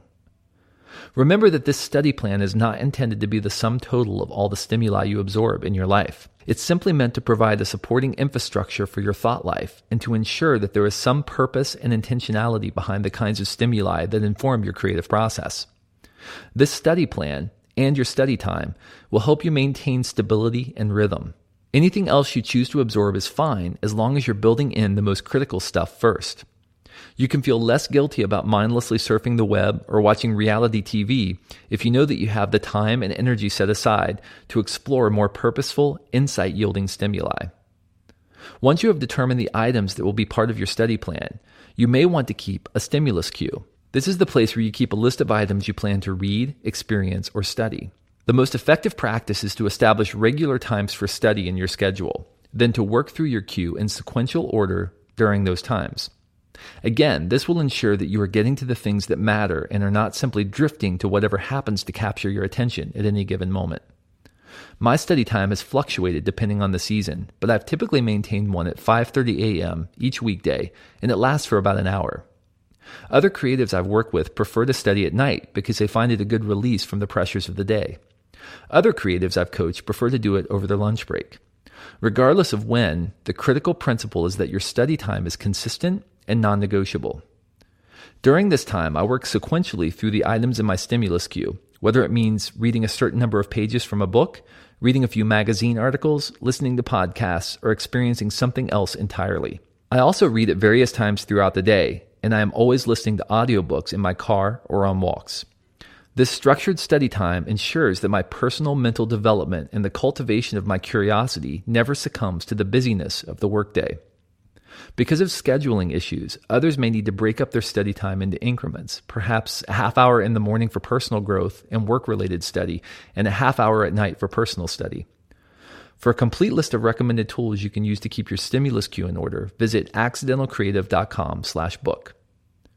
What will you study? How will you structure purposeful development into your life? By doing so, you are cultivating the soil and planting the seeds for future creative insights. Converting information to wisdom to creative insight. There is a significant difference between information and wisdom. But in a culture that is obsessed with sound bites and snack-sized media, wisdom is increasingly taking a back seat to perpetual stimulation. The danger in this is that we stop thinking what's best and instead only worry about what's next. In Birth of the Chaotic Age, Visa International founder Dee Hock shares some insights on how raw information is transformed by our minds into something more useful. Hock argues that noise becomes data when it is grouped into a pattern, when you can identify a noticeable and memorable connection between bits of noise. He continues to show the progression of data to wisdom as it becomes increasingly structured and useful in our day-to-day decisions. If you want to turn the noise in your environment into something useful, you must develop systems for filtering stimuli and discerning which of it is most relevant to your work. But then you must go a step further and actually learn to utilize the stimuli in your creative process in a meaningful way. The resulting benefit of a purposeful approach to stimuli is the ability to think more systemically and cultivate a deeper understanding of the world at large. In other words, you develop wisdom. This begins with becoming more observant and capturing insights in the moment. Process, notation. The goal of study is not simply to absorb a lot of new information. You want to process and assimilate it, then apply it to your life and work. If you don't cultivate insights from what you take in, then the value of stimuli in your life decreases dramatically. Taking good notes on your observations, insights, and experiences with a reliable thought capture system prevents them from disappearing into the ether. In the moment, we always think we'll remember our best ideas later, but many of us have learned the hard way that even our most profound insights can be fleeting. How many times has a solution to a problem suddenly popped into your head and seemed so obvious that you thought there was no way you could forget it, then you almost immediately did? This has happened to me too many times to count. This fleeting thought was often something critical to my work. After getting burned this way a few too many times, I made a process of regularly taking notes throughout my day and of carrying a small notebook or index card with me as a way to record insights and prompts that may be useful later. We all know that note-taking is important, but usually our notes are limited to facts, to-dos, meeting outlines, and so on. While these kinds of notes are certainly useful, they're often shuffled to the back of a notebook or file folder and never looked at again. They're more notes of record than useful fodder for our creative process. Observations and insights, on the other hand, often go unrecorded. These include anything from questions that arise in the course of a meeting to intuitions we have that we don't deem noteworthy because they aren't something we think will be required to know later. This is unfortunate because these little insights could be seeds of brilliance. You need to cultivate an attitude of active listening, which includes actively listening to your own thoughts and responses in the moment to whatever you're experiencing. Many great and creative minds of history have made a practice of voracious note-taking as a way of sorting their thoughts and processing their experiences. In his acclaimed biography of John Adams, David McCullough writes of Adams's habit of making notes in the margins of his books. At times, the marginal observations nearly equal what was on the printed page, he explains. As in Mary Wollstonecraft's French Revolution, which Adams read at least twice and with delight, since he disagreed with nearly everything she said. To her claim that government must be simple, for example, he answered, "The clock would be simple if you destroyed all the wheels, but it would not tell the time of day." Adams was not taking notes the way that many of us have been taught, by making lists or mindlessly underlining key passages. Rather, he was recording his own thoughts and reactions to the claims of the author. He treated books as a conversation rather than a monologue. Unlike Adams, many of us stop listening to our own thoughts and reactions when we're engaging with something external. We fail to realize that our instinctual reactions, if we learn to pay attention to them, can be indicators of something brilliant lurking just beneath the surface. Staying alert and paying attention to how you're reacting to an experience, a book, or a conversation also forces you to stay out of ruts that could prevent creative insights. Rather than mindlessly moving through your day, you can actively engage by learning to reflectively ask questions and record your responses. Here are some questions that can serve as a starting point for making your notes more effective. Are there any patterns in what you're experiencing, reading, or listening to that are similar to something else you're working on? Often the solutions to your problems will come in the form of an analogy or a metaphor. If you're looking for similarities between your day-to-day experiences and the problems you're working on, you may find unexpected connections. Even works of fiction, movies you watch, or conversations you have may contain patterns that are helpful in solving your creative problems. You just need to be mindful to watch for them and take good notes when you notice them. What do you find surprising about what you're experiencing? Surprise can be an indicator of an entrenched belief that needs to be challenged. You should pay attention to surprises throughout your day because they may mark pathways to insight that are as of yet unexplored. Surprise reactions can also illuminate areas of curiosity for potential further study. What do you like about what you're experiencing and why? Exploring your personal preferences can be a great way to understand your habits or creative tendencies. You should aspire to stay actively aware of your preferences. What do you dislike about what you're experiencing? Sometimes your reaction against something will yield helpful insights, especially if it reveals assumptions you're holding on to about the way things have to be. The test of a first-rate intelligence is the ability to hold two opposing ideas in mind at the same time and still retain the ability to function, F. Scott Fitzgerald once wrote. One should, for example, be able to see things that are hopeless, yet be determined to make them otherwise. Your willingness to process your opposition to something, rather than simply ignoring it when it disagrees with your current view of the world, increases your capacity to synthesize ideas out of seemingly unrelated stimuli. You should note these thoughts in the moment rather than overlooking them. In addition to making good observations and regularly recording them, you should also make a practice of regularly reviewing your notes to see if there are any potentially applicable insights. Many creatives I've worked with take copious notes, but they're practically useless because they're always moving on to the next urgent matter, and thus they never bother to review them. One manager I encountered had pages and pages of detailed notes on every meeting she'd attended in the past month, one-on-one meetings with her direct reports and potential upcoming projects. She never reviewed them, however, because they weren't really useful. They consisted of only facts and memorandums, but nothing truly useful in her work, such as patterns she was noticing or creative ideas that emerged in the conversation. I explained that her notes would be significantly more helpful if she would record what's truly useful than make the time in her life to reflect on them and look for applications to her work, which she vowed to try. Author Keith Ferrazzi told me in an interview that he spends an average of an hour a day thinking about and processing information that he'd taken in the previous day. He believes that the processing of information is as critical as the information he takes in. While not all of us can spend that much time purely in processing mode, the principle certainly holds true that we are overlooking the real benefit of our experiences if we never stop and reflect on them. Take the time each day to review your notes and observations from the previous day. Tools of the trade. I once oversaw an event featuring John Pepper, chairman of the Walt Disney Company and former CEO of Procter & Gamble. After the event, as we were standing in a reception area for a meet and greet, I noticed that Mr. Pepper would occasionally reach into his pocket, pull out an index card, and jot a note on it. This happened several times over the course of a few minutes. When someone in the reception line said something in conversation that sparked a thought or would require later follow-up, he would covertly pull out his index card and write a few words. This experience prompted me to adopt a practice that I've since used to great effect, which is to keep a small stack of index cards with me at all times for use in taking notes and recording observations. I place a fresh index card in every book I'm reading, or start a new one for every meeting I have. I keep the used index cards in my bag or in my notebook for review the next morning.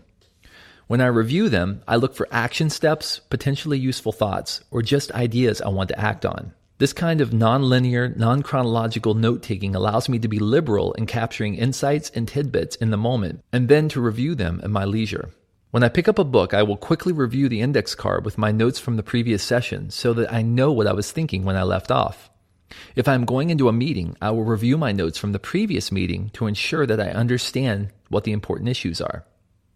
I try to record any thought that comes to mind, even if it seems like a non sequitur at the moment. I often discover that the thought was more relevant than I realized because my mind was at work on something interesting behind the scenes. If I hadn't developed the practice of notation, it would have been lost forever. Using a notebook for effective note-taking. If you prefer to use a notebook for your note-taking, I'd recommend that you begin by numbering each of the pages of your notebook. This will serve as a reference for indexing and referencing ideas. Next, create 2 index pages in the front of your notebook. At the top of the first index, write ideas, and at the top of the second, write stimuli. Whenever you have an insight or idea that you think might be useful at some point in the future, record the headline of the idea in the index in the front of your notebook, along with its corresponding page number. These ideas could be small insights that you think could later turn into big ones, or even just observations you make that you think could be useful later. For example, if you had an idea to create a web-based community for rugby players to help them find matches in their area, and you explored the idea on pages 77 and 78 of your notebook, you would proceed to the index and record pages 77 to 78, create a web community for rugby players. Later, as you are looking for ideas for projects or simply wanting to refresh your memory of past ideas, you can quickly review the index for something potentially useful. This is also a great way to be able to search past notebooks without having to thumb through every page looking for a single idea. Additionally, whenever you come across stimuli that you think would make good candidates for your stimulus cue, record them in the index in the front of your notebook. Write the names of books and their authors, movie trailers that appeal to you, or magazine articles that you notice in the doctor's office and want to revisit later. If you take notes from a conversation and someone mentions a useful resource, you can also record the page number of the notes from your conversation in the index so that you have context for why you thought a particular piece of stimulus would be interesting. Finally, make a habit of regularly reviewing your idea and stimuli indexes. When you're stuck on a project, glance back over them and see if there are any useful ideas. I recommend that you develop the habit at the beginning of each day of reviewing the ideas in your index. One of your ideas may suddenly be relevant to the work you're doing that day, or help you identify new ways of thinking about your creative problems. Digital versus electronic note-taking. As an early adopter and tech junkie, I completely empathize if you prefer to take your notes digitally.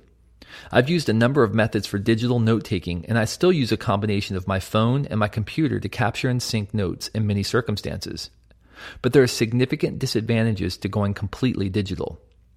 First, unless you remember to review your notes on a regular basis, they can easily disappear, tucked into some virtual folder where you will never think of them again. With paper notes, there is always a physical reminder sitting on your desk. Also, while digital notes are infinitely more searchable and sortable, they are also more limiting when it comes to sketching out an idea or a quick chart. Even with some of the new tablet devices, to quickly and effectively capture thoughts when you're pushing pixels instead of ink can be difficult and awkward. Regardless of the method you choose, though, it's critical not to neglect the practice of note-taking. As a starting place, simply carry an index card, a small notebook, or your digital note-taking device with you everywhere, and whenever you have an interesting thought, even if it seems completely random and unrelated to anything you're working on, record it. Over time, you will begin to see patterns in your thoughts and preferences and will likely gain at least a few ideas each week that otherwise would have been overlooked. Additionally, it's critical that you take time to regularly process your notes so that you are able to identify patterns and insights. Remember, the goal of taking notes is to extract potentially useful connections and ideas. Make time each day to review your notes from the previous day and regularly review them for insights that could be useful in your present work. Here's a morning note review routine that you may want to implement. Clear 10 minutes at the very beginning of your workday. If necessary, plan to arrive 10 minutes earlier, or if taking a train or bus, use your commute time. Please do not do this while driving to work. If you keep notes in multiple places, collect any index cards or meeting notes from the previous day and your notebook. If you are taking notes electronically, do a filter so that you can view only notes created the previous day. Review the index cards and meeting notes for insights or ideas that are especially useful. You may want to transfer these to your notebook and record them in your index. Similarly, if there are potentially useful stimuli in your notes, you will want to record these in your stimulus index. Review your notes from any stimuli you experienced, read, or watched yesterday. Scan through your list of ideas for anything that may be useful in the work you will be doing today. If you have any new ideas while reviewing your notes, go ahead and record them in your notebook and in the index. Again, without regular review, the practice of note-taking is fairly useless. It's not about recording what's happened, it's about how what's happened has affected or inspired you. By reviewing them regularly, you increase the likelihood that they will be useful to you and that you won't forget critical insights when things get hectic. Experience, exploring your world. With all this emphasis on study and reflection, you don't want to neglect actual experiences. You absorb much of your understanding of the world through sensory interaction and experiment, and to ignore this would be to cut yourself off from the most significant source of inspiration. You need to regularly seek experiences that will enlighten you, help you see the world in new ways, and open you to new ways of thinking. Much has been written regarding the importance of play to our growth and development. Play is the primary way children learn, and recent research has shown that play can contribute significantly to the learning of adults as well. Play helps us maintain emotional stability too, which can be important to our overall energy level and capacity for good work.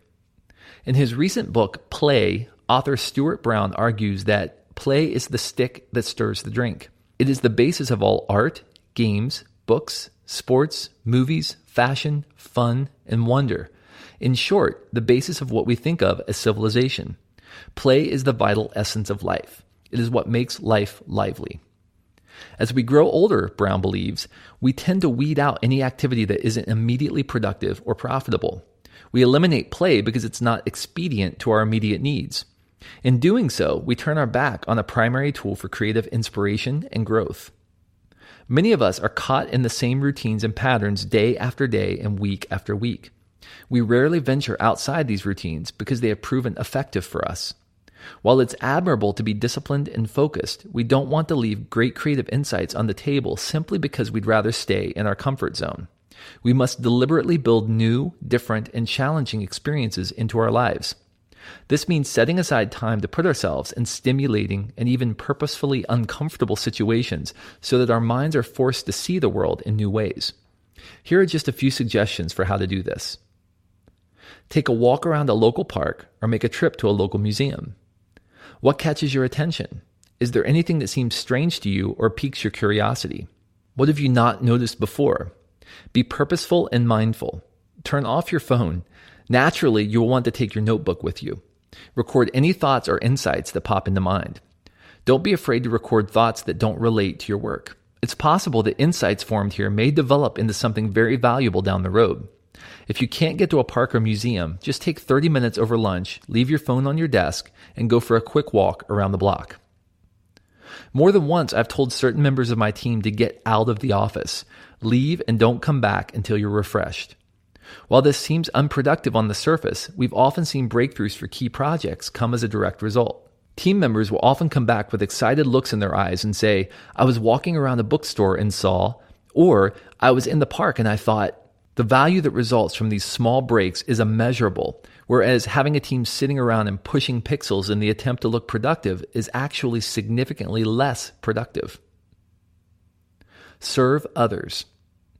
When we are forced to think less about ourselves and instead required to think about the needs of others, something is unlocked inside of us. Because creative work can be very consuming, we can get lost in an endless pursuit of our personal needs. Making a break from thinking about ourselves and our problems for a while often frees up insight that is lurking just beneath the surface. Our active service doesn't have to be anything significant or earth-changing. You can get involved in youth mentorship, coach a kids' sports team, or serve at a local soup kitchen. The main thing is you stop worrying about yourself for a while and instead focus on serving others. Not only do you benefit creatively from this, but you also get to change the world in small but significant ways. Attend an uncomfortable event. Make plans to attend a lecture by someone who holds a differing point of view. Visit a religious service that is outside of your own tradition or comfort zone. If you are an introvert, go to a dance club or a party. If you are an extrovert, spend some extended time on your own. A good gauge for this is to ask yourself, what makes me uncomfortable just thinking about doing it? The goal is to stretch yourself, to resist the temptation to gravitate toward comfort. In so many ways, comfort is the enemy of creativity. When we default to comfort out of fear of the unknown, we often ignore the paths that may change our life. Taking small steps to put ourselves in uncomfortable situations is one way of interrupting the comfort-seeking pattern. The purpose of structuring purposeful experiences into our life is to grow the reservoir from which we draw insights. Much has been written on the subject over time, but common sense is not common practice. Some of the very things that are most helpful to our creative process seem like common sense, but we must not make the tragic mistake of dismissing them because of that. Question: what experience will you structure into your life this week in order to stretch your thinking and challenge your perspective? With ever-expanding access to entertainment and news, it can be tempting to snack on information all day indiscriminately, but if you want to be sharp and do your best work, you must become more purposeful about what you are putting into your mind. Purposefully structuring the stimuli in your life provides the foundation for your work and increases the chances you will experience creative breakthroughs. Don't feel the need, however, to be overly strict about this. Just like with our food diet, it's all right to eat junk from time to time. There's nothing wrong with surfing the web or reading pop culture magazines for pleasure. In fact, many great ideas will come from these activities, but it's important not to make the junk a staple of your diet. The really effective stimuli are the ones that shape your thinking, increase your knowledge base, and stretch your understanding of the world. You need to be purposeful about building these kinds of healthy, capacity-increasing stimuli into your life. Chapter 8. Hours. They're the currency of productivity. Since the invention of the clock, people have been obsessed with time. Walk through any bookstore and you'll find advice on saving it, organizing it, squeezing more out of it, filling shelf after shelf of self-help literature. There are countless time management philosophies and systems available, and new gurus appear on the scene practically every day, promising to help us put some order into our hectic life. Websites that share life hacks and promise to make us more productive get millions of visits per year. Much of this advice is predicated on the assumption that time is a finite resource and that we must maximize every spare moment of productive capacity. Many of us are looking for a system or a trick to help us do just that. There are so many demands on your time, it's easy to feel no control over where your time is spent. We all feel the persistent ticking of the clock in the back of our minds. Seconds are slipping away, and with every moment we're getting closer to our deadlines. After all, isn't there something else you should probably be doing right now instead of listening to this audiobook? Is this really the best way to spend your time? Isn't there something more productive you could be doing? Shouldn't you check your email, make a quick call, or review your task list? To be honest, it took every ounce of resistance in me not to check my email in the middle of saying that sentence. Why do we feel a constant pull toward things like email and task lists? Sure, it feels good when we can check something off our list or send a response to an email that's been staring us down for a few hours. But what we often neglect in our pursuit of productivity nirvana is that some of the tasks we gravitate to are interfering with more important capacity-building work. We unwittingly become slaves to the task. Driving this insecurity is the belief that time is the currency of productivity. At the end of the day, if we spent it in the right place, we win. If we spent it in the wrong place, we lose. Whenever we fail to do what's needed, we accumulate a debt, and we will have to repay that debt at some point. After all, our work isn't going away, and someone has to do it.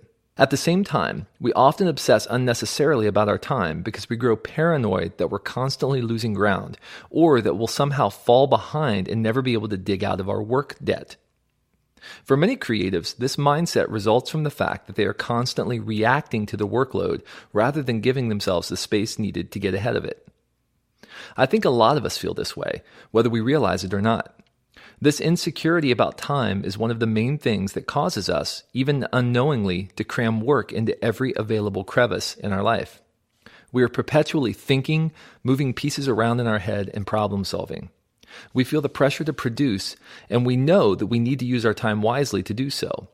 But as mentioned earlier in this audio program, this always-on mindset unknowingly causes us to forfeit our best work. Of the 5 elements of rhythm discussed in this book, time is the most significant pressure point for many creatives. It's where we feel the biggest crunch because it's the most concrete resource that we need to allocate toward our work each day.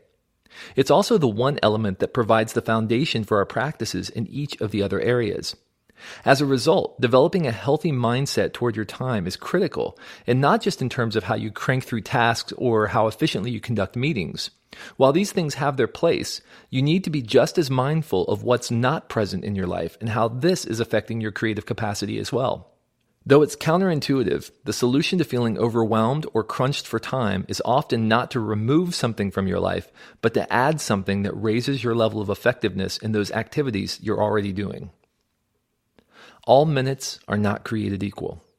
There is much advice on how to organize your time to conquer your tasks, but it is mostly predicated on the assumption that your goal is simply to get through the work with little regard to the quality of that work. But this is simply not the case. As a creative, you are held to account for the quality of your work, not just the quantity. Each project you take on makes demands of your time. You are forced to make priority calls about where you're going to spend your hours, and because of the pressure of scarcity, you probably frequently feel like you have one chance to get it right. What we often overlook is that 1 hour effectively spent can produce better results than 5 hours spent on a lot of frenetic activity. Breakthroughs can happen in a brief moment, but these kinds of sudden breakthroughs result from a lifestyle of structuring your time according to an effectiveness mindset rather than an efficiency one. Warning: in the rest of this chapter, I will be asking you to commit to some specific practices that will make you more effective. You will be tempted to think, there's no way I could do this stuff. I don't have the time. I'd like to challenge you to focus on how you can incorporate these disciplines rather than all the reasons you can't. The portfolio and the slot machine. As creatives, our value to the organization is determined by what we create, not by how much time we spend creating it. We have only so much idea generation time to go around, so we need to get the most out of what we have. It's counterintuitive, but if we want to increase our productive output, we need to let go of our stranglehold on time. We must learn to spend our time effectively rather than obsessing about efficiency. To spend our time effectively means that we are willing to view our time as a portfolio of investments, not as a slot machine. We put our money in a slot machine hoping that the next pull of the lever will pay off. The more coins we gamble, the closer we think we're getting to a jackpot, but the odds of the game remain the same.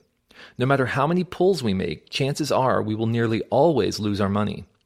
This is akin to a creative who is perpetually working in the desperate hope that simply plowing through in an always-on, non-rhythmic manner will eventually produce results.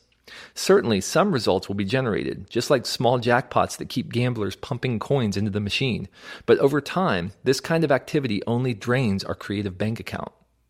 An investment mindset, however, is focused on the long term. We know that we might not see an immediate return on our investment, but we know that we will see significant returns over time if we work the plan. When we build practices into our life that align with the underlying dynamics of the creative process, we will find that our overall capacity to create is growing. We will achieve long-term results on our investment. Establishing idea time. If you want to have a lot of great ideas, you need to structure formal time into your life to generate them. Sounds intuitive, right? Again, common sense is not common practice. In every talk I give at conferences or companies, I ask the question, how many of you would say that great ideas are critical to the future of your career or your business? Without hesitation, nearly every hand in the room goes up. I immediately follow with the question, how many of you had time on your personal calendar this week dedicated exclusively to generating ideas? Crickets. Nothing. Maybe an occasional hand or two goes up. Why the discrepancy? After all, if ideas are that important, why don't more of us spend time trying to generate them? I think there are a few reasons. First, many of us wouldn't know what to do with the time. We imagine hours spent staring at a blank piece of paper or standing in front of an empty whiteboard. Just the thought of it is enough to trigger fight or flight instinct.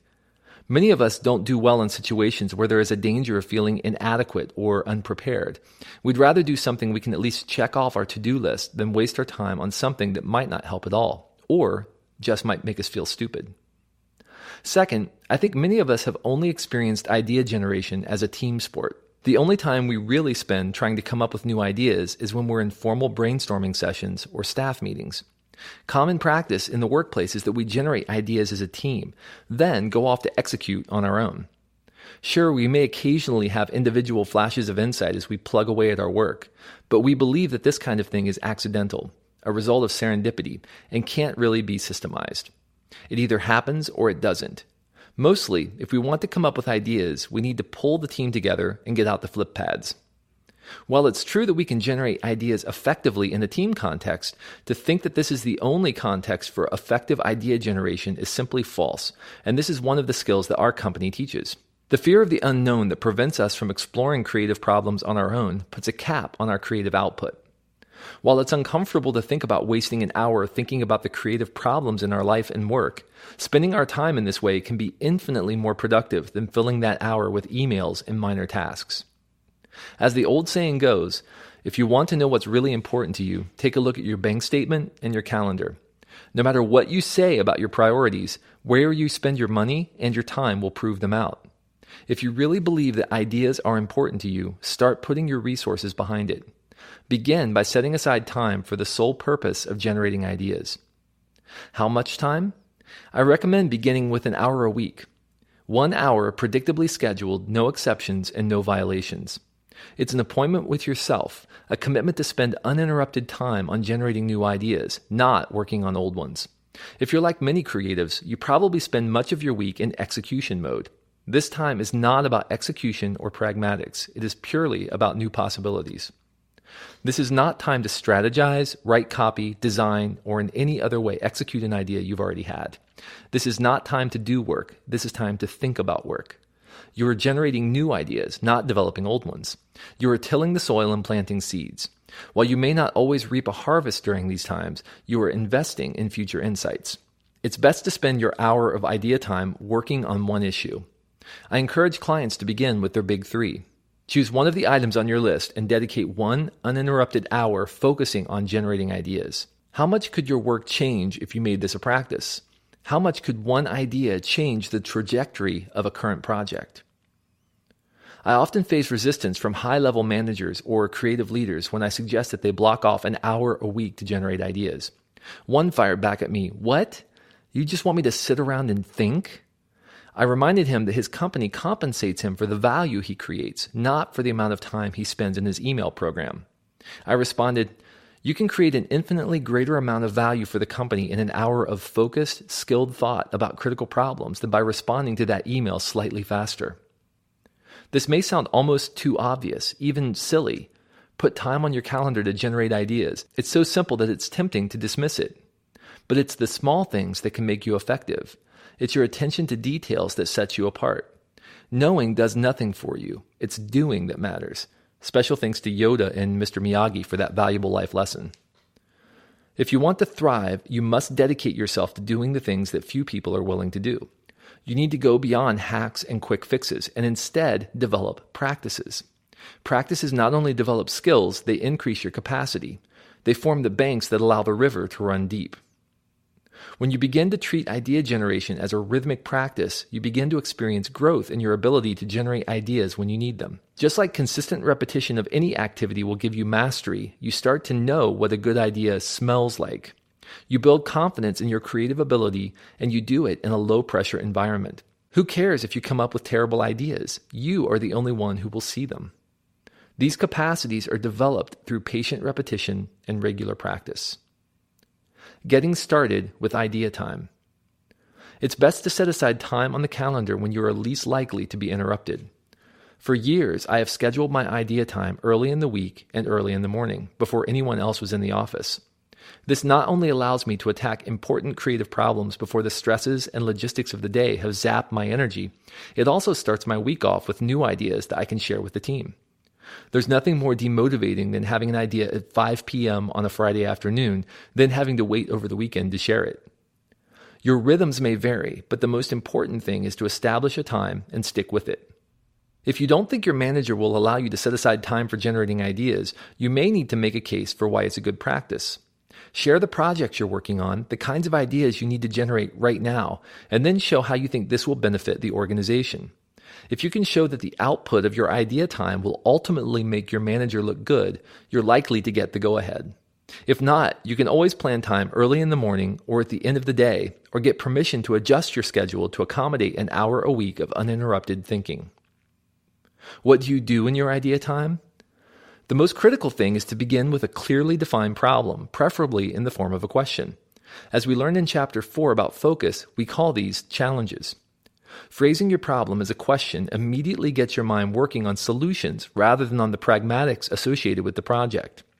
For example, find new markets for XYZ can easily be rephrased, how can we expose more potential customers to XYZ?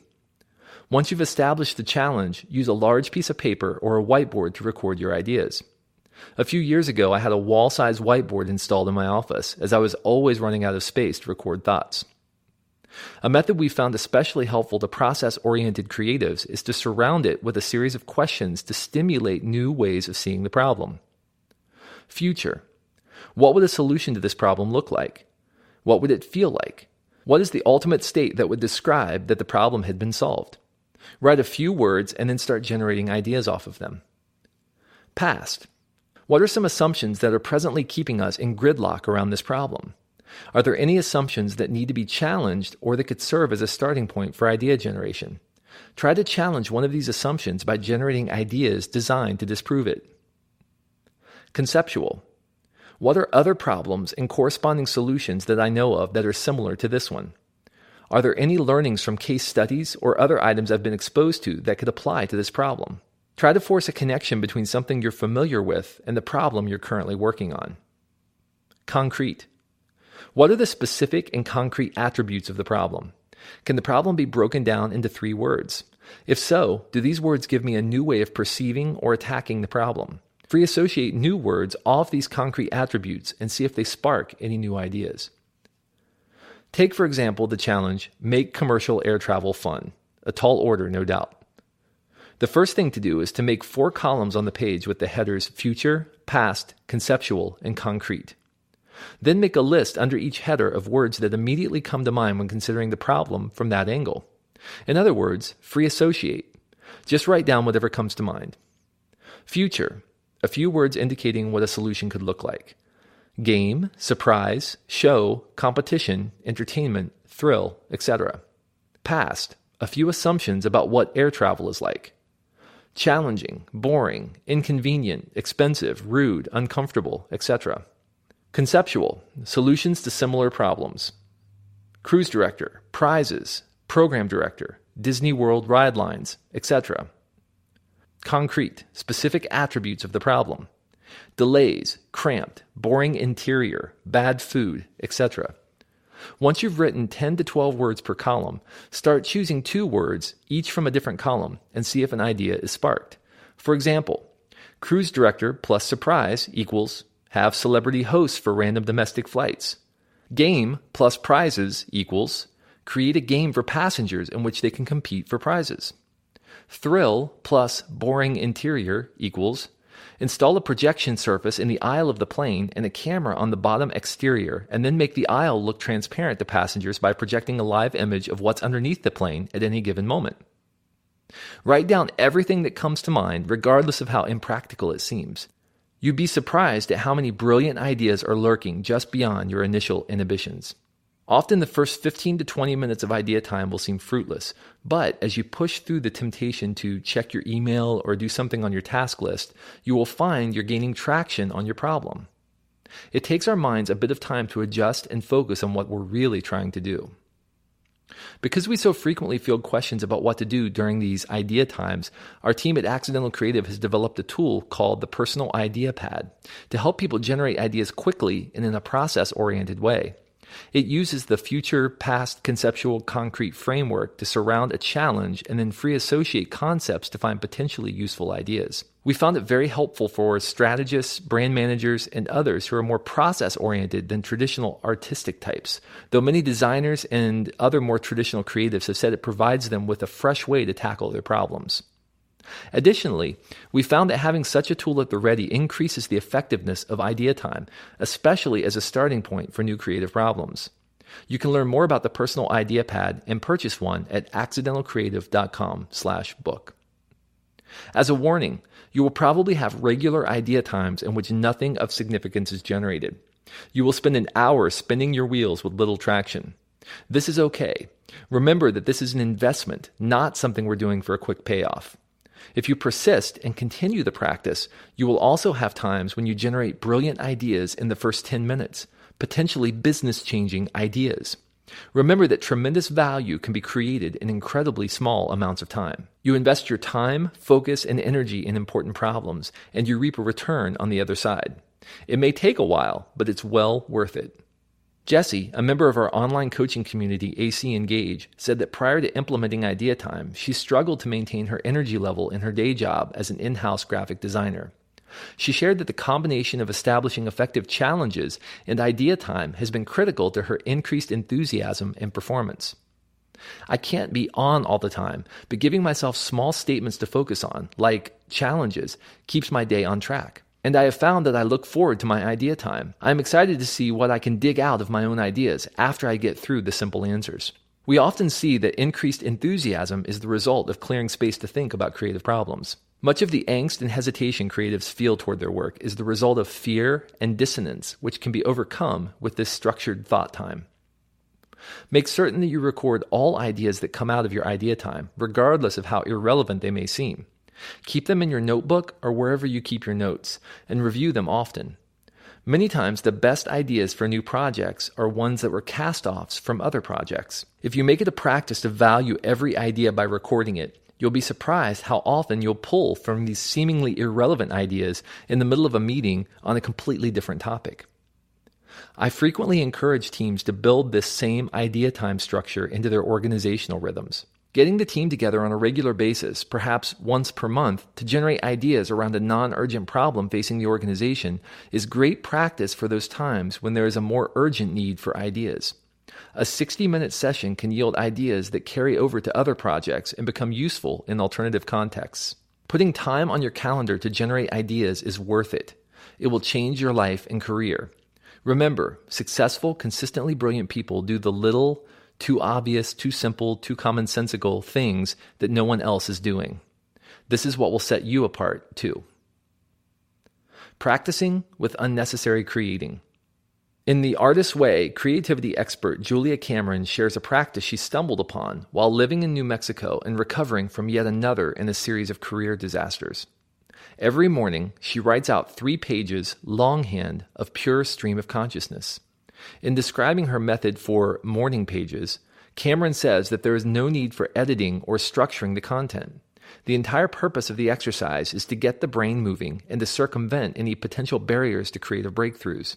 When people ask, "Why do we write morning pages?" I joke, "To get to the other side," she explains. They think that I'm kidding, but I'm not. Morning pages do get us to the other side of our fear, of our negativity, of our moods. Above all, they get us beyond our censor.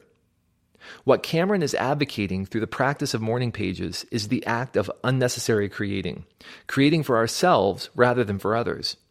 When we spend much of our time in on-demand creating, we can quickly lose touch with the passions that fuel our best work.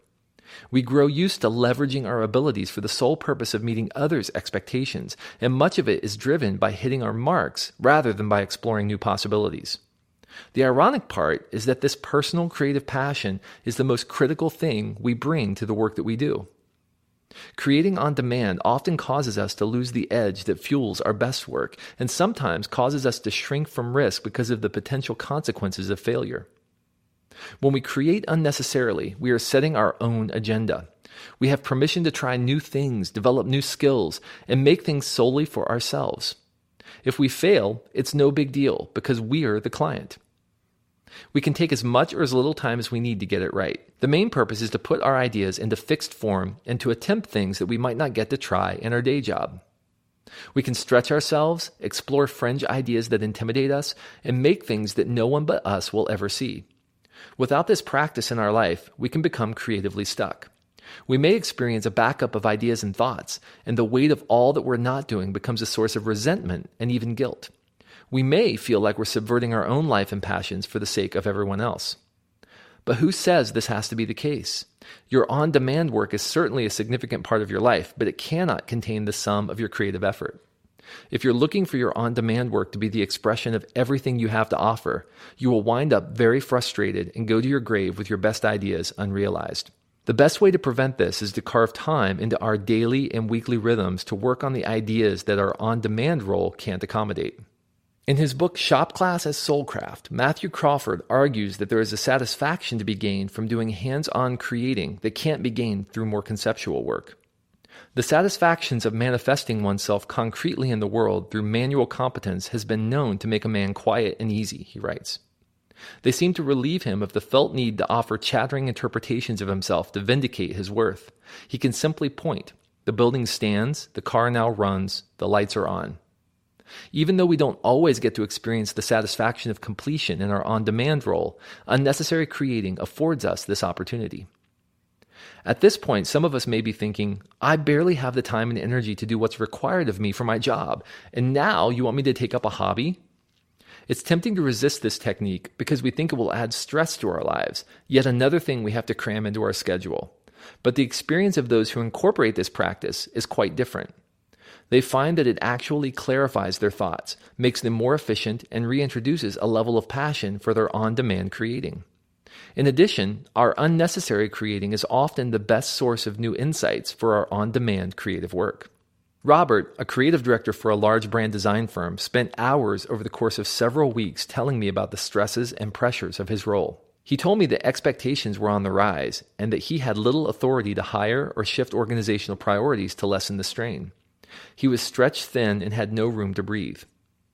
I think he was expecting me to offer up some tips on time management, but to his surprise, I asked him about his personal creating.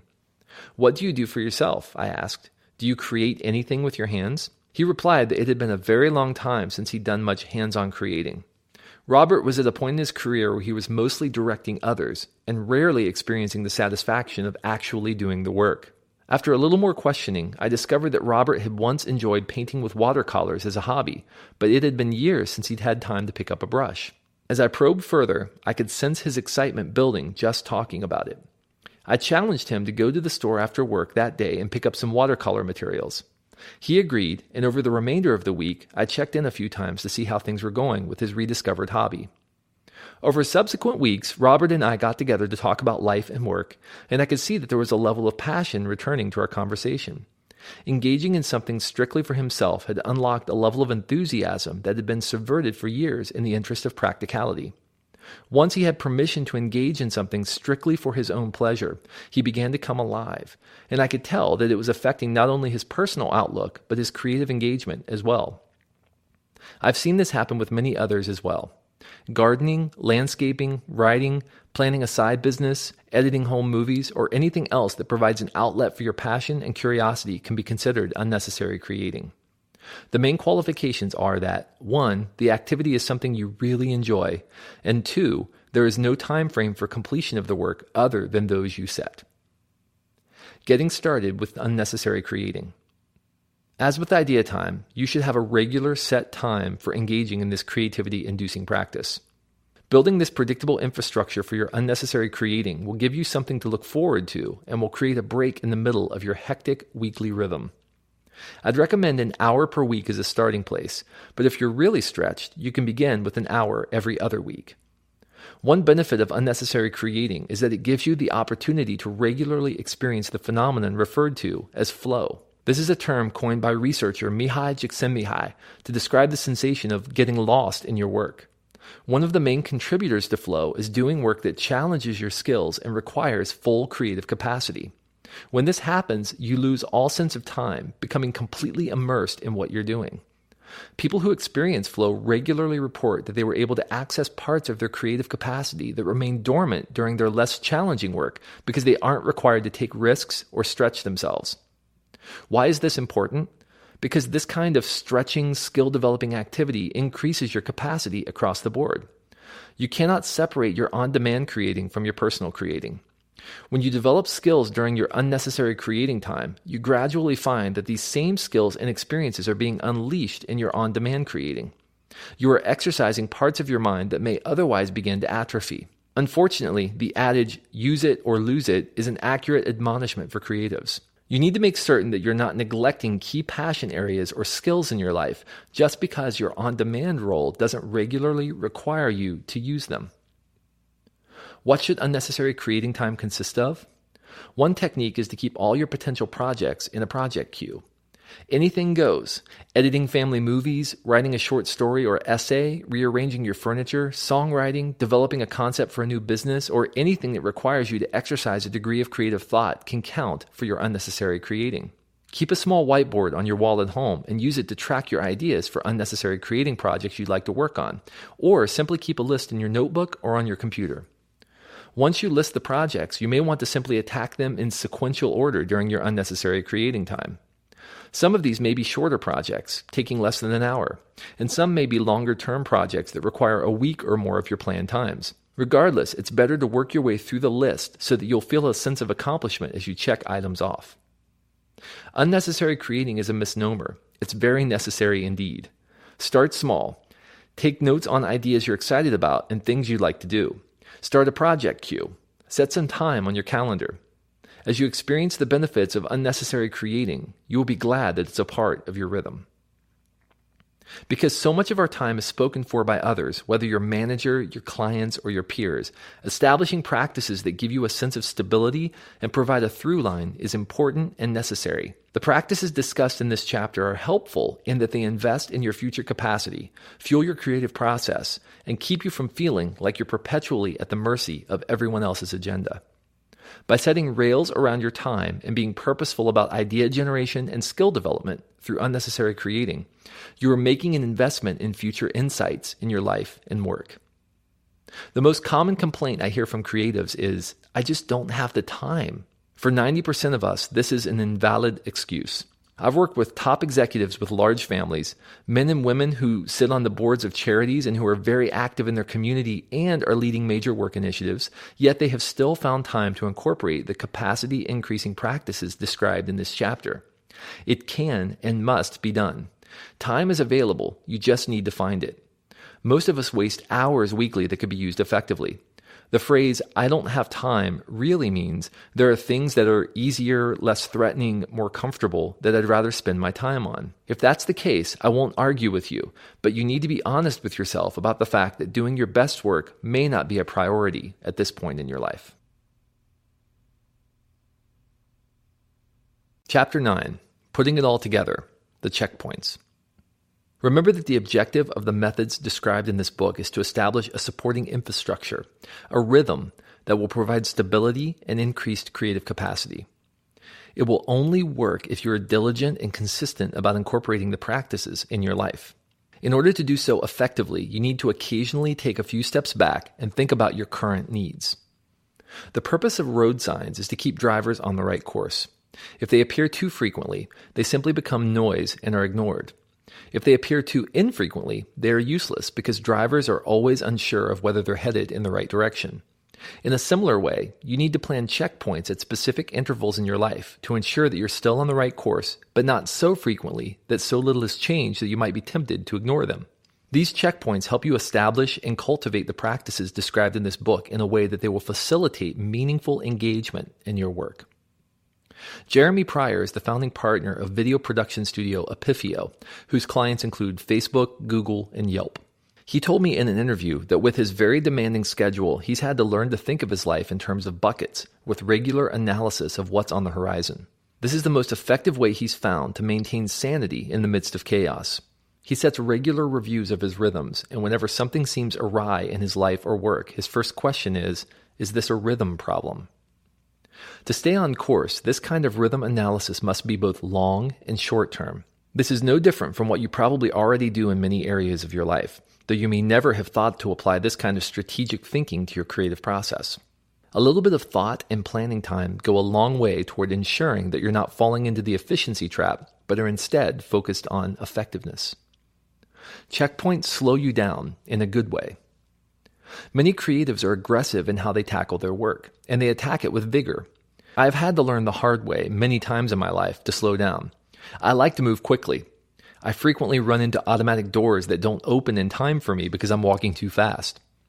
I can sometimes get ahead of my team or my clients because I'm not stopping to make sure that we are all on the same page. Having occasional checkpoints in my schedule forces me to stop and reflect on where I'm headed and whether my life is really structured in a way that will get me there. Checkpoints provide traction. Traction is gained when points of friction, even small ones, push off against one another and enable movement. Until there are two opposable surfaces, there will be no traction. Checkpoints act like strategic points of friction in your life to ensure that you're still moving forward and not losing traction. This will generate forward momentum in each of the 5 elements of creative rhythm and lessen the chance that they will get squeezed out of your life as the pressure escalates. Checkpoints clarify opportunities. Think about how you've spent your last 24 hours. How much time did you spend building something rather than on maintaining something that already existed? Many of us spend much of our personal and professional lives in obligation mode. We maintain a system that someone else invented or simply maintain our relationships, reactively doing whatever we have to do in order to get things done without building capacity for future work. These are symptoms of obligatory living. A big factor in shifting from obligation mode to opportunity mode is thinking regularly about how you are investing in your capacity to do better work in the future and taking accountability for your creative growth. To do so requires that you ask difficult questions at regular intervals and to have the courage to readjust your lifestyle as necessary to accommodate what's required of you in any given season. You probably don't care about the pipes running through your walls unless you're a plumber. You just want the water they deliver. Similarly, you need to be mindful enough of your practices only to ensure that they are present and functioning properly. But remember, they are there to serve you, not the other way around. Any system tends to become more and more cumbersome to maintain over time, and that's exactly what you must avoid. Simplicity is the key. Simple rituals become habits, and good habits yield results. Here are a few other critical notes about checkpoints. There is no one-size-fits-all solution for how the practices are implemented. The specific mix that works for one person may not work effectively for another, and you must be patient and willing to experiment. If you are diligent, you will see results. When the practices are implemented collectively, they work together like an engine with all its parts intact. Your relationships impact your focus, which helps you determine what should be in your stimulus queue, and so on. When taken piecemeal, they still will provide improved clarity and insight, but you will not derive the full benefit that is present when all the practices are working together. Get ready to compromise. Any degree of intentionality involves choice, and letting go of activities that have become comfortable and habitual may be awkward at first. In order to establish healthy habits, you need to let go of the things that are making you efficient but not necessarily effective. This means you may see a short-term dip in the amount of work you're producing while you are retraining your instincts about where to look for ideas. There are additional materials, including worksheets, audio, video, and more, to help you engage in the checkpoints at accidentalcreative.com/book. At bare minimum, for each checkpoint, you will need your notebook, your calendar, your work and personal project lists, if you keep them, your stimulus queue, and your project queue of potential unnecessary creating projects. Weekly checkpoint. The weekly checkpoint is where many tactical decisions will be made regarding the practices. As your schedule is shaping up for the upcoming week, you'll have a much better sense of how and where the practices will fit most effectively into your life. I like to schedule my weekly checkpoint on Friday afternoon because it gives me a cliff-top perch from which to view my upcoming week and plot my course. Others I've worked with prefer to wait until first thing on Monday morning, or even to do this checkpoint over the weekend. If you have an organizational system that you're already comfortable with, you can also find ways of working your weekly checkpoint into your existing rhythms. For example, I've used David Allen's Getting Things Done methodology for years, and I like to lump my weekly checkpoint in with the weekly review suggested by David's system. Whatever works for you is fine, but be consistent. During your weekly checkpoint, you will think about how to implement the practices into your upcoming week. Here's a complete list of the practices we discussed in this book.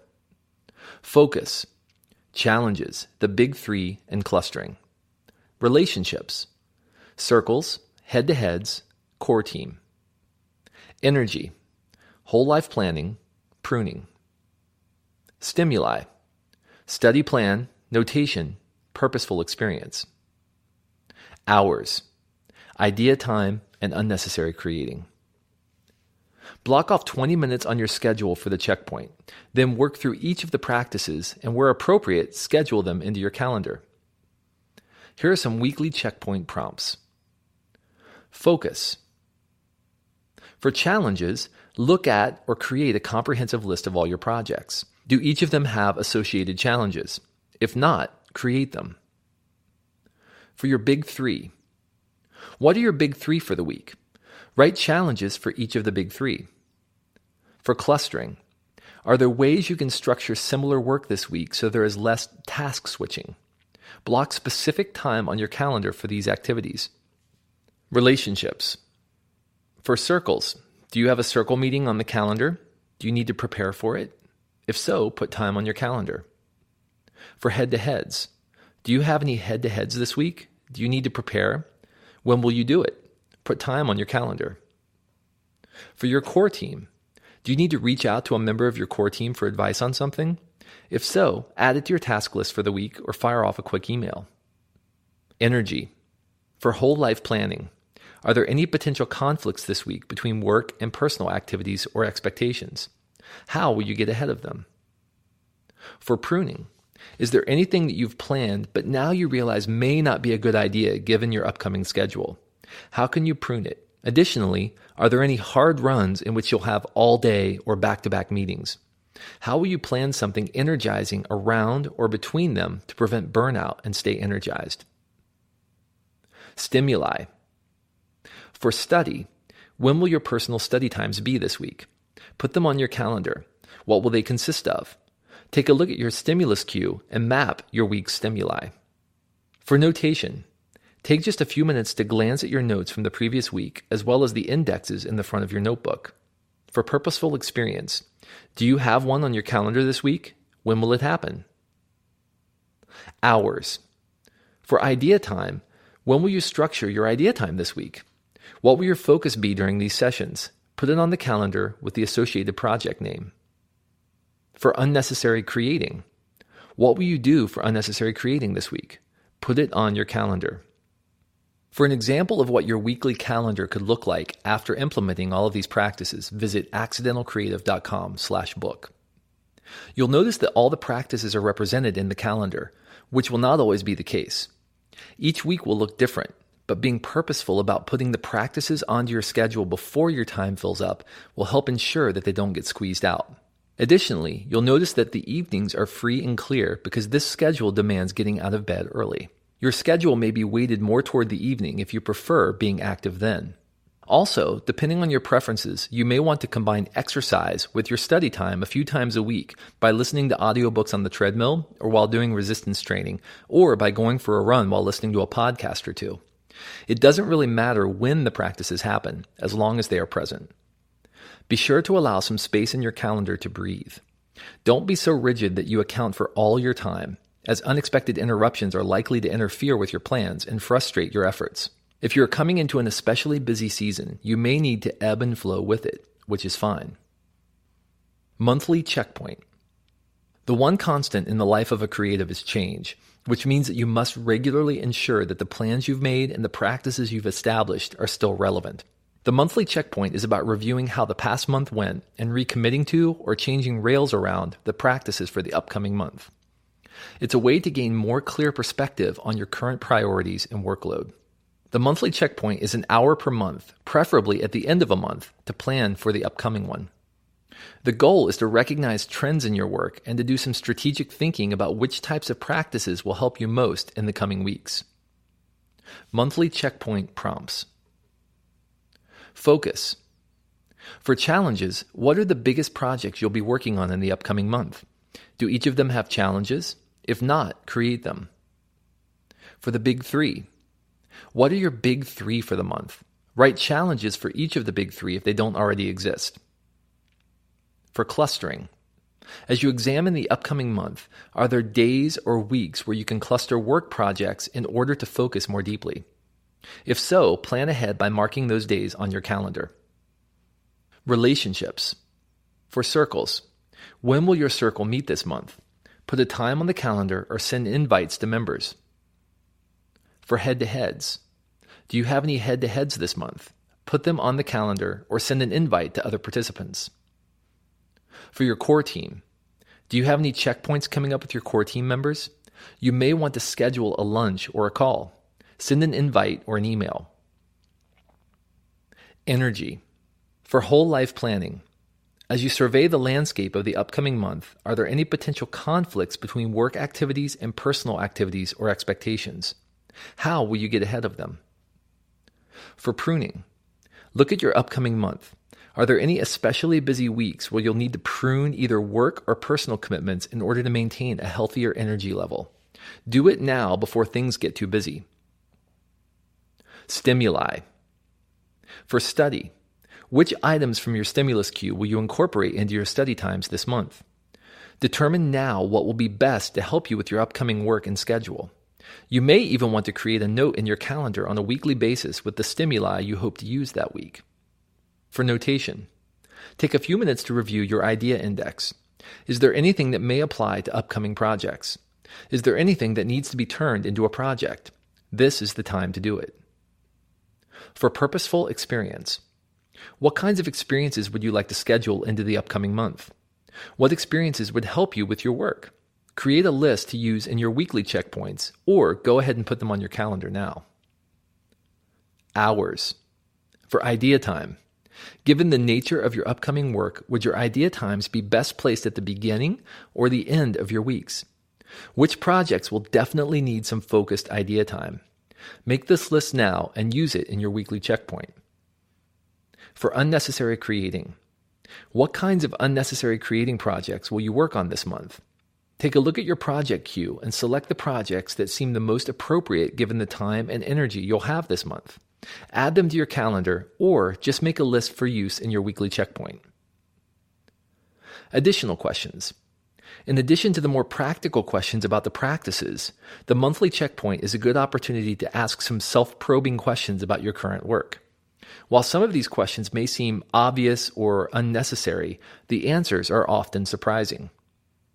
How do you feel about the work you're doing right now? Do you feel like you're doing your best work? Why or why not? What do you perceive to be lacking in your life and work right now? What can you do about it? Quarterly checkpoint. People are brilliant at developing permanent solutions to temporary problems. Though you may not often recognize it, you probably see this all the time in your organization.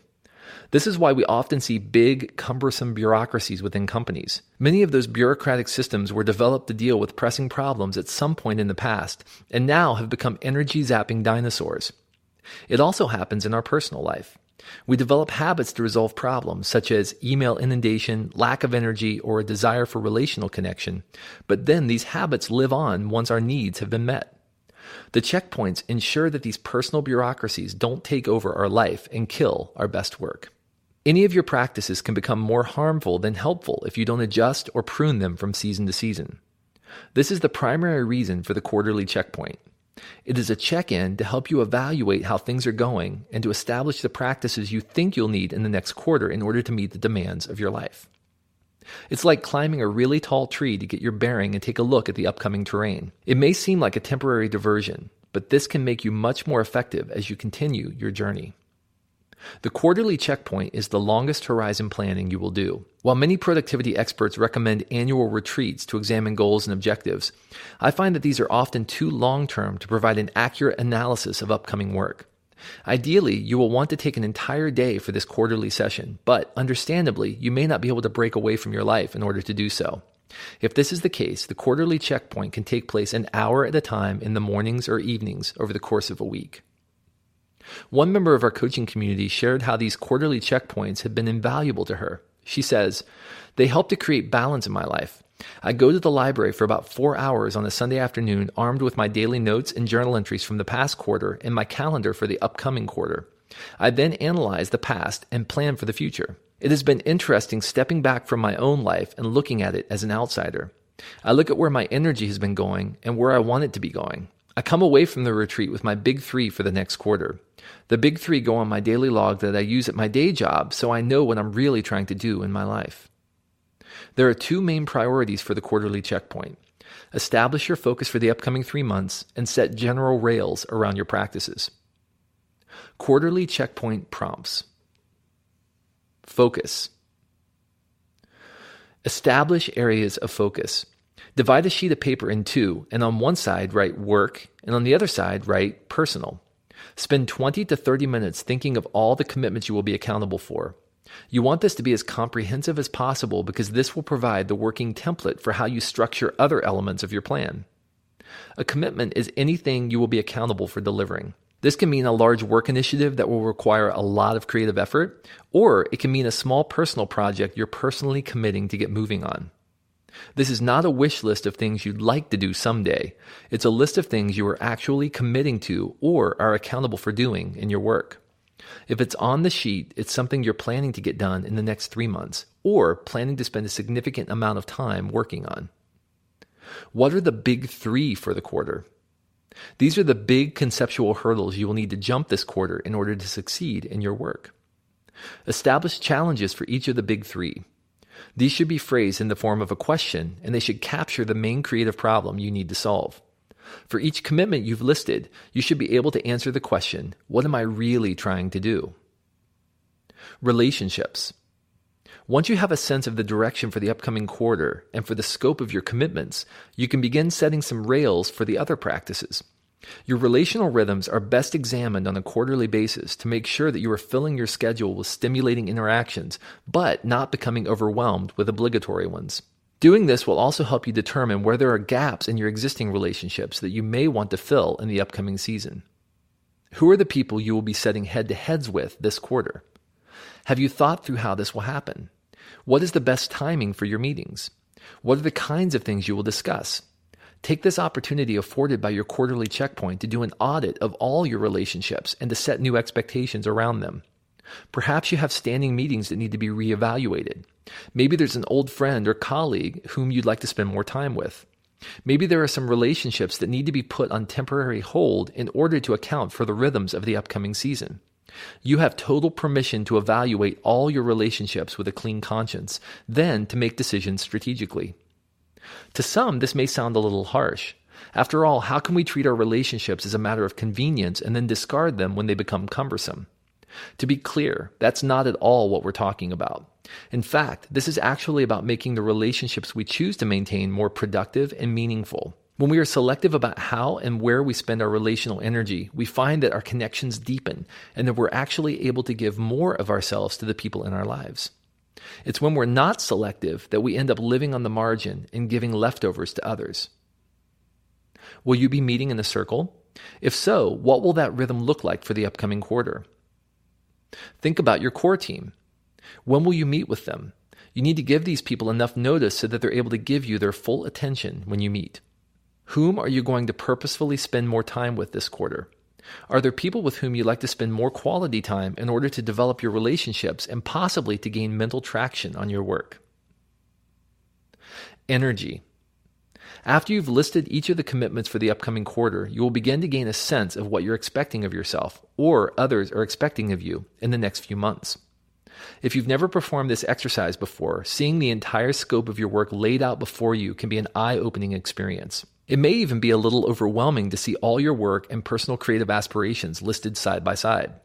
Not to worry, that's precisely the reason we're doing this exercise. A little discomfort now will save you a ton of stress down the road. Each of these commitments represents not only time and creative work that you'll be accountable for, but also energy you'll be required to expend. As we discussed earlier, sometimes projects, even very good ones, can steal needed energy from more critical, productive projects. Many people don't realize the cumulative effect of their choices on their workflow. Ongoing, recurring creative commitments are often the result of a decision made once upon a time that continues to require energy and focus many months, even years later.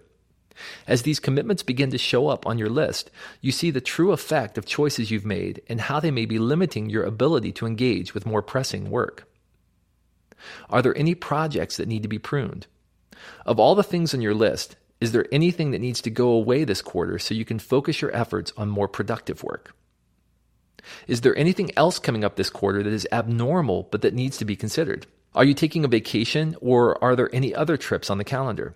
You need to take these into account because they will affect your workflow and your energy. Often we don't look at how things like trips, time off, or family commitments will affect our ability to engage. And as much as possible, it's best not to plan our critical work around times when it will be difficult to mentally engage, like the last few days before a critical trip or the first few days back. Remember that the purpose of looking at the scope of your commitments through the lens of energy is to identify any easy decisions about what needs to be scaled back or where you may have unwittingly made long-term commitments that are becoming unwieldy. Stimuli. What kinds of stimuli will help you with the projects you'll be working on? Can you identify any knowledge gaps in the commitments on your list? Are there any projects that will require special information? Now is the time to identify those needs and keep a list of a few resources that might be able to help. What are you curious about right now? List a few subjects you're curious about or that you'd like to explore. If you can, list a few resources that are interesting to you and you'd like to add to your stimulus queue. How will you challenge yourself to grow? List a few items that you're going to study or experience this quarter as a way to grow your mind and stretch your experience base. These can be books, places you'll visit, meetings you'll attend, or anything else that causes you to see the world in a new way. The important thing is that you're listing concrete items and at least tacitly making a commitment to them. Hours. Which of the projects on your list will require the most creative thought time? Can you identify 4 or 5 projects that will require an extra amount of creative effort? Not that you're going to do anything about it at this point, but it's good to begin identifying them now in advance so you can earmark idea time against them. What will your unnecessary creating projects be? Some of these may be listed already in your commitments list, but spend some time thinking about the kinds of projects you would like to initiate or continue this quarter. These items will be added to your project queue, and you will work on them during your unnecessary creating time. Again, it's not critical to get these exactly right. The whole purpose is simply to do an analysis of the kinds of things you're currently interested in working on and to make a commitment to trying new things and creating unnecessarily this quarter. Dream a bit. One additional exercise that's been effective for me is one I learned from my friend Lisa Johnson. She told me in an interview that once every several months she makes a list of all the things that would blow her mind if they happened. For example, big business breakthroughs, people she'd like to meet or work with, or goals she'd like to reach. She relays that many of the items on these lists have actually happened, and she attributes this to the focus she gains from simply writing them down. I've had similar experience with this practice. I work it into my quarterly checkpoint and spend about 30 minutes dreaming as I write things that seem beyond my reach at the present. Numerous things I've put on the list have actually happened, such as starting my company, a family trip we wanted to take, and even publishing this book. Being inflexibly flexible. Life will change and priorities will shift. This is the nature of creative work. As quickly as ideas are formed and put in motion, the entire playing field will often change and require new insights, new executions, and maybe even different team members to be added to our efforts. This is why the strategy of regularly reviewing your practices and asking whether they are truly aligned to your priorities is so important. Some may be tempted to ignore this advice because it seems too obvious or irrelevant. I'd like to challenge you that life is too precious to allow even a week of effort wasted due to being absent from the wheel. Once you get off course, a lot of extra energy and focus is required to bring you back to where you want to be. That's effort that could be used instead for projects you'd like to initiate or to generate insights you need for your work. Once you've established deep patterns in your life around the practices, you'll likely notice that insights and ideas are emerging that you'd not expected. This is because you are no longer living reactively, but are instead filling your life with more of what really matters to you and piques your interest. You are finding creative rhythm, and that is a great place to be. Chapter 10. Cover bands don't change the world. I'm hopeful that you've taken my encouragement throughout this book that the main reason to establish practices is to increase your capacity for insight and brilliance, not simply to cram more things into your life or to hack your creative process in some way. Again, there is no formula for effective creating, and there are no shortcuts to experiencing brilliance when you need it. You will see results only when you are willing to let go of anxiety around short-term outcomes and pour yourself into activity that increases your capacity to experience future insights. Over time, many of the practices in this book will become second nature. They will simply become intertwined with your lifestyle and creative process. But like anything else worthwhile, your first efforts will require a tremendous amount of forethought and follow-through. Once you've persisted in these choices, however, you will likely begin to see some welcome byproducts in your life. Though it may take time to see these results, effective creating begins the moment you decide to reclaim the natural rhythms of your creative process and to structure your life around them. This will require intentionality, choice, and discipline. Intentionality means that you're approaching your life in a systematic way and not haphazardly. You know what you're about, and you're working a system to make it happen. It means that you must constantly remind yourself of not only what you're doing, but why you're doing it. You don't want your practices to turn into unhealthy, counterproductive habits, or for the system to turn upon itself because you've disengaged from the why behind the what. This is like poison to your creative process. Choice means that by saying yes to a set of practices, you're inherently saying no to a lot of other things. You can do almost anything you want, but not everything you want. What you choose to include in your life has consequences and immediately limits your other choices. Therefore, you must be careful when making commitments so as not to unintentionally limit your opportunities for engagement. Maybe you choose to create something or to do a little reading instead of watching a sitcom. Ooh, that hurts. But you know that every choice you make affects everything else in your life, and you must therefore make these choices carefully. Choosing to establish study time, or unnecessary creating, or to set time for get-togethers with people who stimulate your creativity necessarily means you're saying no to other activities that may bring you more comfort in the moment. You are trading immediate gratification for future insights. It's an investment, and hopefully you're discovering it's one worth making. Remember, comfort is frequently the enemy of greatness. When you choose to default to comfort, you are choosing to be less effective in your life. Discipline involves establishing and hitting specific marks and doing what needs doing, regardless of how you feel in the moment. It means that you make decisions when you have clarity and sufficient energy, then you follow through on them regardless of how you feel in the moment. It is human nature to default to the path of least resistance unless you make purposeful decisions to do what's best rather than what's most convenient.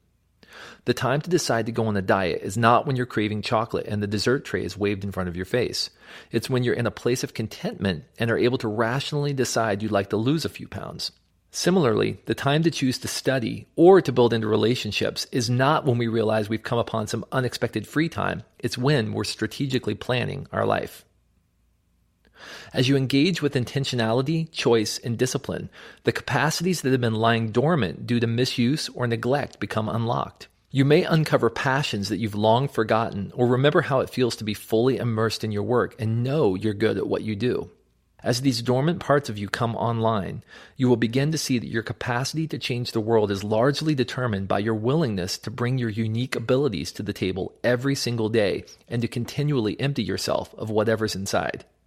One of our coaching community members, Sal, shared how establishing practices and establishing creative rhythm unlock new possibilities for him. He says, I was going through changes and asking some important questions about who I am and how my work is supposed to reflect that. I was bouncing around between projects, tasks, and friendships, trying to figure out what I should be doing. Nothing was tied together. They were all individual and separate occurrences in time. He continues, for so many years, I had a wealth of creative talent built up inside of me. I would try to use a little bit here and there, take a scoop off the top at work and apply it where I could. Try to start a new project to relieve some of the pressure building up. It was like I was drowning in a dull world and could only get a breath of creative oxygen every once in a while. Sal says that once he became aware of how he'd been living without structure in his life, he began to establish practices that unlocked dormant parts of his abilities. He says, discontent is only a precursor for change, and so it began. I began the process of starting a business. I wasn't sure what that business would ultimately look like, and I am sure I am not where I will end up. But the fact is, I started.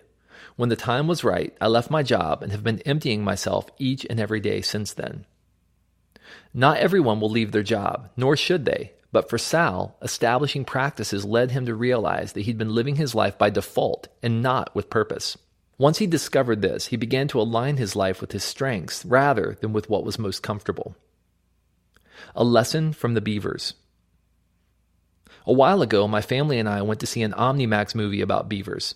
Yes, we like to live on the dangerous side. I've heard the phrase busy as a beaver at least 1,000 times in my life, but I don't think I ever really connected with its meaning. Every day a beaver simply does what it's wired to do. It diligently performs the task of cutting down trees and moving them around to create dams. While the day-to-day work a beaver does may be relatively unnoticeable, over the course of its lifetime, a small family of beavers will affect the environment around it more than any other creature except humans. Simply through the process of building dams, which it uses for housing and sustenance, a beaver can, and often does, turn a river into a meadow or farmland into a lake. Here's the thing. The beaver doesn't have some master strategy in mind for repurposing the surrounding terrain. That is not its intent. It's simply doing what it does, day after day after day, and the ensuing environmental change is simply the result of this activity. The beaver is just being a beaver, and it changes the very world around it. So many of us want to go straight to results. We want to know how and when something is going to pay off from the very beginning. But how many of us, like the beaver, would be willing to work a little bit each day on something, all the while not knowing whether we will see the results of our labor?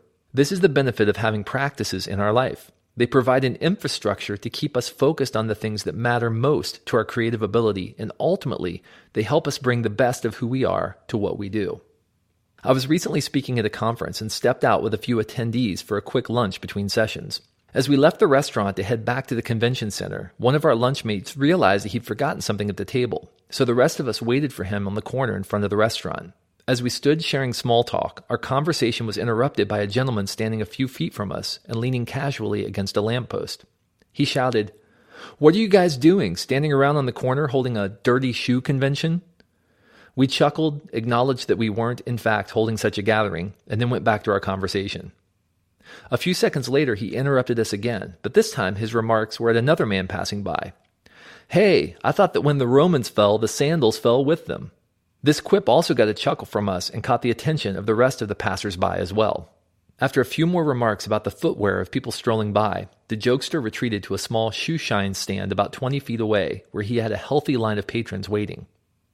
Intrigued, I approached him to get a little more background on his story. It turns out that this was not a one-time gimmick, but that he had been doing this for quite a while.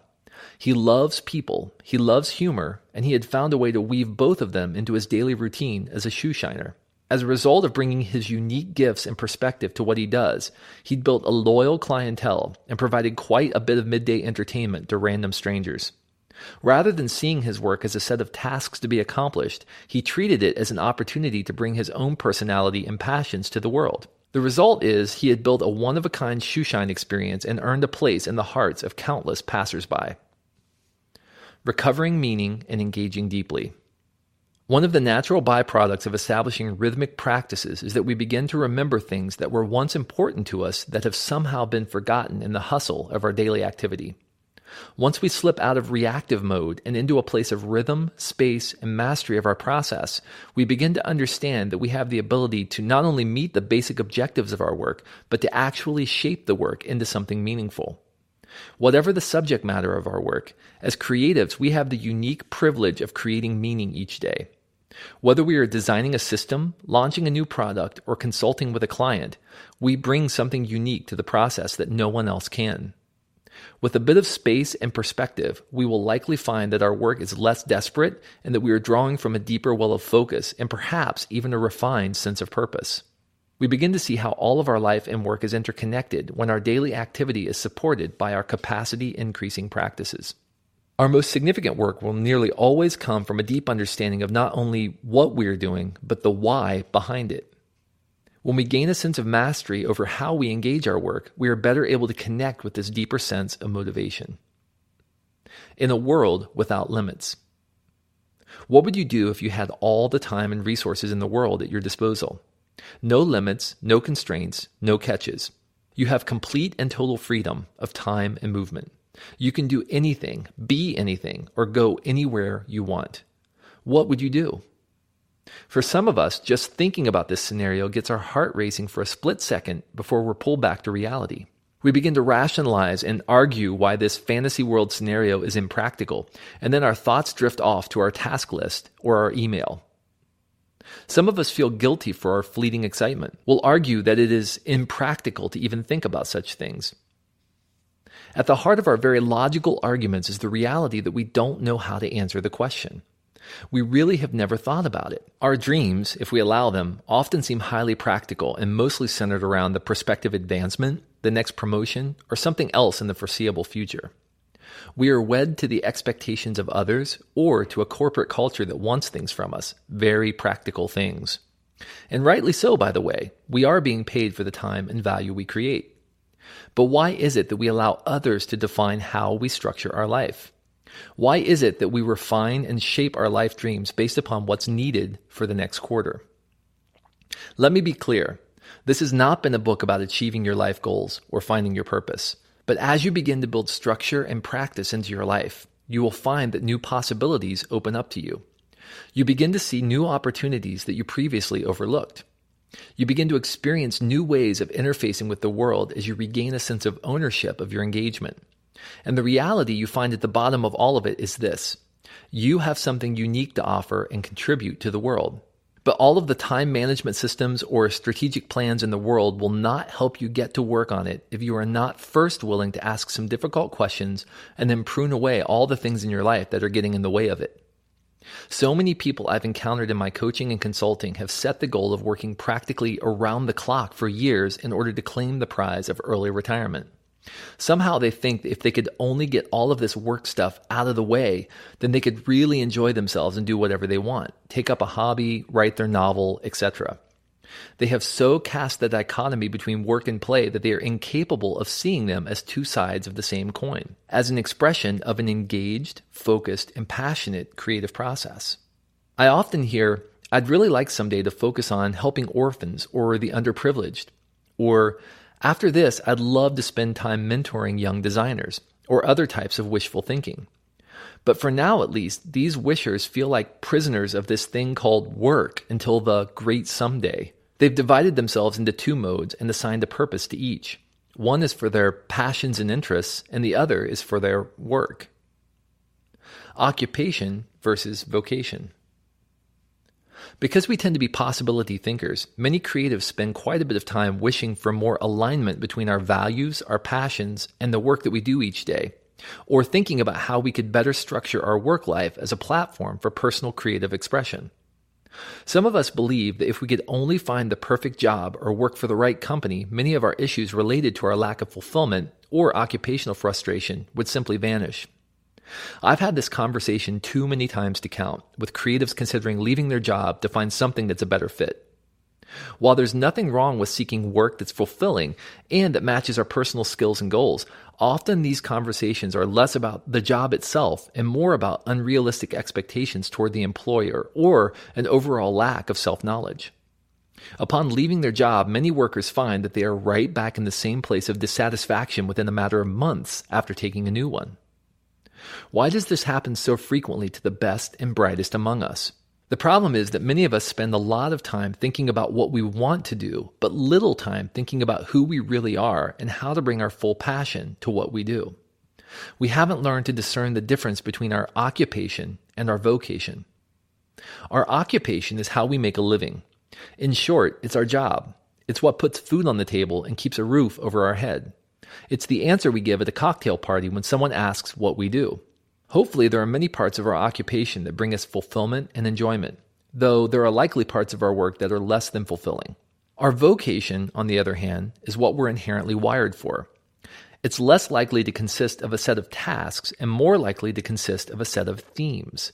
For example, an accountant may technically describe his job by saying that he balances the books, but what really drew him to his job and continues to drive him to do great work is that he loves bringing a sense of order to the company's finances. It's likely this drive to bring order plays out in areas of his life other than his job.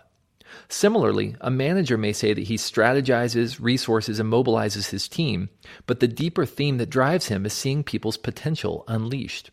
He is likely to seek out opportunities to unleash the potential of others through his community service or mentoring programs, though he may not have thought much about why this is the case. The word vocation comes from the Latin word vocare, which means to call. As we each have a unique voice, we also each have a unique way of expressing ourselves through our work. It's the central theme that puts a fire in our gut when we encounter it or engage in work related to it. It's also the thing that fuels our passion, keeps us moving forward, and in some cases, even obsesses us. Author Parker Palmer says in his book, Let Your Life Speak, that, from the beginning, our lives lay down clues to selfhood and vocation, though the clues may be hard to decode. Once we do begin to decode them, however, our understanding of vocation will fuel our best creating. Having a grasp of how to apply our deeper passions to the work we do is the significant difference between doing work that's simply good and doing work that's brilliant. Resonant frequency. A few years ago, I flew into LaGuardia on a red-eye for an early morning meeting.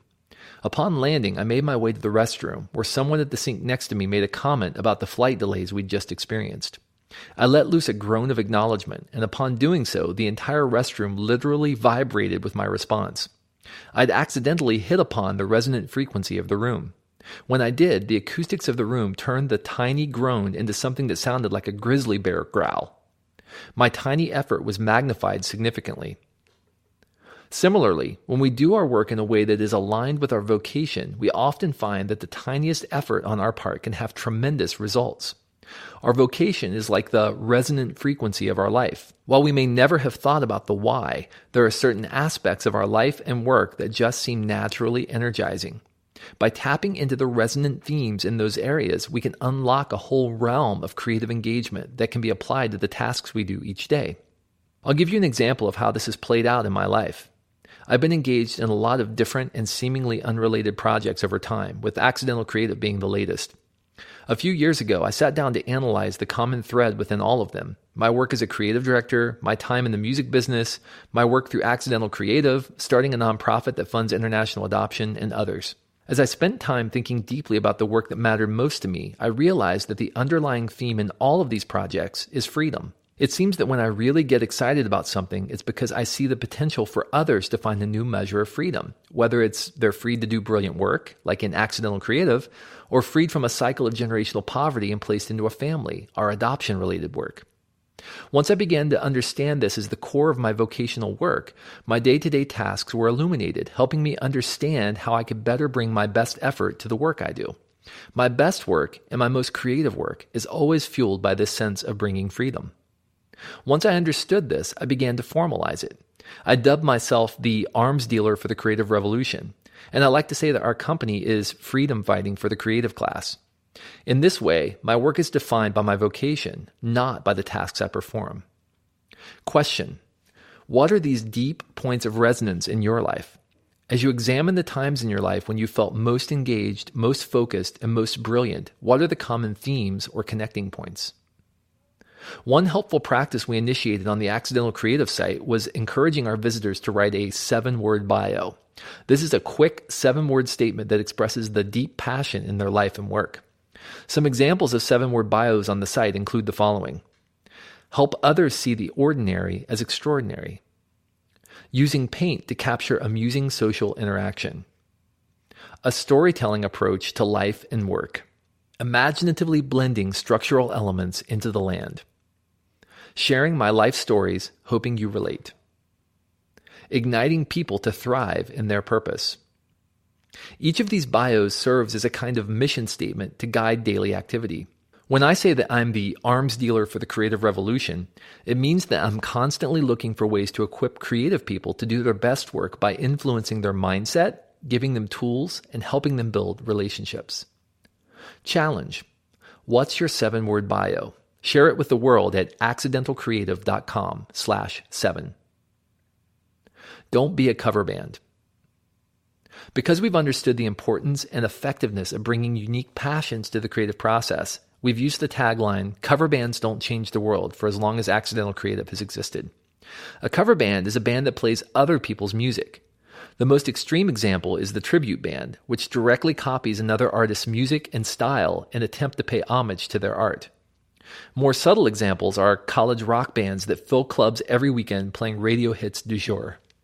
Occasionally, you'll hear one of these bands rattle off something like, "Now we're going to play something we wrote," and a collective protest arises from clubgoers. Why? Because no one came to the club to hear the band's original music. They're there to dance, have a good time, and hear music they know. The promise of going to hear a cover band is that you'll be treated to familiar tunes in a dance-friendly format with little variation. This is the expectation. It's the brand promise, if you will. When a cover band pulls an original tune from the repertoire, the promise is violated in a major way. It's incredibly difficult for a band to make the transition from cover band to one that plays original music. In fact, it rarely happens successfully. The band is always caught in the netherworld between making a living or earning money and wanting to express themselves through their art. Even if they are able to successfully slip some original music into the mix, they will always have to stare down the annoyingly vocal request for the latest top 40 fare or free bird. In my music business experience, the only way I've seen a band successfully earn a living playing original music is by choosing to do so from the very beginning and building a loyal audience for it. If they stay true to who they are and are willing to forego the immediate financial return available to cover bands, they can sometimes build a long-lasting and loyal audience for their own music. However, they must be patient enough to earn fans, often one at a time. Choosing to chart an original path is not easy. As author Andre Gide wrote, "One does not discover new lands without consenting to lose sight of the shore for a very long time." This is not to imply there's anything wrong with imitation. In fact, it's one of the critical phases of creative growth. We need to feel free to imitate others as we learn and develop our skills. But it gets tricky when we start making money based solely on our ability to imitate the creative work of others. There are a lot of cover bands in the marketplace today. If their only goal is to make a lot of money, so be it. But the products and people who really change the game seem to be the ones who are able to stay true to a set of principles rather than being driven to quick returns. They develop a loyal audience rather than a fickle one that turns away the moment they play an original. It's my desire to continue to strive to find my own voice and to try to weed out all the places where I'm being cover bandish. This can be very tricky because it often means turning down more work than I accept, but my hope is that the original value I bring to the clients I choose to work with will create raving fans who will want to continue work with me and trust me when I develop new products or ideas. How about you? Are you willing to bravely pursue your own voice, carve your own niche in the marketplace, and avoid the temptation to go for quick success? In looking at the long-term arc of your life and creating, are you willing to pour yourself into practices that will help you uncover the hidden potential and unlock passions that have been buried deep beneath layers of expectations and obligations? There is no greater reward than that of knowing that you are free from the need to be defined by pay or prestige, and are instead motivated by the very process of doing your work each day. This is how we begin to see the seeds of greatness spring up in our life. How you define greatness defines you. How do you define greatness? This is something that's been on my mind a lot lately, and it's something that I've been internally debating for the past few years. I spent a lot of time interacting with brilliant people and studying great minds, and the more I do, the more I've become convinced that how we define greatness ultimately defines our life. If you define greatness as the pursuit of a bigger title in office, then that will define your life. If you define greatness as accumulating a lot of knowledge about something, that will define your life. If you define greatness as being the best at performing some task, that will define your life. If you define greatness as loving your family well, that will define your life. If you define greatness as choosing to engage every single act and interaction in your life with purpose, that will define your life. How we define greatness defines us. In the end, it's probably the single biggest determinant of the course of our life. I once heard a South African friend share the reason behind the urgency with which he approaches his work.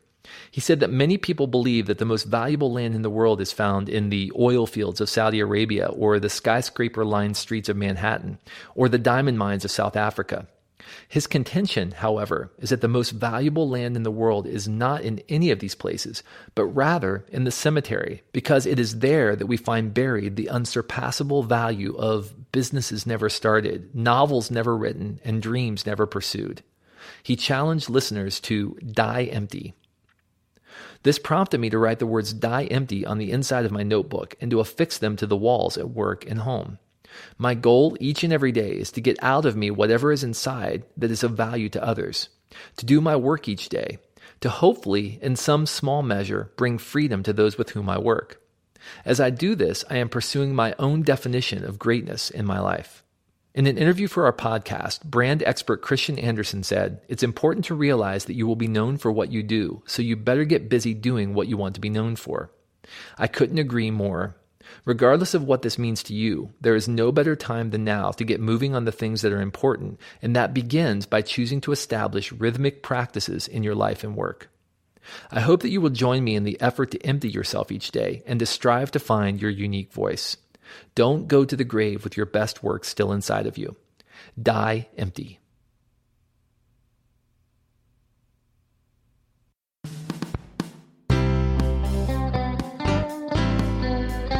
This has been a Gildan audio production. For more affordable life-changing audio programs, visit our website at gildanmedia.com.